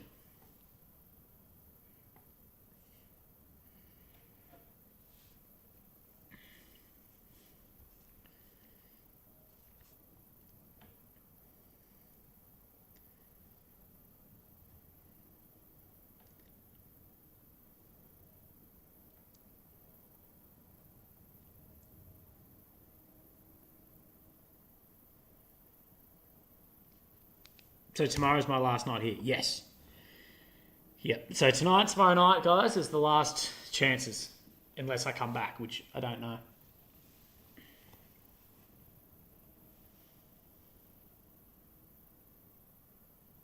Yes, Lee, I just got it. Thank you, mate. I think it might be a little bit laggy, but I did, and thank you very much.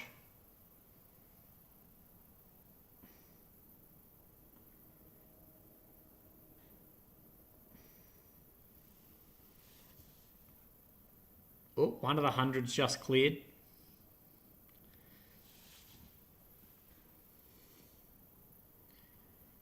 Who's getting smashed with the Storot stream? I think everyone is, aren't they?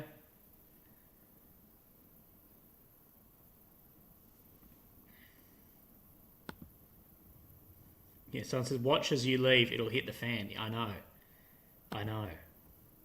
I'm fully aware of that too.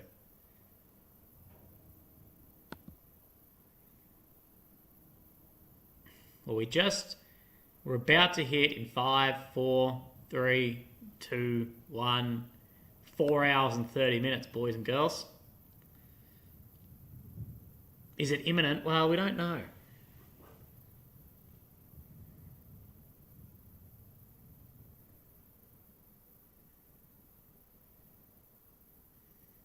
$9% IPAs. Jesus, Rob.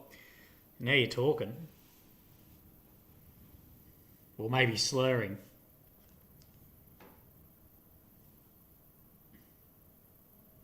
No, I'm not allowed to sleep yet. If we've got tally on the board, we can't sleep.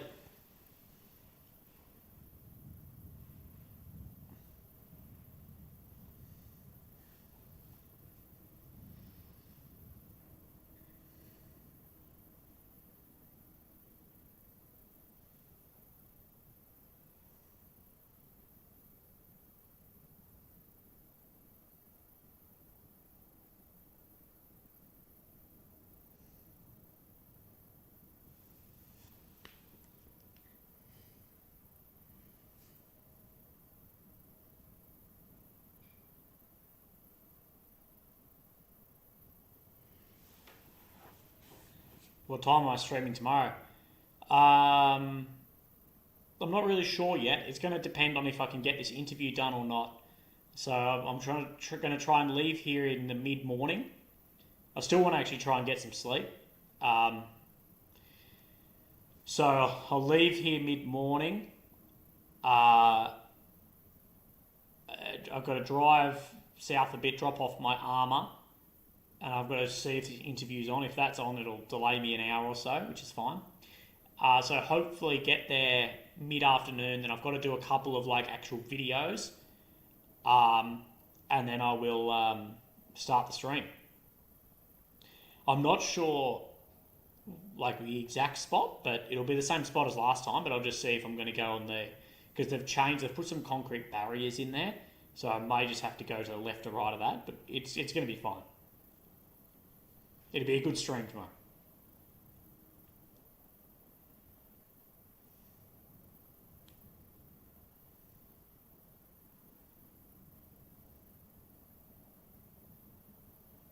Tim Pye just got yelled at by the bank. Uh-oh, Tim.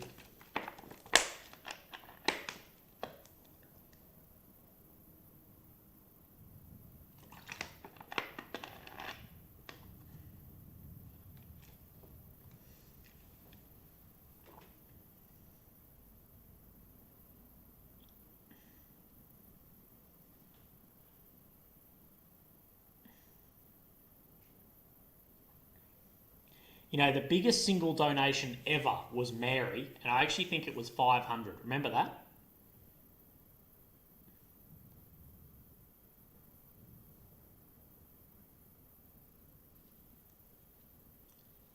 Rob and Tommy, catch up. Oh, I hope Rob and Tom actually catch up.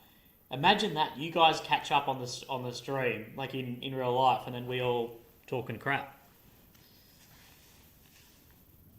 Tom Bocus, what are we waiting for? We're waiting to see if shit goes down or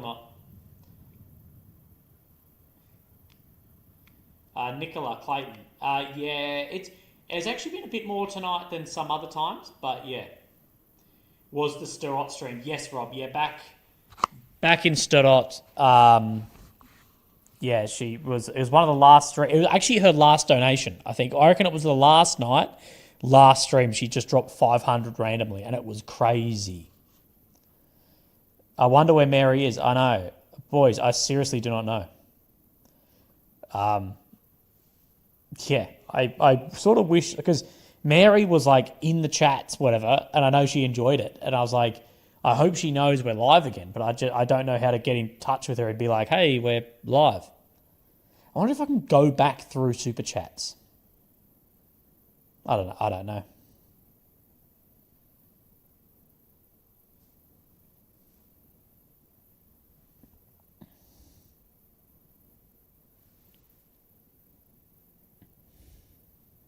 Oh, my news just opened.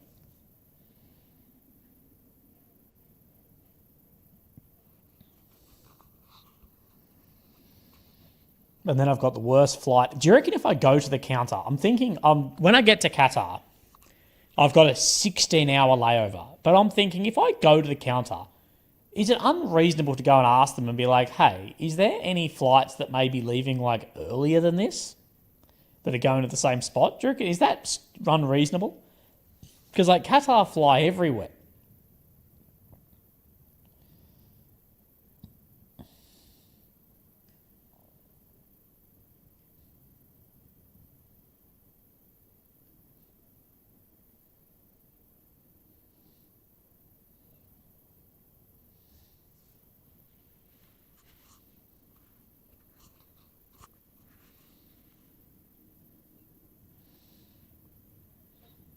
Tim's calling people out now.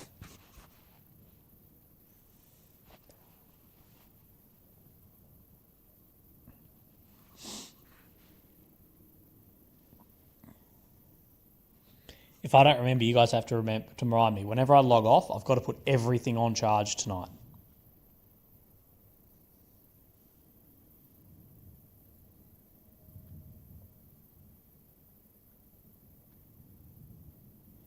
Yeah, but I'm thinking more of just like going to the counter and being like, hey, I'm on one of your next flights, but it's in 16 hours. Is there anything like, can I fly standby for maybe one that's closer? I don't know.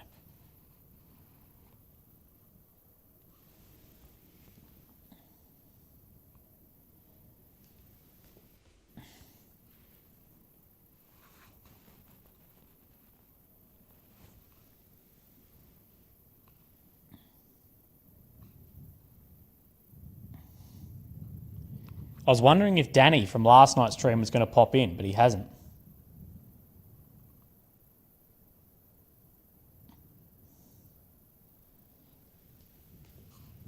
Because he hasn't matched the donations, but I think he will.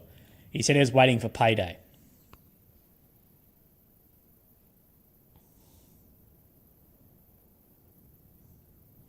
Ruby, thank you, Willie. Little donation each day, but excited for Strot stream. I'll donate then.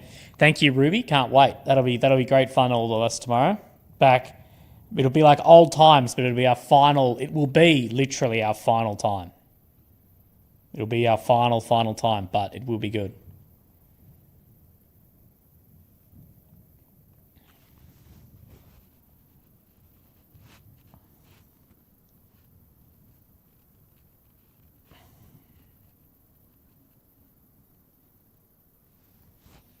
Engine for brains. Good night, brother.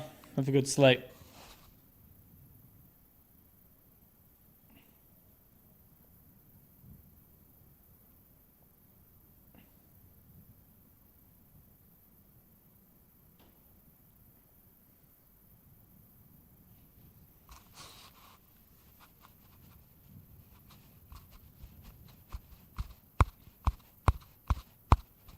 Never say never. That is true. That is very true. Imagine in like 5 years we all come back. There's like another conflict down here, which is pretty likely, to be fair.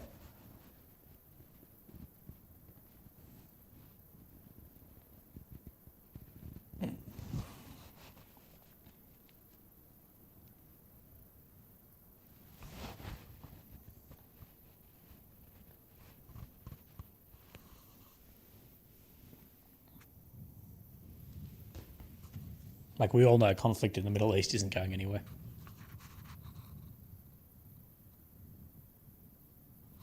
Willie, home live streams. I'd like to do home live streams, but I just don't know what to live stream. I don't do anything interesting. I sit at home and work all day, and that's it.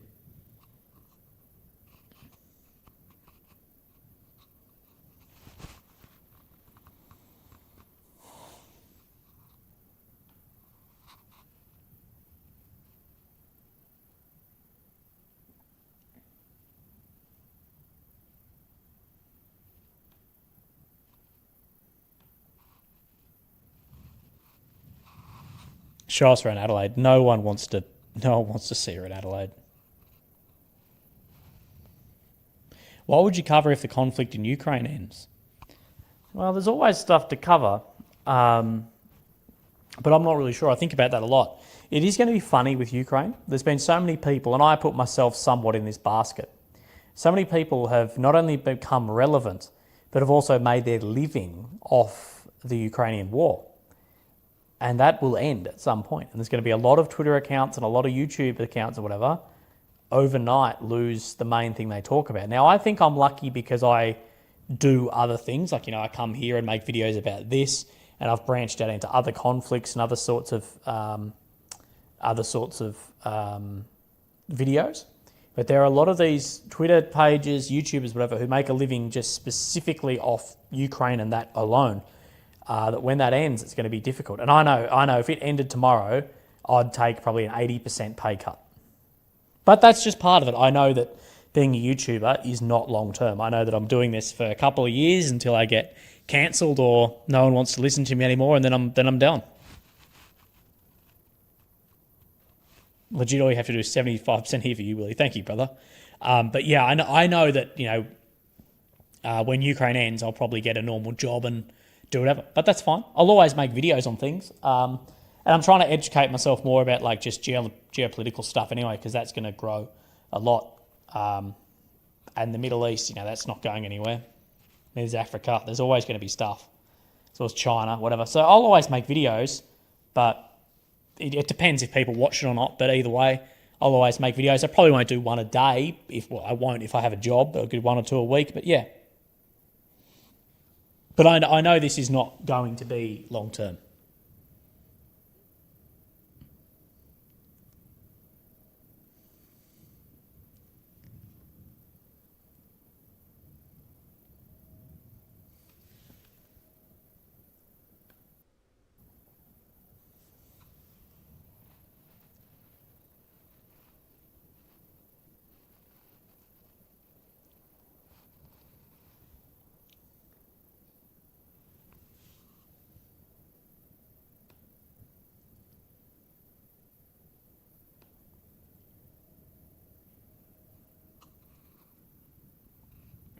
Family that'd be interested in Africa Central West. If you're interested in doing trafficking stories, just reach out. Astarte Earthwise, brother, send me an email, man. My email is in my video descriptions. Just go and have a look. We're all here for the black screens. Every camera aimed at scenery. Just have wind blowing in the background. You can do nicely. Yeah, exactly.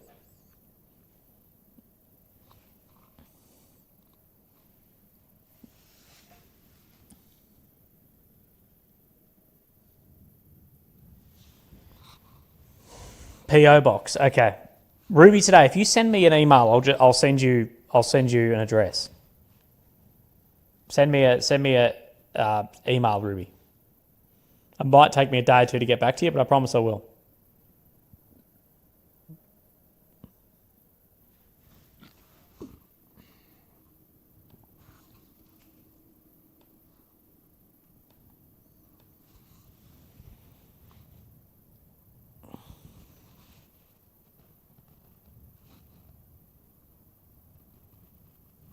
Tim Pie, why?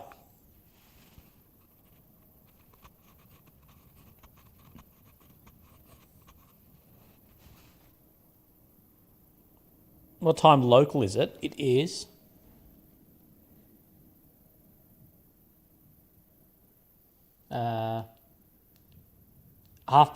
midnight.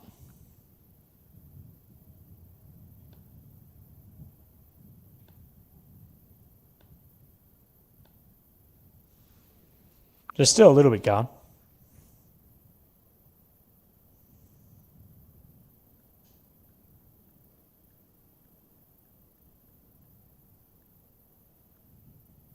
We're tied. No. Tim, we still got a while, brother.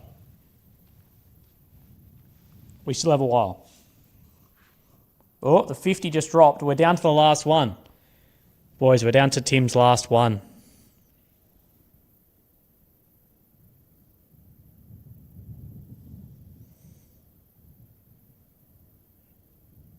Why you block me? I'm scuffed because you're just botting, bro. You're just spamming whatever crap. We're down to the final bar at the top, boys, and then it might be done and dusted. Remember, we're still only $300 away from breaking even on the flights. If you want to help out, you don't need to, though. You do not need to. I just appreciate you guys being here, to be honest.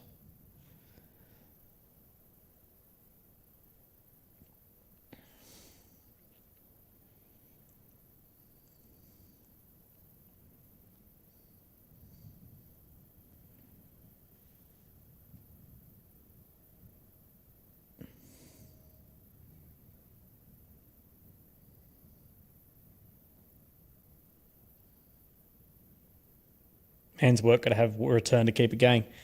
It's always nice, but it doesn't matter. That's all right. Good job, chat. Chat has done an amazing job. You guys have taken a trip that was a massive loss and made it less.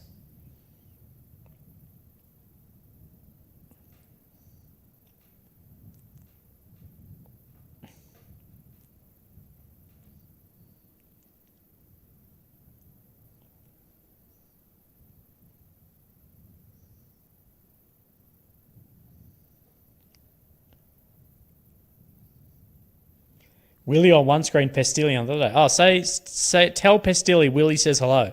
I actually need to catch up with Pestilli when I'm home. We were meant to catch up a while back, but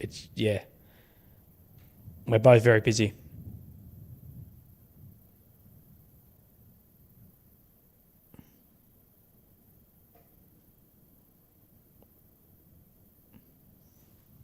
NATO won't let it end. Yeah, people make too much money off war, hey?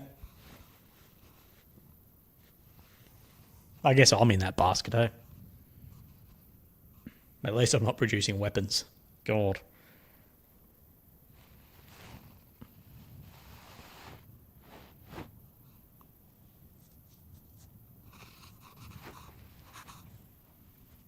Boys, Tim's thing is about to end. I can't even see where the bar. I can see it. Got a couple of minutes left.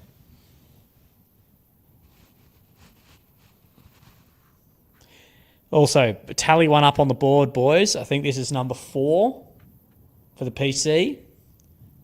The old Papa Charlie.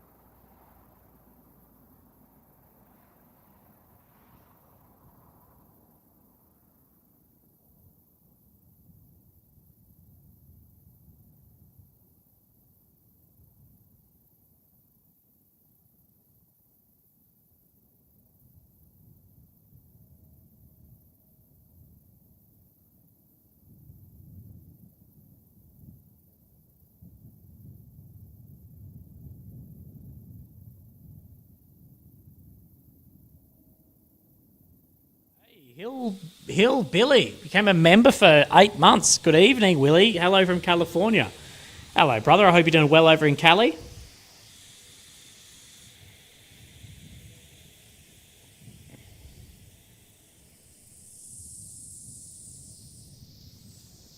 You're a legend, eh? Thanks, Hillbilly. 8-month member. Oof. Into 2025, brother. Let's see how things look then. Imagine how things are going to look differently then till now. Honestly, do you want to sleep or stay awake? I want to stay awake, brother. As long as there's interest, Rob, and that bar is up at the top, I will stay awake.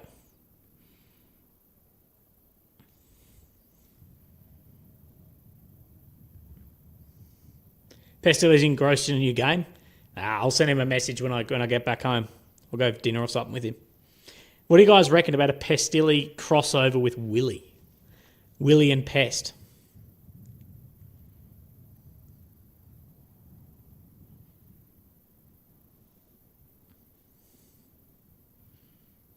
Bring Pestilli on the Willie stream, hey? I don't know what we'll stream, but we could just do a Q&A. What would you guys actually? We could do a Pestilli and Willie Q&A.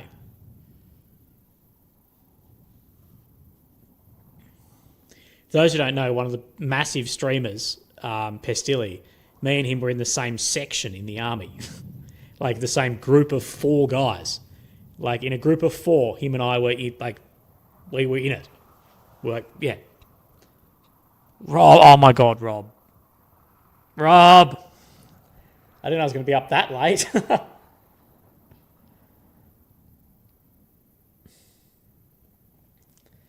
Damn, Rob.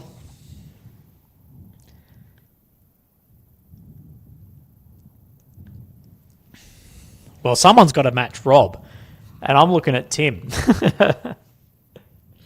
Oh, damn. You're a legend, Rob. Well, now I'm just trying to work out, we're literally like very close to like breaking even on the flights. You guys are legends, especially Rob, Tim, Ruby, Aurelian, all you guys, absolute G's.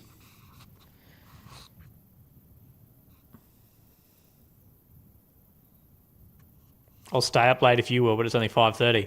Damn, well, yeah, it's midnight. It's after midnight here, but hey, you've done it. We got to stay up, eh? Tim. Rob, I got one more. Tim. Tim. Tim. Million Australian pesos. Yeah, literally.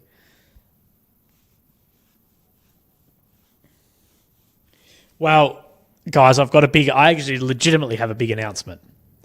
Due to Rob and Tim, just then, let me actually double check. I don't want to announce false news, fake news. No, I am correct. Guys, due to everyone, but especially Rob and Tim tonight, we have broken even on the flights. And with the video stuff, I think the videos themselves will return the food and the car over time because I've still got to upload some videos. So legitimately, guys, I think every cent from here is probably profit. I think. I don't quote me on that. I know no one's going to quote me on that, but we could have broken even on the trip. We may have the trip, yeah, including because I've been putting up Ukraine videos here too. So I take that into account because I'm still working here. So I think everything from here, guys, is probably profit. I've got a heap of videos to come. I just need good internet to actually upload them. So thank you guys a million times over. Honestly, I cannot tell you how much I appreciate it.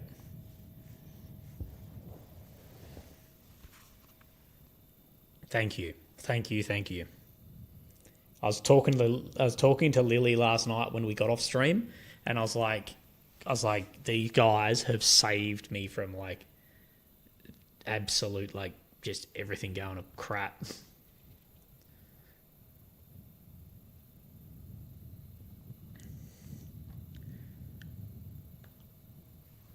So thank you guys a million times.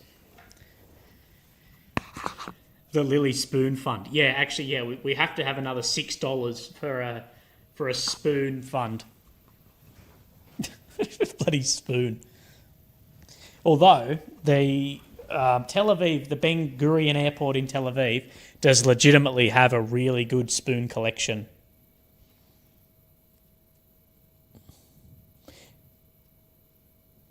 Another 10 days added to the trip fund. Paul, no. No, Paul, no.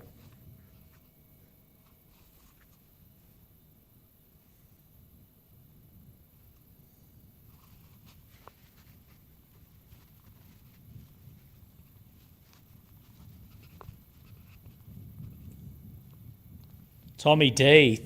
Tommy D for the spoon. Okay, so Tommy, is that you flirting with my missus? Spoon collection airport. I've never seen such a thing. No. Yeah, we're talking about actual spoons. You know those like really like kitschy, tacky spoons you can get, like the travel spoons? I buy Lily one of those every time I travel somewhere. They're like so shit, but yeah, Barb Mac. Oh, we're buying Lily lots of spoons. Love you too, Clam. Yeah, I buy one of those like tacky spoons. We have a whole drawer full of like these really tacky travel spoons, but we use them like it's actually like legitimately special to us. They're like these travel really tacky things, but we really like them.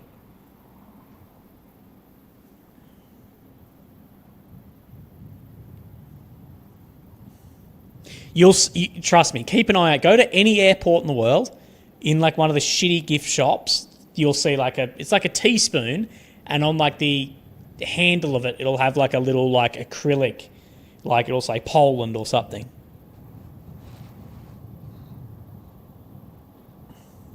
The mini spoons, yeah, the mini spoons. I buy Lily a mini spoon from everywhere I go in the world. They're so shit, but they're awesome. And it all came about once because I forgot. I was in an airport. I can't remember where I was, but I was in an airport and I was like, I was away for like 3 months.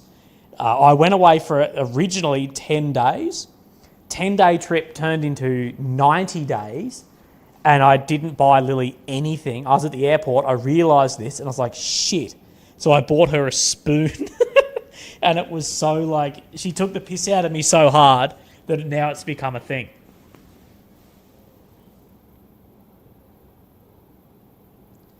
Paul is contacting me privately saying, Tez.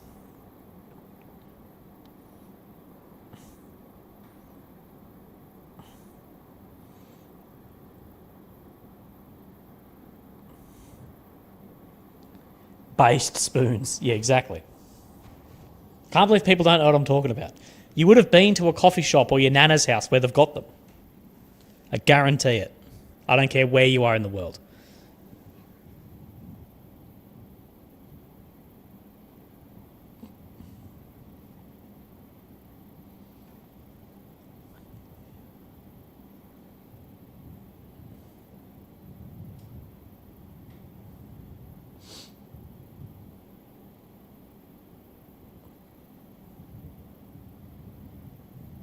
Every nana has them, exactly.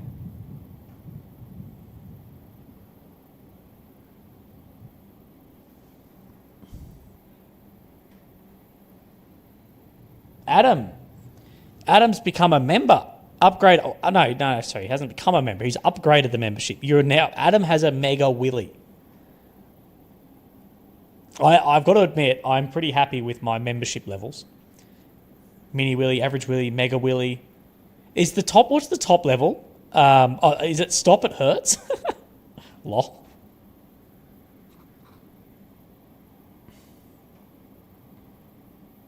Mega Willy Gang. What are the colours?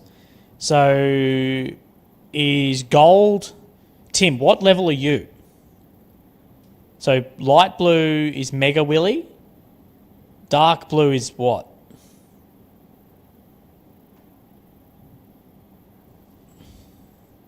I'm such a YouTube noob. I must be the person who knows the least about YouTube and being full time.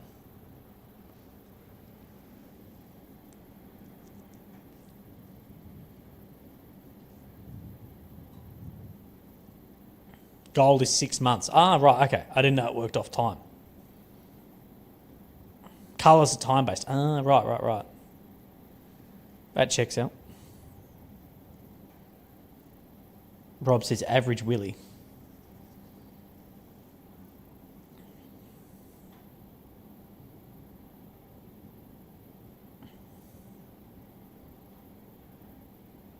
It is funny that we've had a few hundred people watching a dark screen for nights on end, eh?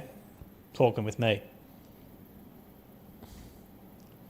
I also just want to thank Rob. Rob was helping me out when I was doing just like streams when I wasn't here, like and I was like sleeping or whatever.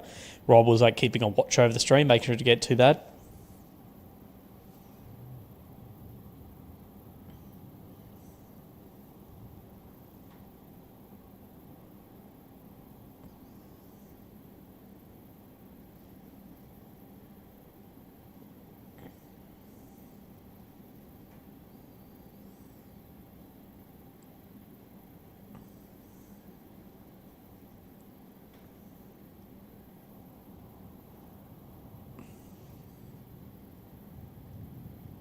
So a massive shout out and thank you to Rob.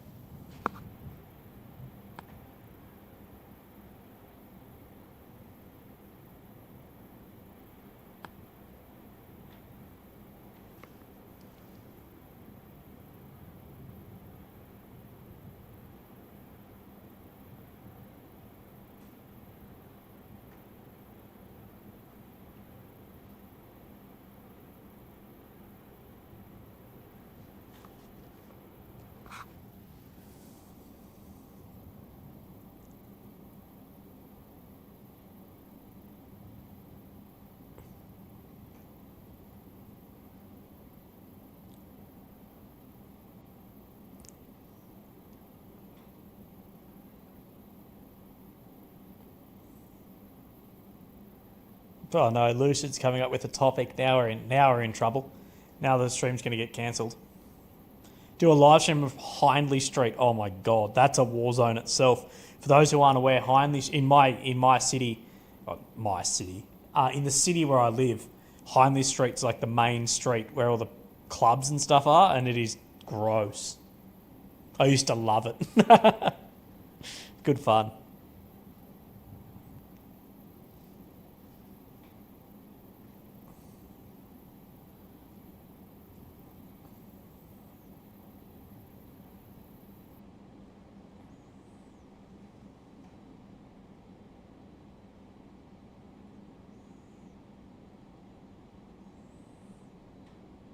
Uh-oh. No, I'm sure it'll fix. That's the camera at the top buffering.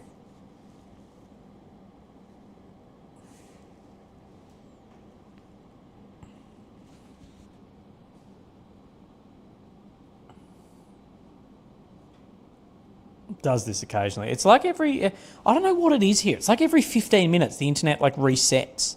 My download speed was doing that before. I was downloading something like today when I was working. And it was like editing, and it was doing like the same. Tim Pye, going to bed. Well, Tim, you can't just leave us without a goodbye. If you're going to bed, Tim, you got to keep us up, don't you? Surely you got one more left in you, Timmy, don't you?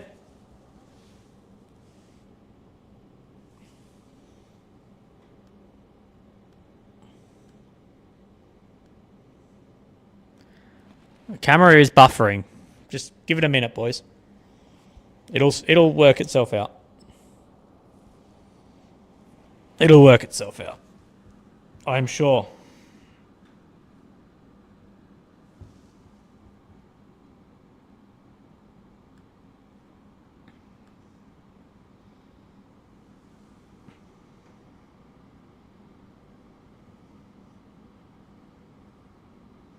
Hey, Peter, how are you? Dude, come on, camera up the top. Also, thank you to Rob Rutch for the Spoon Fund on PayPal. Thank you, brother. Tim Pye, you got one left in you. Dude, this camera, what the...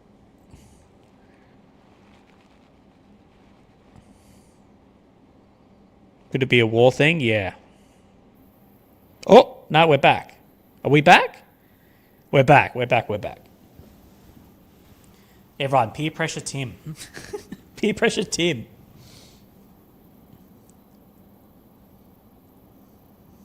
Nah, Tim, you're a legend, brother. Sup, girl, just got back. Internet was down. Holy cow, still going. Yeah, we're still going. Oh, my God. It's going to be in and out a little bit, but we'll be right.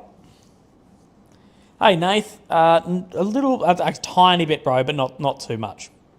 Love you all, Tim. Good night, Tim.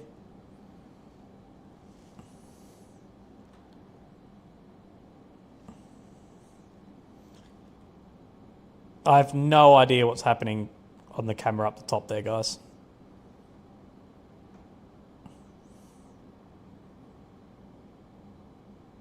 Just give it a couple of minutes. It may work itself out.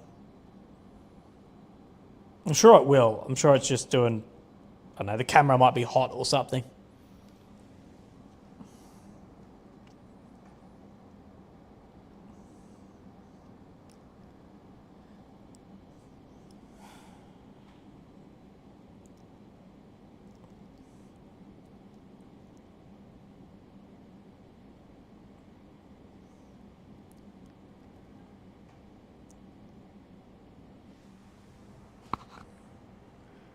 Yeah, no lagging at all. Camera lag is no big deal. Yeah, it's just the camera up the top that's going a bit spaz.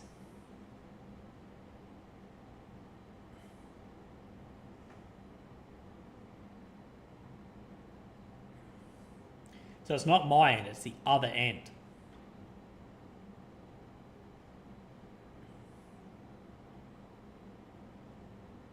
Everyone say goodnight to Tim. God, it came back for a minute. Uh-oh. Oh. Okay, that's back. Okay, camera's back, I think.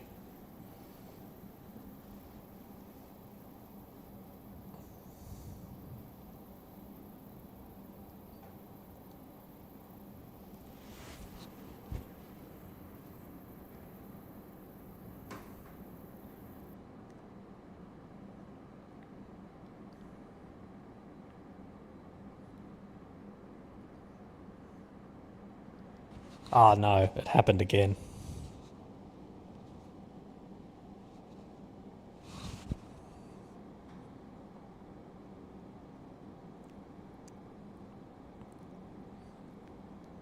Don't worry, guys. Just give it a minute.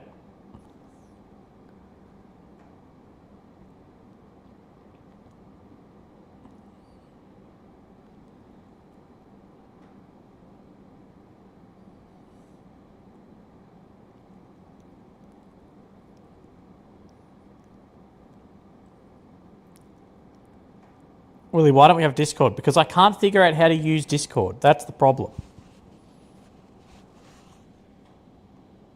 Been following you near the start of the Russo-Ukrainian war. Keep up the good work. Willie, stay safe. Thank you, RD Mills. Appreciate that, brother. Guys, can we all say goodnight to Tim, please? In the chat.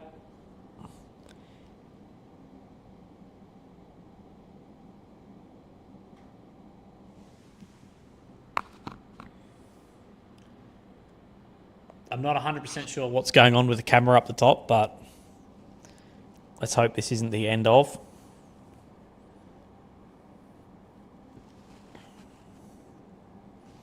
Just give it a couple of minutes, I reckon, guys. Sup, girl? Pringle's 100% nibbling wise because you're not there. Exactly.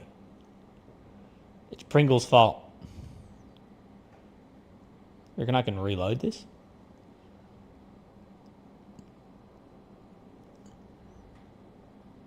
Let's hope there's something might work here.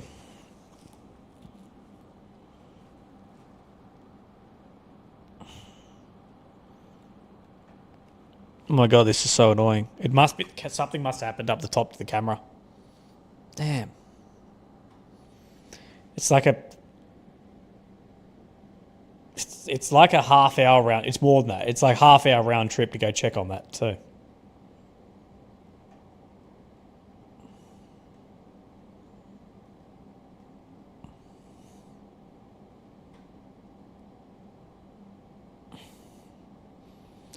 Well, Tim Pye, for being an absolute legend and the top donor tonight, thank you very much.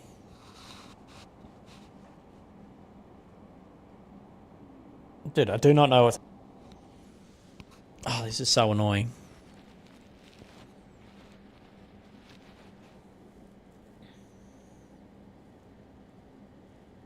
No lag in your voice. Starting for record. Yeah, it's the camera up the top.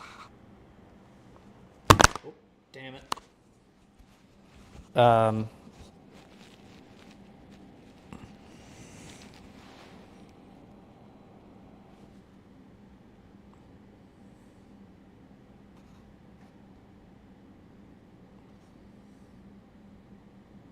Yeah, it's like fully failed. It's... Oh, it's so annoying.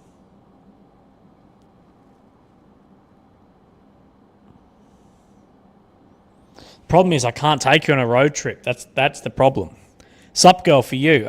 Timmy. Thanks, lad. I can't take you guys on a road trip because it's all set up here. I can go get the camera, but...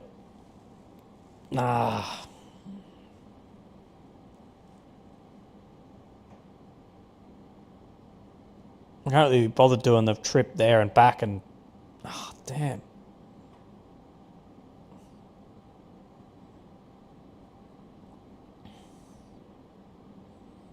What do I do, guys? What do you reckon? Do we give it a minute? Do we...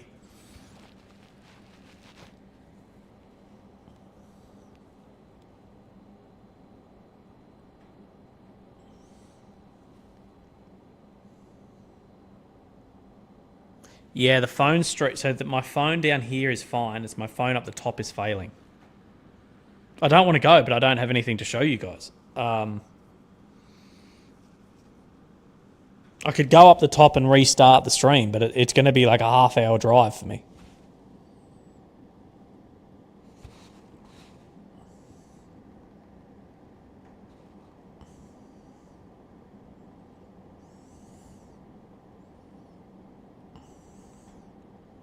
Maybe things are about to go down jamming. That could be true, Sup Girl. That legitimately could be it.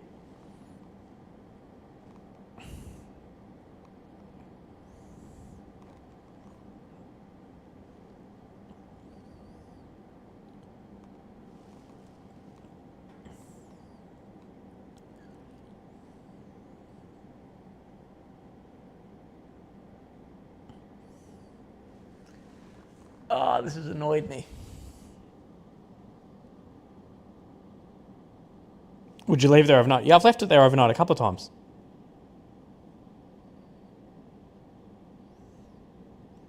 Battery. I don't think it'd be No, it wouldn't be battery, but it could be. It could be overheating. That could be a problem also.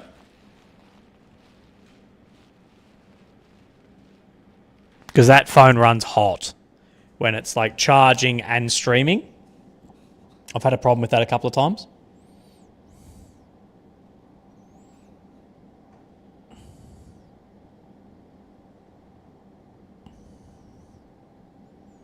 I think the stream's end. They're doing it just to see Willie annoyed. Yeah, exactly. Yeah, there's nothing I can do at this point, guys. I don't think.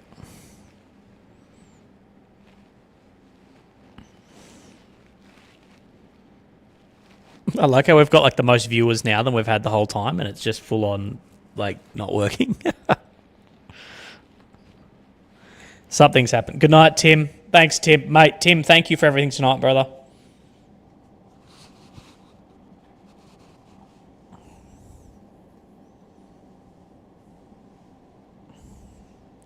Right, if I go up to the camera, are you guys going to stay in the chat?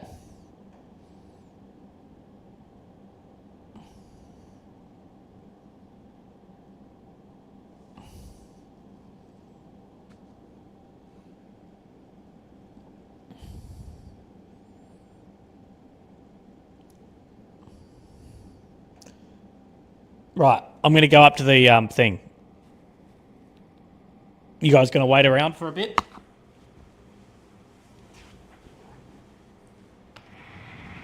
Right. Let me put some shoes on, and I'll go up there in... It's probably going to take me at least 15 minutes to get up there. Probably a bit more, depending.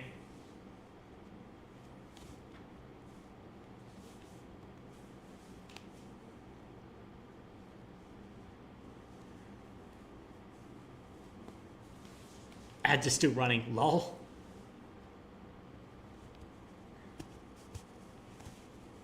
I wonder if I can put on a video for you guys. Ah, okay.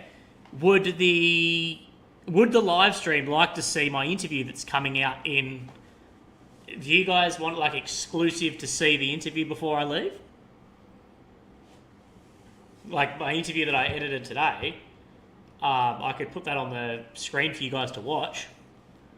How about that?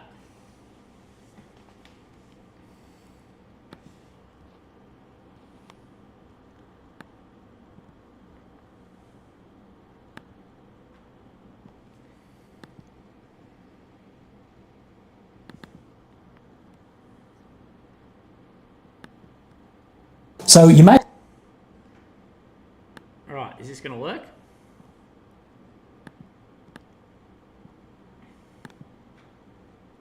Can you guys see that now?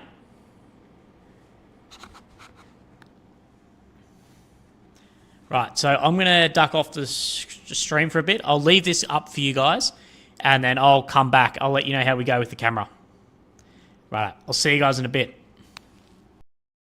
I see a familiar face back for an interview today.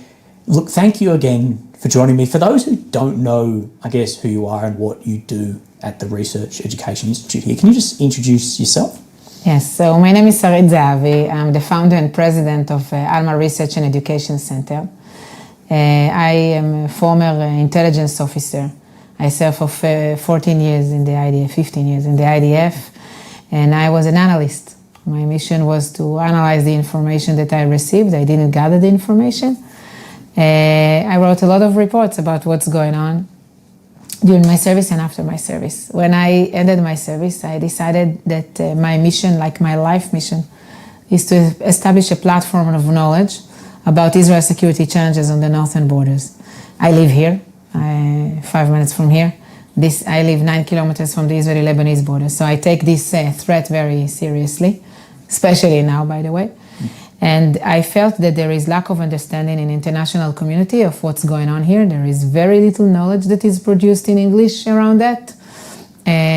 Alma Center is a research and education center, and the reason it is like that is because the research is the solid basis for the education. Like, I cannot talk with you or with the audience about what's going on here if I don't have a research department that brings me the information. We are doing that from open sources, mainly in Arabic, social media and media. We try as much as possible to cross information between the terrain and how it's look like, using satellites and Google and everything, with the textual information. And I can say that part of the difference between Alma Center and other think tanks in the world is that we look at things bottom up rather than top down. We are less interested in leaders, and we are more interested in the people and the military operatives and the military capabilities and what's the motivations, for example, of South Lebanese to support Hezbollah. These are the questions that we ask here: how it looks like, how the tunnels look like, how the bunkers look like, how the munition looks like. All the small questions of the small details eventually enable us to conclude the strategy and the situation over here. Yeah. So for those who don't know, northern Israel, who and what actually is the threat? People may have heard about Hezbollah, but people may not know the capabilities. So can you do a quick rundown of how this came about, who they are, and I guess what low level of the capability is? So first, how much time do you have? Yeah. But I must say that it's not a theoretic threat. This is already happening. Okay, Hezbollah opened fire against Israel since October 8th. And every day we have few attacks. In total, it's, as of today, 2,300 attacks. That's not 2,300 missiles. The amount of missiles is much more because there are a few missiles in each attack, usually. Various types. It's either rockets, simple rockets, that are inaccurate, but these are launched in barrages, and we even saw this week a barrage of 200 rockets at the same time. They can be intercepted by Iron Dome, but that's not 100% success, and those who fall in open areas can kill in those who are on the roads. That's the incident that happened yesterday. Can cause fires. This is the summertime now in Israel, so every rocket that falls in open area can cause a lot of fires. That's about the rockets. There were anti-tank missiles that have nothing to do with tanks. Like, they are not launched from tanks, and they are not launched necessarily against tanks. They are launched against many other stuff, from foreign workers and farmers and civilians to army and army positions and IDF surveillance capabilities on defense, IDF positions, whatever. These are very accurate. The problem is that Iron Dome cannot intercept them, and we don't have alerts before they are launched, at least before the first one is launched. Usually they're launched in couples. And there's no electronic warfare jamming against a towed wire-guided missile like that either. What do you mean? So, well, some equipment can be jammed by GPS, by other electronic warfare capabilities, but your, like the cornets or your wire-guideds like these, the whole point of the wire-guided is, because I speak about this with my audience a little bit, because they're actually my main fear when I'm operating out in the north, is the defence for these. Unless you're in a Macava's not fantastic. There is no defence for it. Exactly. And their range is very, very long. You're talking somewhere in the 8 kilometre range, I believe. Sometimes, we've seen this with the rockets actually. The more stupid the munition is, it is more difficult to create defensive answer to it. Rockets are very stupid munition, and they cause tons of fires here. And it's a problem. It's also a problem also with regard to the daily life. Because when barrage of rockets that are inaccurate is launched to the Galilee, it sends tens of thousands of people to shelters, and it disturbs the daily life. Like, imagine you have 15 minutes to run for shelter. If I am a parent, we are parents to kids, it creates a lot of fear, and we don't have enough shelters. It's impossible to truly live like that. Yes. So that's that. With the anti-tank missiles, going back to that, it is an advanced technology. But no, we don't have a defensive answer, at least not for now. I don't know, maybe in the future. I heard ideas of putting nets along the borderline, things like that. The borderline is, the terrain is not flat. It's not like in the south. It's hills and valleys, trees. You cannot put a net below a mountain if Hezbollah is standing on top of the mountain and looking down to you. It's irrelevant. So we don't have a defensive answer to the anti-tank missiles, and they cause a lot of troubles. The third type maybe can, be part of what you just mentioned, are the drones and UAVs.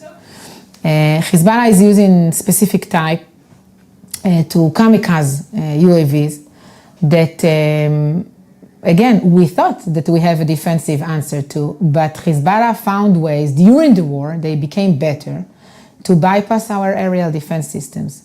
And not all of them succeed. The IDF do intercept these, but some of them succeed. I don't have numbers to give you of what's the percentage of success or insuccess, because it is not being published. But I can tell you, as somebody who lives here, that there is a meaningful percentage of drones that succeed in crossing and attacking and causing damages and killing people here, for a few reasons. First, it is very close, and that's why it's that difficult to trace them. They are launched from the border, and we have communities right on the other side. Sometimes it's meters away or a few hundreds of meters.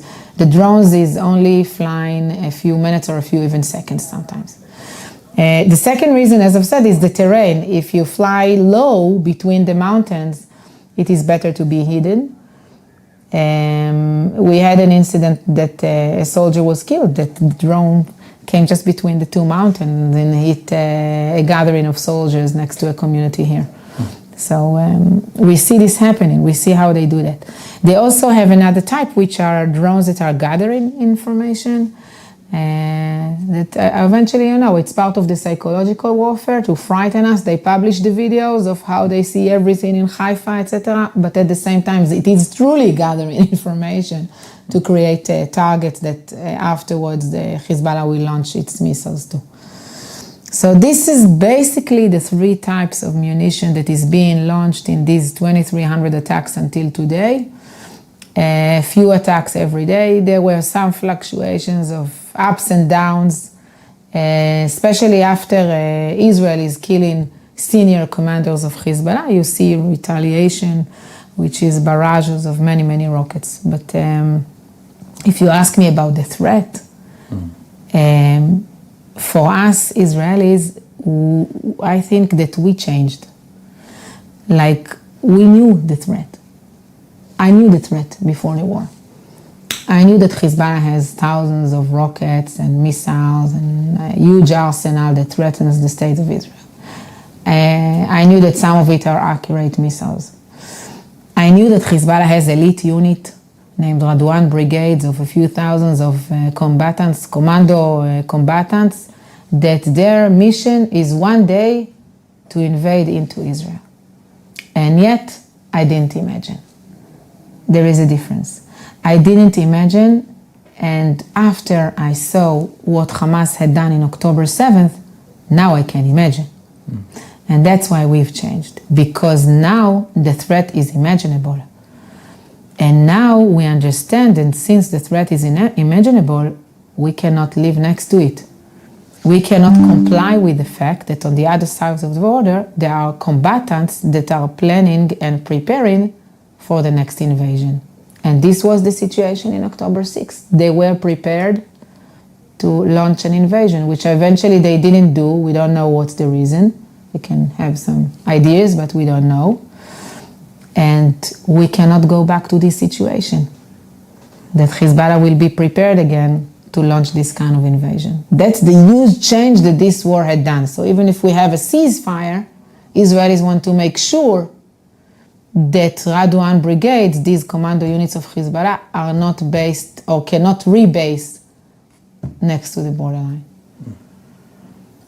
And I guess for just the most basic, who actually are Hezbollah? You know, we know the threat, we know they've got thousands of people and willing and commandos to fight and missiles.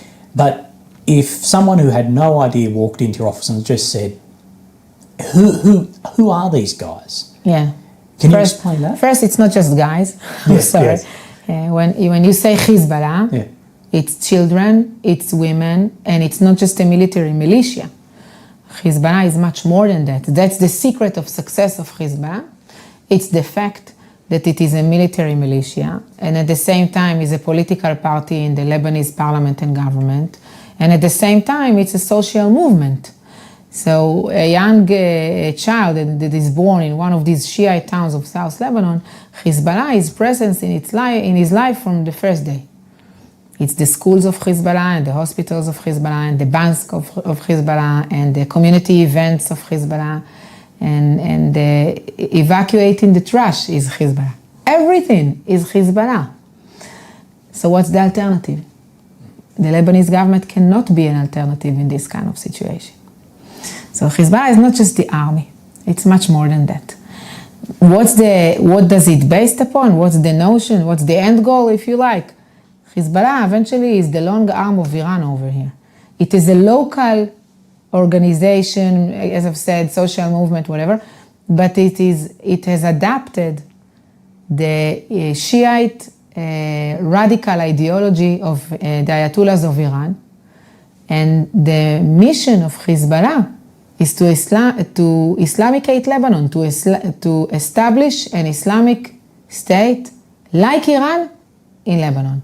That's the whole idea of the Islamic Revolution of Iran from 1979, and this is happening in Lebanon, it is happening in Syria, it is happening in Iraq. These are the areas that relatively they are in the process. It's not happened yet, but they have some kind of success. And the secret is to start not only with military aspects, but also with civilian aspects. That's how they do it. Lebanon is the most successful project of that. Hezbollah is fully loyal to the ideology, and it is indoctrinating this ideology of martyrdom, of resistance to any Western values, among that of hate to United States, hate to Israel. The whole narrative of taking the Jews out that are filthy in Temple Mount in Jerusalem and kicking them out of Jerusalem. All the martyrs, the combatants of Hezbollah that are getting killed in the current war by the IDF are branded as martyrs on their way to Jerusalem. That's the narrative on the other side of the border. Yeah. Something I'd like to explore, I guess, more is this arm of Iran. And we know that arm, well, there's many arms of this. Can you explain how that has come about and the success maybe in other areas we're seeing of this?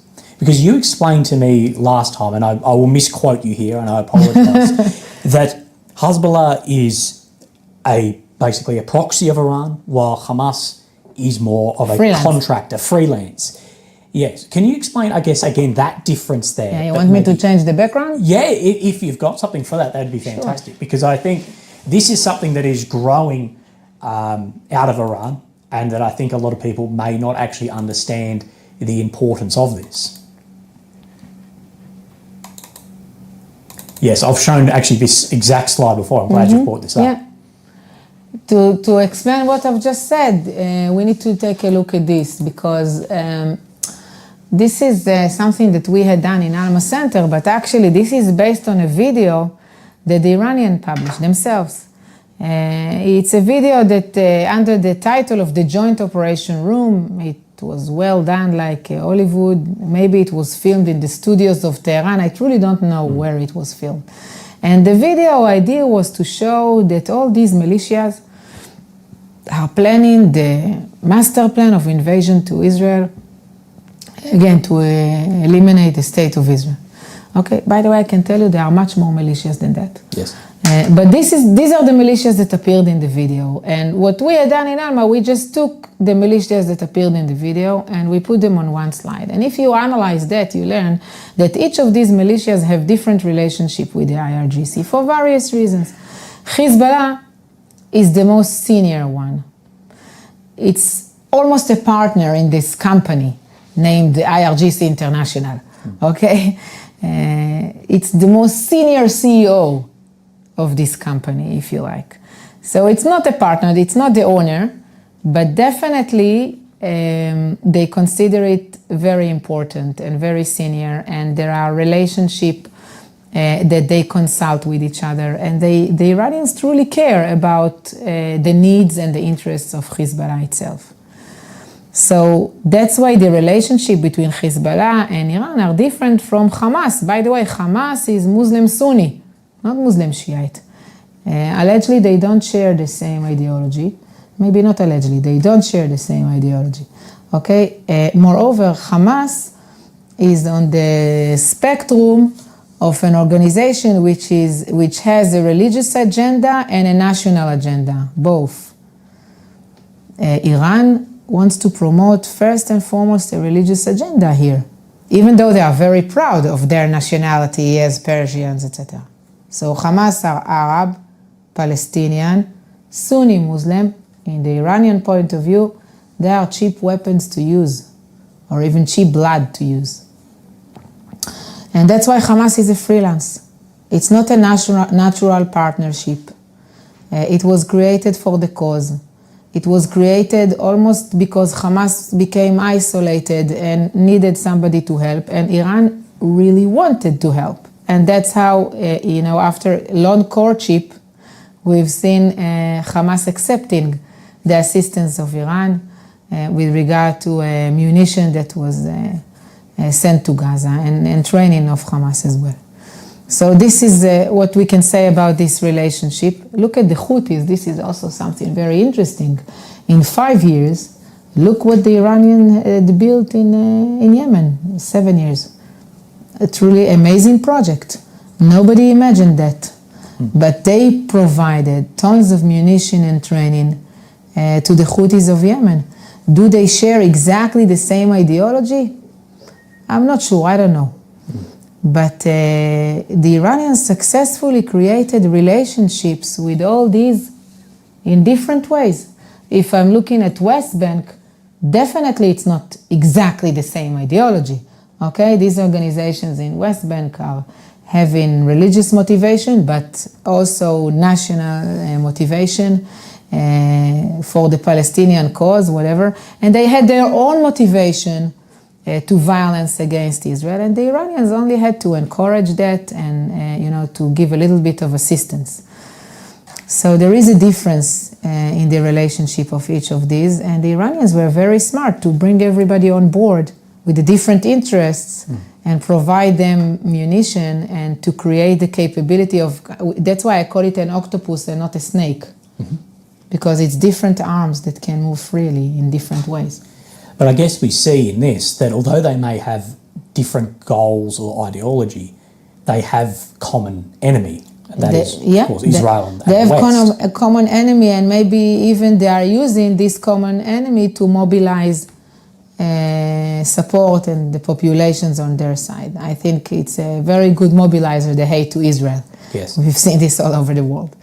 Yes, and that asymmetrical aspect of this, and as you say, like against the West, has actually been fairly successful. And as I've seen as an Australian, as an English speaker, you see there's protests happening in Sydney and in Melbourne, in America and in England, people with Hezbollah flags who do not understand What are these flags? what this is. If you'll see that flag next to a pride flag, then I don't think you understand this. No. But that same idea is being used in asymmetrical warfare as well, out from Iran and out from other centres that people may put as the axis of evil, is what some military analysts are putting the term as. That's exactly what they're using in their campaigns against the West, is this idea that we are not for any of these ideologies that they may be, and having success pushing on that.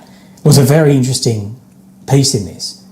Can you expand on maybe some of the training that Iran has supplied to some of these units? Look, these training are classified. We saw very little examples of the joint training. A little bit in Yemen, a little bit in Lebanon. We found where the Hezbollah trained the proxy militia of Iran in Lebanon, in an area that is not that far from the border with Israel, by the way. Unbelievable. But if I'm trying to analyze training that I see in the past year in Yemen, in Hamas, and in Hezbollah, in Hezbollah it started more than a decade ago, what we see is everybody shared the same idea of training to invade into Israeli communities and how to occupy Israeli communities. This is very interesting. Now, Yemen is 2,000 kilometers away. How would they get here? We don't have a border with Yemen. Why these guys are training for an invasion to an Israeli community? Now, if I had seen that before October 7th, I would have told you, this is just a parade. It's not real.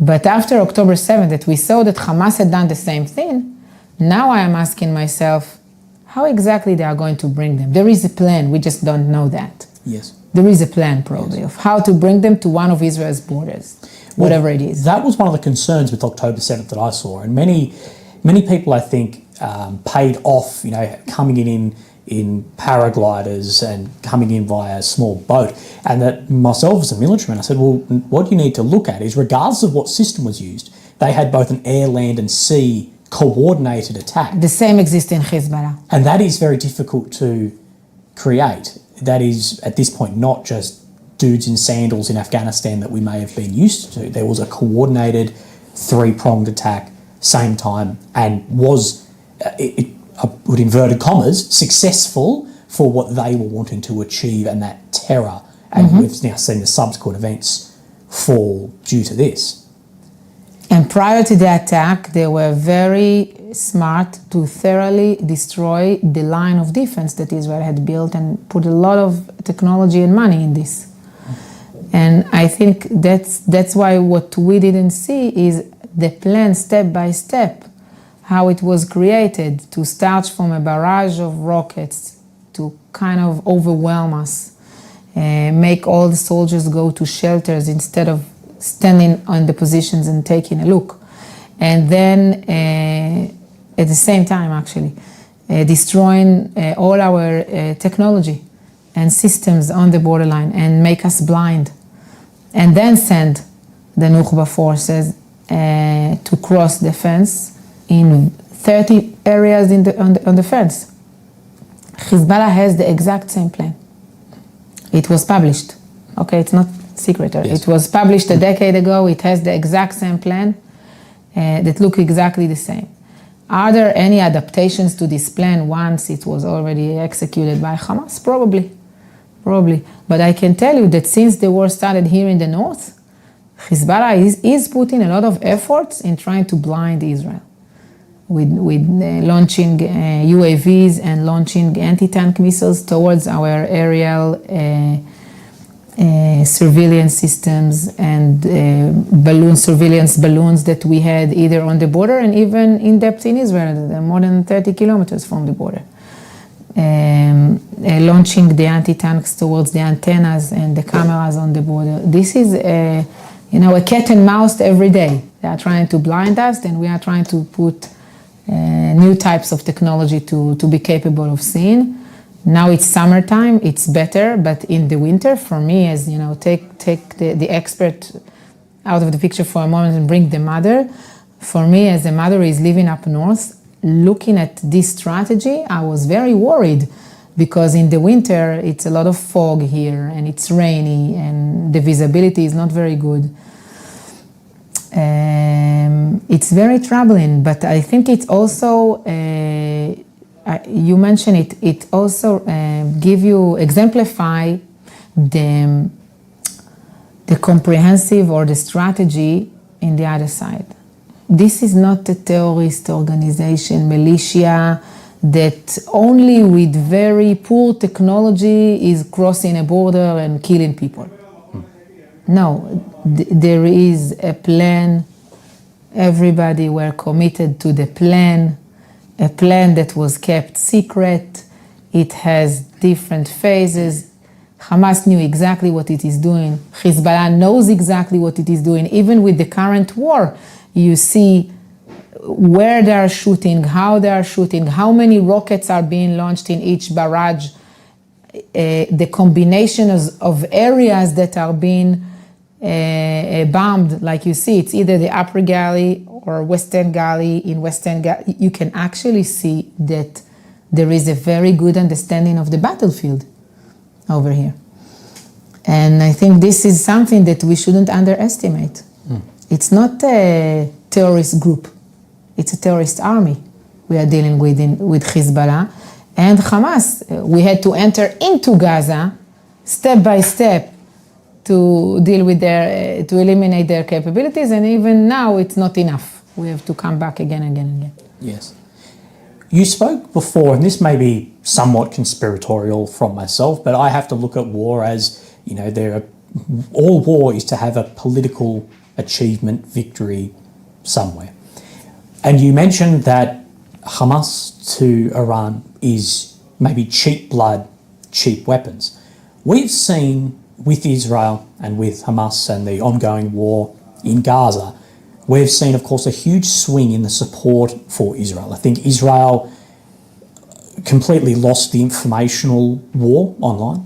I think for maybe 2 weeks, it was, in a majority, I'm just talking online as a whole, and Telegram and Twitter and these areas, that everyone was, stand with Israel. We've seen now a huge shift against that since the push into Gaza, and of course then the terrible high civilian casualties that have taken place in an urban warfare environment like this.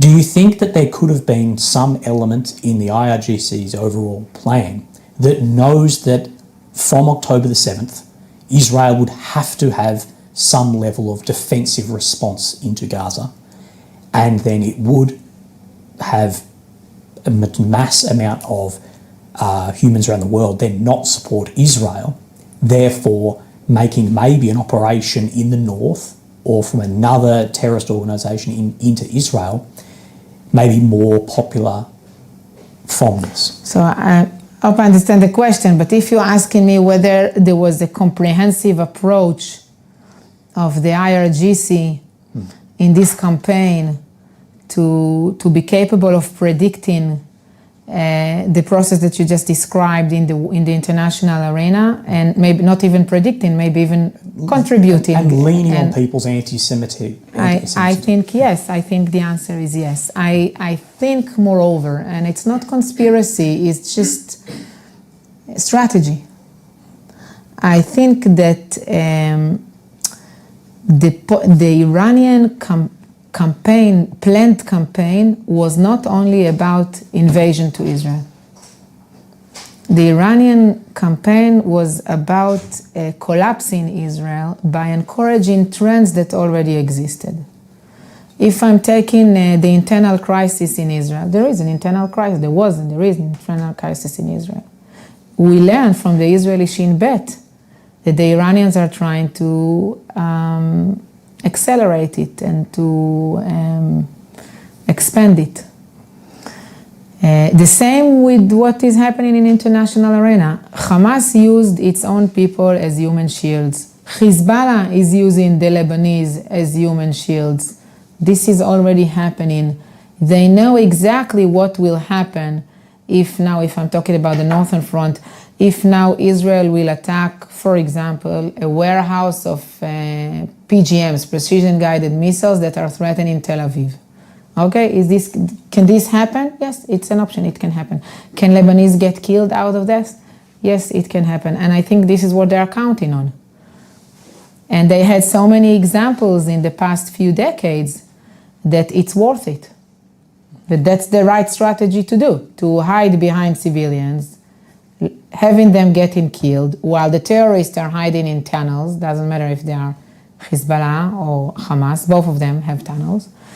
And that way you can isolate the state of Israel from international community and create challenges to the state of Israel, which are not only strict military challenges. They are much more than that. I'd say for the state of Israel, the military challenge is significantly less than the political challenge and the countries around the world. I think it's both, because if Hezbollah has thousands of accurate missiles that Hezbollah is saying very clearly and openly that it will target the infrastructures of the state of Israel, not only military infrastructures, but also civilian infrastructures of the state of Israel, with these missiles, this is a strategic threat. This is truly a problem. Yes. Okay, I think this is one of the reasons, not the only one, but one of the reasons that you don't see Israel defending its citizens over here up north, and we have 60,000 Israelis that are evacuated and cannot go back to their homes, because the array of missiles and rockets in the hands of Hezbollah is truly a problem. How much more powerful is Hezbollah compared to Hamas? 10 times more. Very, very simple.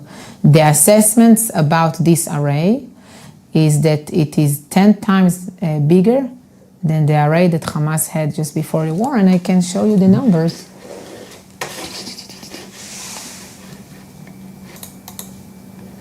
That's the numbers. That's the numbers of. Again, it's an assessment, of course, but we believe it's very close to reality, and you can see that the ranges can cover all of the state of Israel, or almost all of the state of Israel, while most of the array, which is this, is to the areas which are close to the border, which are evacuated today from civilians, and 65,000 can get to northern Israel, a few tens of kilometers from Lebanon.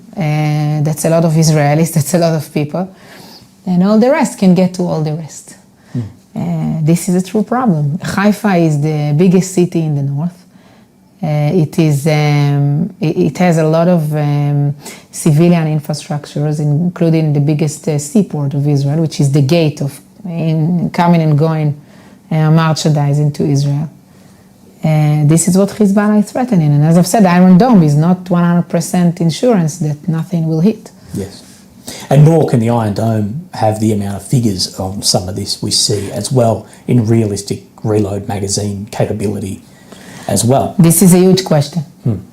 How many interceptors do you need? Yes, well, this is one of what I've spoken about with Iran with ballistic cruise missiles too, and what can intercept those, say, Patriot systems, and the amount of Patriots we actually have, we being, say, the West, of not only the batteries but the interceptors, is very low compared to what Ukraine is using currently. And we know all the new batteries are going directly to Ukraine. It was announced, I think, today in Washington.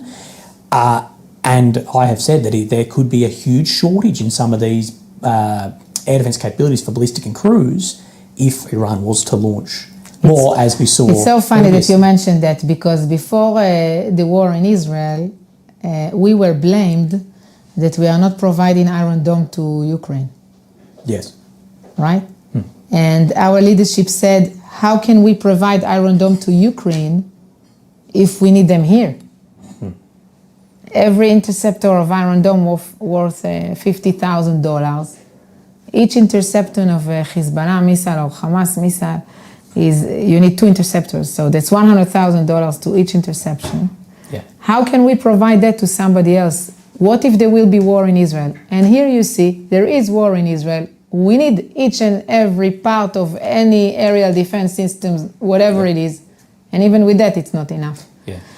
Well, that's the thing, is the industrial capability was already stretched thin with Ukraine, and this has stretched it more thinly. And of course, we don't have the numbers of this to be classified, but of what can be produced, what are in storage, versus what potentially could come in and start getting through. We've just seen that Russia has had a lot more successful strikes recently into Ukrainian capitals and against then military areas in the West too. Especially I feel like I thought about it this week, that while in the West we were preparing for peace, our enemies like Iran and like Russia against Ukraine, like China with Taiwan, and even you mentioned North Korea, they were preparing for war. Yes. Well, the industrial capacity of the West has been shown to be absolutely insufficient. That the amount of shells we could make is a third of what it's been about a fifth of what North Korea have supplied to Russia, and it's incredibly low. And we've found out, well, maybe too late, it will depend. On the political aspect, something that's tied to most of my work, the majority of what I talk about in an analyst point of view, is about Russia and Ukraine. Now, we know that due to the sanctioning of Russia, the war into Ukraine, we have seen Russia and Iran become very close. Have you seen anything that suggests that Russia is supplying technology or training or anything through that will be supporting the IRGC in maybe more technology or better training and tactics? Before. Look, during the years that I served in the army, for me it was obvious that Russia is providing munition to Iran, technology to Iran. There was a long discussion on the aerial defense systems that were provided from Russia to Iran, the S-300. There is a discussion whether the S-400 was already provided or in process or whatever in Syria. The leaks of Russian technology to Hezbollah, to the hands of Hezbollah, and even Chinese technology to the hands of Hezbollah are well known. The anti-tank missiles that I mentioned, the Cornet, it's just an example for that. For me, during the years, it was very obvious that Russia is a provider of munition or technology to the Iranians. What happened, the change and the fact that two of them, G'day, legends. Are we still back? Is anyone still on?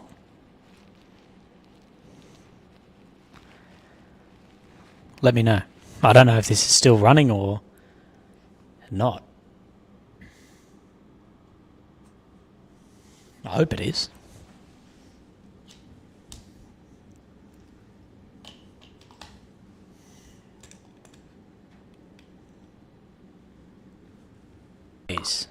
We've also hit a snag. We've hit a problem. We don't have any donations at the top to keep the stream alive and up. Did that take me 37 minutes to go there and back? Oh my God. Anyway. This is the problem, boys. There's nothing up the top. That is Endo Stream, I think.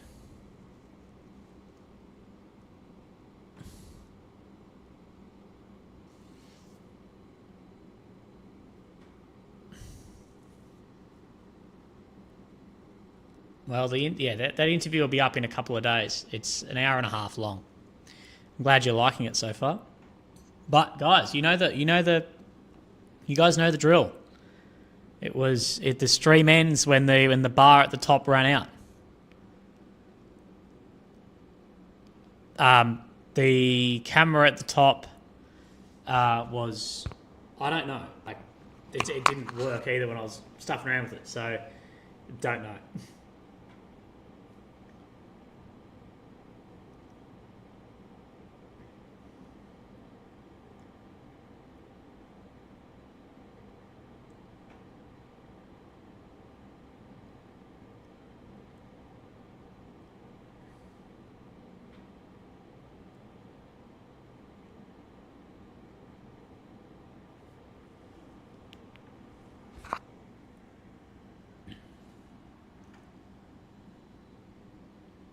Anyway, legends, I think that's going to be it then. Thank you for everything tonight.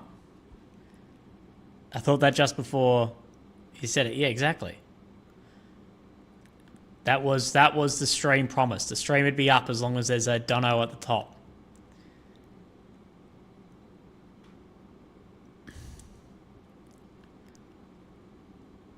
Someone wake up Tim. It's your last chance, boys. The interview will be on YouTube in maybe 2 or 3 days. I've just got to get decent Wi-Fi to upload it, and then it will be, for sure.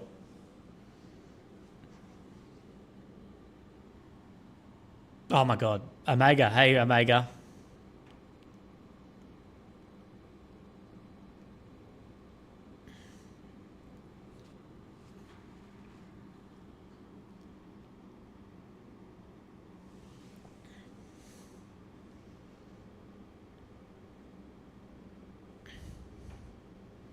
Oh, Rob has started us off at $9.99. Thanks, Robbo.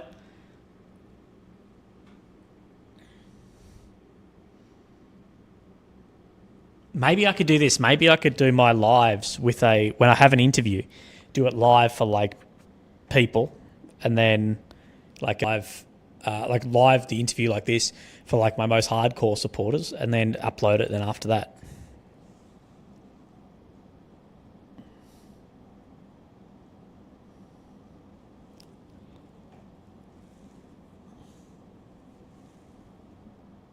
But no fireworks or anything yet. I know that's